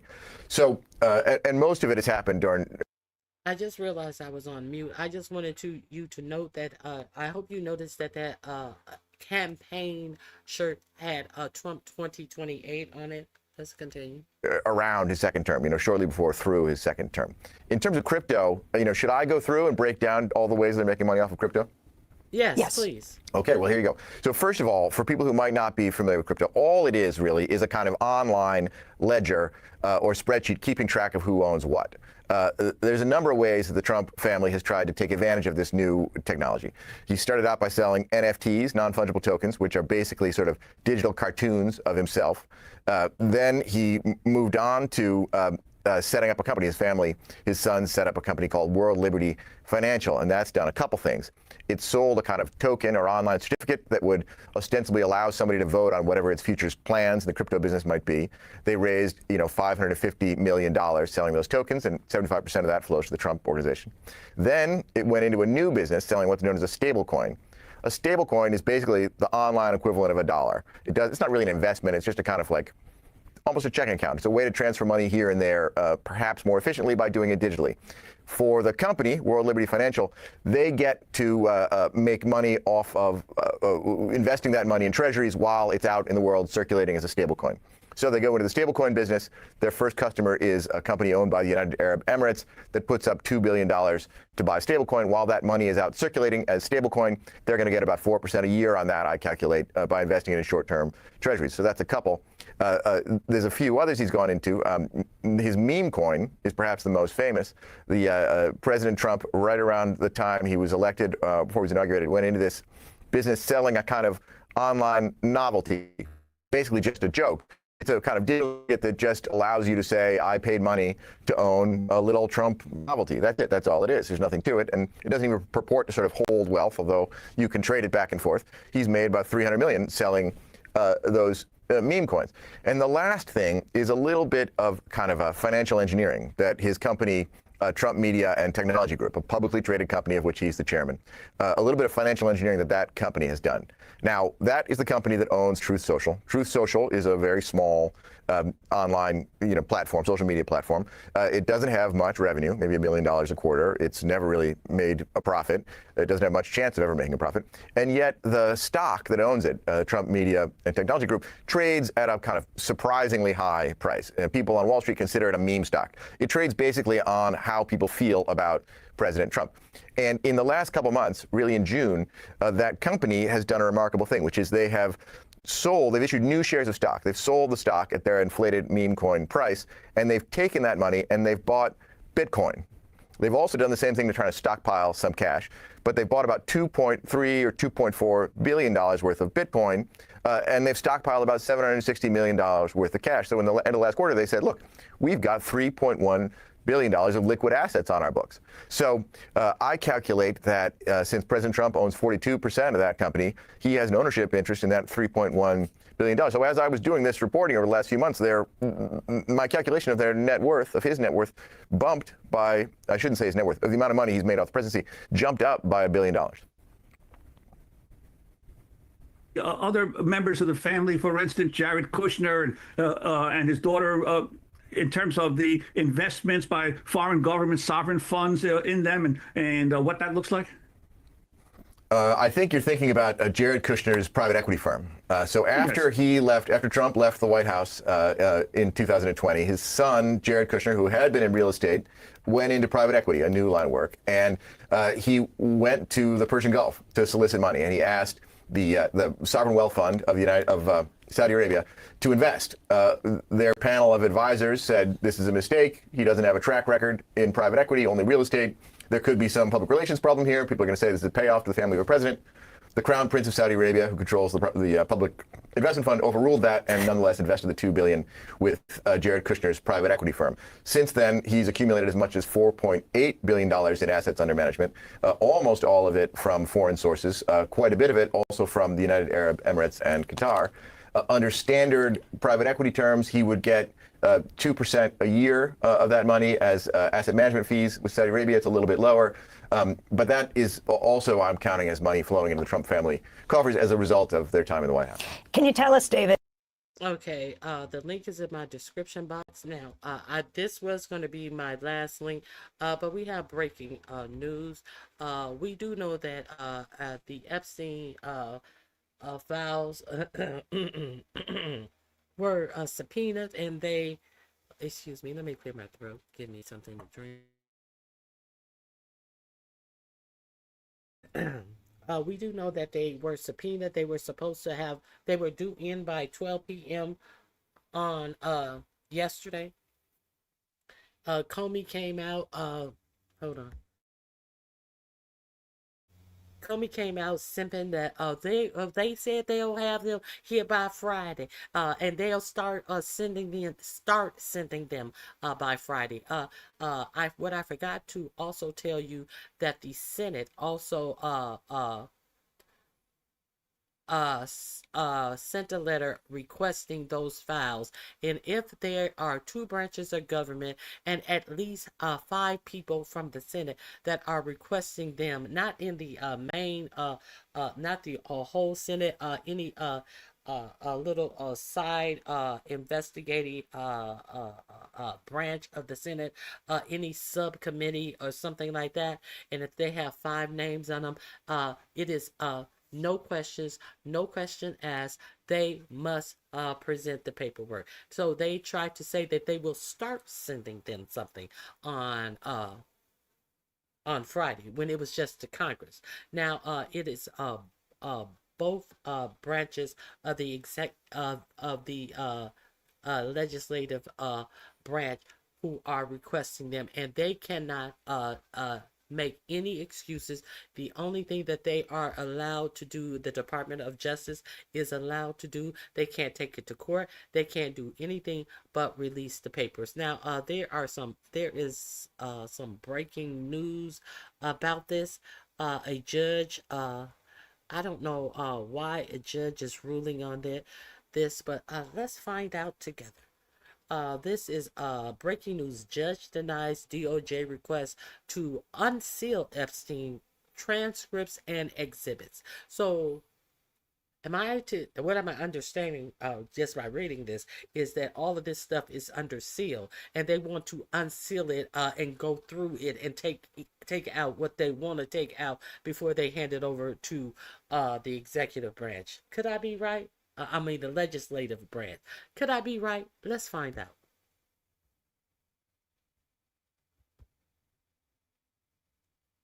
We have breaking news. The judge overseeing the Jeffrey Epstein case has just denied DOJ's request to unseal grand jury transcripts and exhibits. MSNBC's Ken Delanian is following this for us. What can you tell us about the decision, Ken? Chris, Judge Richard Berman essentially decided very similarly to the way that the judge in the Ghislaine Maxwell case decided, that the Justice Department has not overcome the hurdles against releasing grand jury testimony to the public, grand jury testimony normally being secret by law. The judge said that in this case he did not find compelling reason to make this information public, and in fact he found compelling reasons against doing so, principally potential injuries to some of the victims in this case, and he actually found that not all the victims had been given adequate notice and the ability to comment on this. So again, the Justice Department asking for a release of the full grand jury transcripts and the exhibits in the Jeffrey Epstein investigation. The judge also noted that, again, this was not an investigative grand jury. This was a one day of testimony from a single FBI agent summing up what they found in that investigation and presenting it to a grand jury for indictment. So a lot of the questions people thought might be answered in these transcripts probably aren't answered, but in any event, we're not going to see them, at least for now, because this judge is blocking. They knew they weren't going to see him anyway because they knew wasn't shit in them. They got all the files and they trying to act like everything is this grand jury transcript was the linchpin to it all. That was bullshit. I apologize for holding you guys up for that, because that was total bullshit. It ain't shit in those grand jury transcripts. And when they said exhibits, I thought that they were trying to pull a fast one and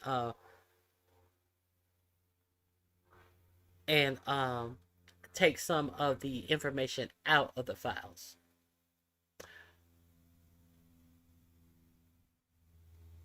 Let me see. There is something else. Now, the Texas House is voting on the redistricting map.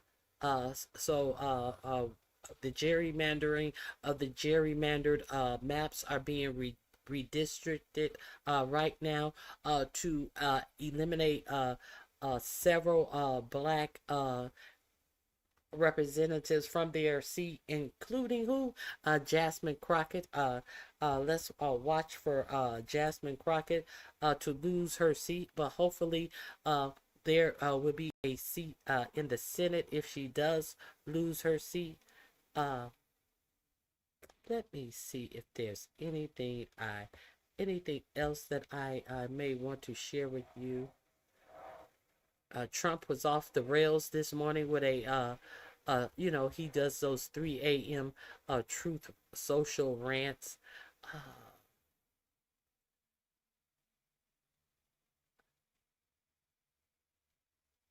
Let's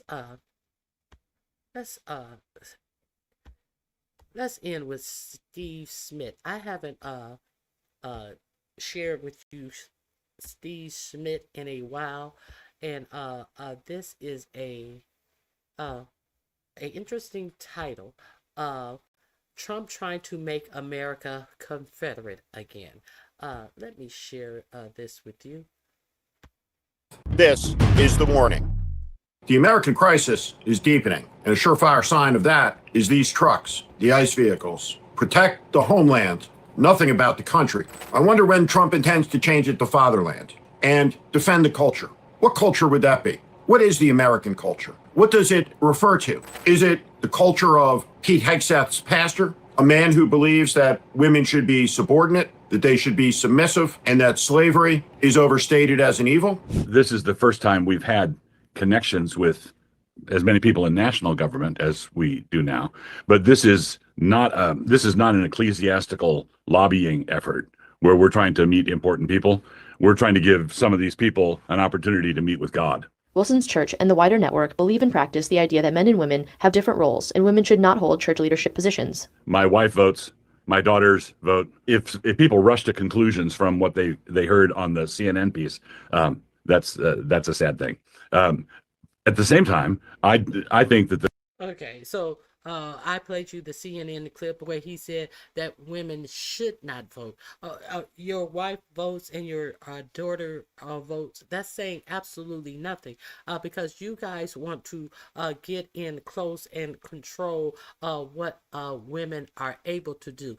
Your wife and your daughters could have had an abortion if they had chosen to before Roe versus Wade was overturned. So your wife and your daughters take advantage of the laws that were that were hard fought for.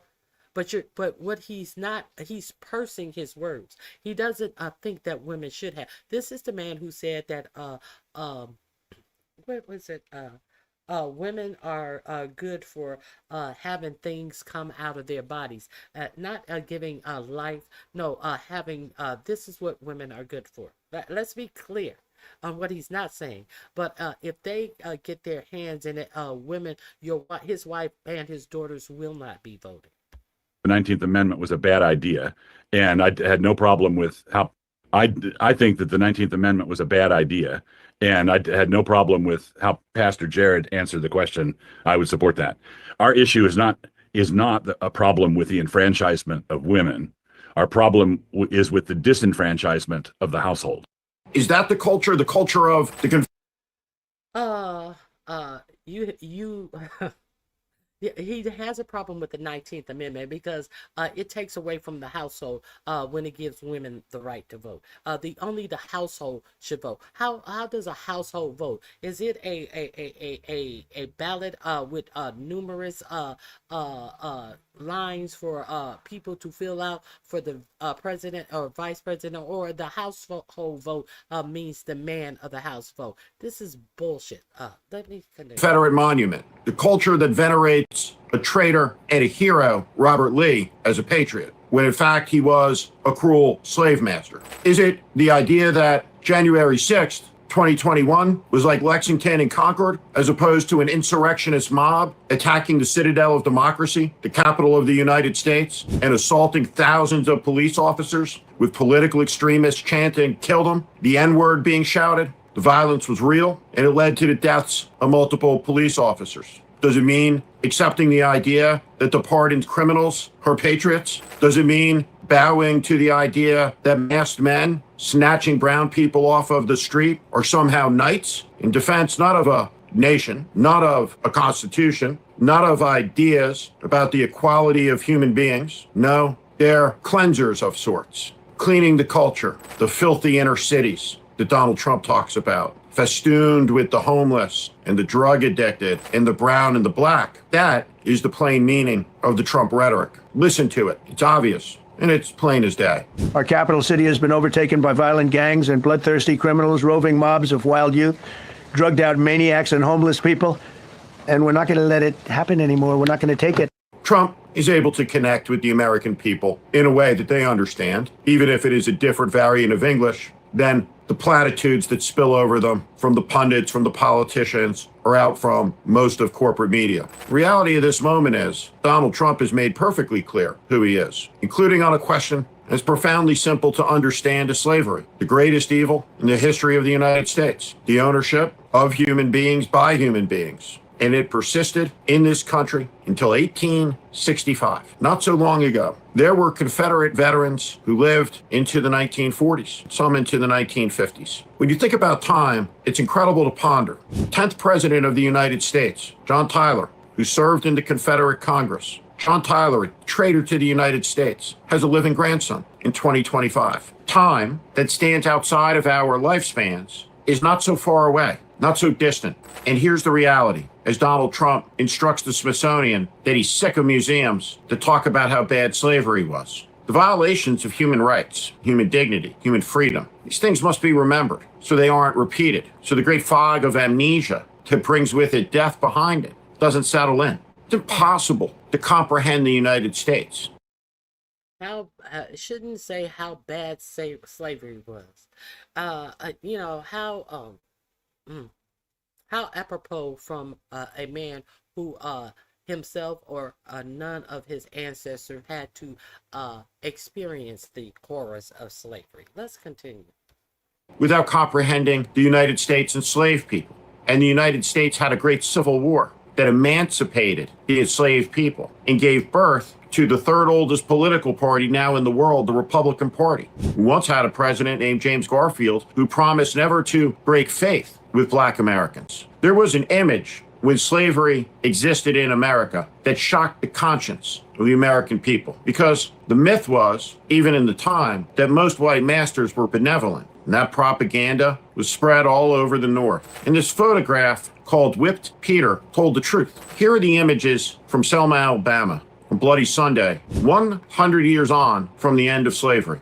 And here we are in 2025 with a fascist in the White House, putting the Confederate monuments back up, giving instructions to museums to gild the lily on the question of slavery. It was a good thing. He has a defense secretary who's a Christian nationalist, guided by an extremist pastor who believes, like Trump, that slavery wasn't so bad, and believes that women don't have any rights. They should be submissive, because that's what the Bible says. What Pete Hegseth and this sick pastor believe is that God is about domination and power. That's why they love Trump. God is about love, and the United States is about justice. And these people are perverting things in the most obscene way that are great, that are glorious, that have been preserved at great sacrifice. And the tearing down of our ideas and our ideals does not come without a cost. It brings with it tremendous danger. And that danger is drawn closer every day as the masked men roll out in their cars promising to defend the culture. Until recently, defending the culture was the province of white supremacist groups and their flyers in northern Idaho. I suppose the next time they gather to burn a cross and look at those flyers, there'll be some satisfaction in knowing the journey has been a long one, but a successful one for that slogan as it's made its way from the filth of their propaganda to government vehicles. That's no victory for you and me. It's a tragedy for our children. And it's a desecration of the sacrifices that have built the United States of America. But it's very real. And as was once prophesied and apocryphally attributed, fascism has come to America wrapped in the flag and carrying a cross. And that's warning enough, because these people keep telling us precisely what it is they believe and what they intend to do. And I guess it's fair to ask at a certain point why it is, when they say it in English, that no one in an English-speaking country can seem to understand a word. I'm Steve Schmidt. This is The Warning. I invite you to join this community where I promise. Okay, I also wanted to share with you, just in case you didn't realize this as well, who is over the Smithsonian Museum. It is a black man, Lonnie Griffith Bunch. The third is an American educator and historian. Bunch is the 14th Secretary of the Smithsonian Institution, the first African American and first historian to serve as the head of the Smithsonian. He has spent most of his career as a history museum curator and administrator. He was the curator of the Smithsonian Afro-American Museum in DC, and he has since become the secretary of all of the museums. So let's not think that it's strange that all of the sudden 47 has chosen to go through the Smithsonian Museum and make sure that all the exhibits hold up to what 47 want people to remember or respect his vision of history. Does he even know history? Okay, so let me share this with you. Let me share this with you. Last thing I'm going to share with you.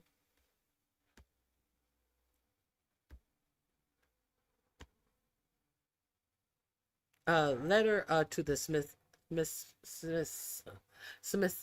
Smithsonian Institute. Let me share this with you. Smithsonian Institute. Okay, here is the letter that 47 sent to the museum. That is to the Honorable Lonnie G. Bunch, Secretary of the Smithsonian Institute. Okay, excuse me. Subject, internal review of the Smithsonian exhibitions and materials. Dear Secretary Bunch, We wish to begin by expressing our appreciation for the brief tour you gave us recently of the National Museum of American History and the National Museum of African American History and Culture, and by acknowledging your work on behalf of the Smithsonian Institute as well as the institution's role in shaping public understanding of American history and culture. So they saying they respect it, but they definitely don't respect it.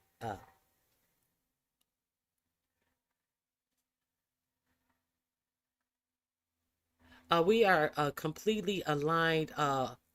We are completely aligned with your statements that the Smithsonian is a welcoming place of knowledge and discovery for all Americans. We are grateful that you and the Board of Regents have expressed your commitment to the nonpartisan educational mission of this great institution. As we prepare to celebrate the 250th anniversary of our nation's founding, it is more important than ever that our national museums reflect the unity, progress, and enduring values that define the American story. In this spirit, and in accordance with the Executive Order 14253, restoring truth and sanity, restoring truth and sanity to American history. This is what this executive order is named. We will be leading a comprehensive internal review of selected Smithsonian museums and exhibitions.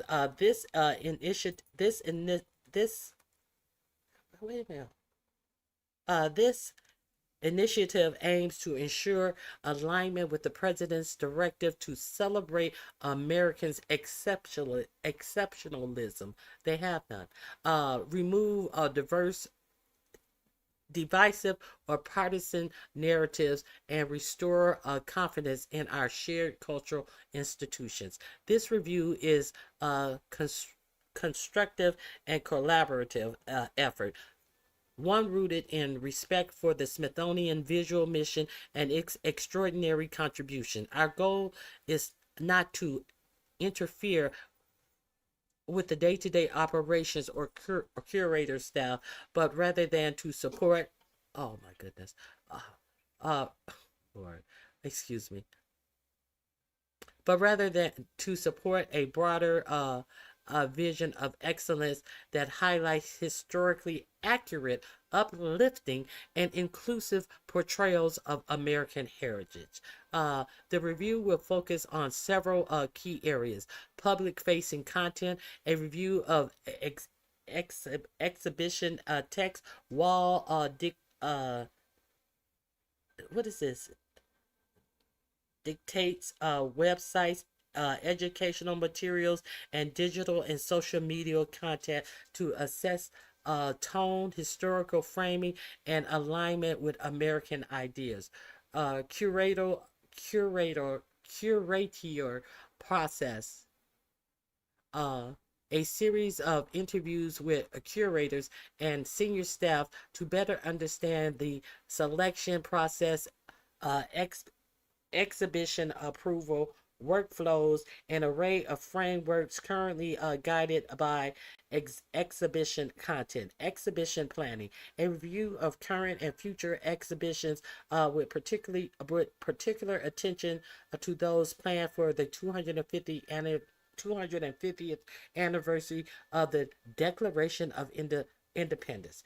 Collection use. Evaluation of how existing materials and collection are being used or could be used to highlight America achievement and process, including whether the Smithsonian can make a better use of certain materials by digitizing or conveying to other institution. Narrative standards. Okay, so these are the museums. Initially, our review will focus on the following museums. Additional museums may be reviewed the National Museum of American History, the National Museum of Natural History, the National Museum of African American History and Culture, of course, National Museum of the American Indian, National Air and Space Museum, Smithsonian American Art Museum, National Portrait Gallery, Hirshhorn Museum of Sculpture, Garden. Okay. To initiate this process, we respectfully request that each of the museums listed above designate a primary point of contact and provide the following materials to our team, including one for online content. So I'm going to drop this link in the chat. Come here, Saucy. Saucy, come here. I have to go and see what's going on with my dog. I'm sorry, I'm distracted. Here is the link. Here is the link to that letter to the museum. I appreciate you guys for being here. With that mindset, why wouldn't they rewrite the Bible? Because we should forget about Jesus on the cross. It's that same message as his views on slavery. I appreciate you guys for being here. I gotta run. I thank you, and I'll see you guys tomorrow. Bye-bye.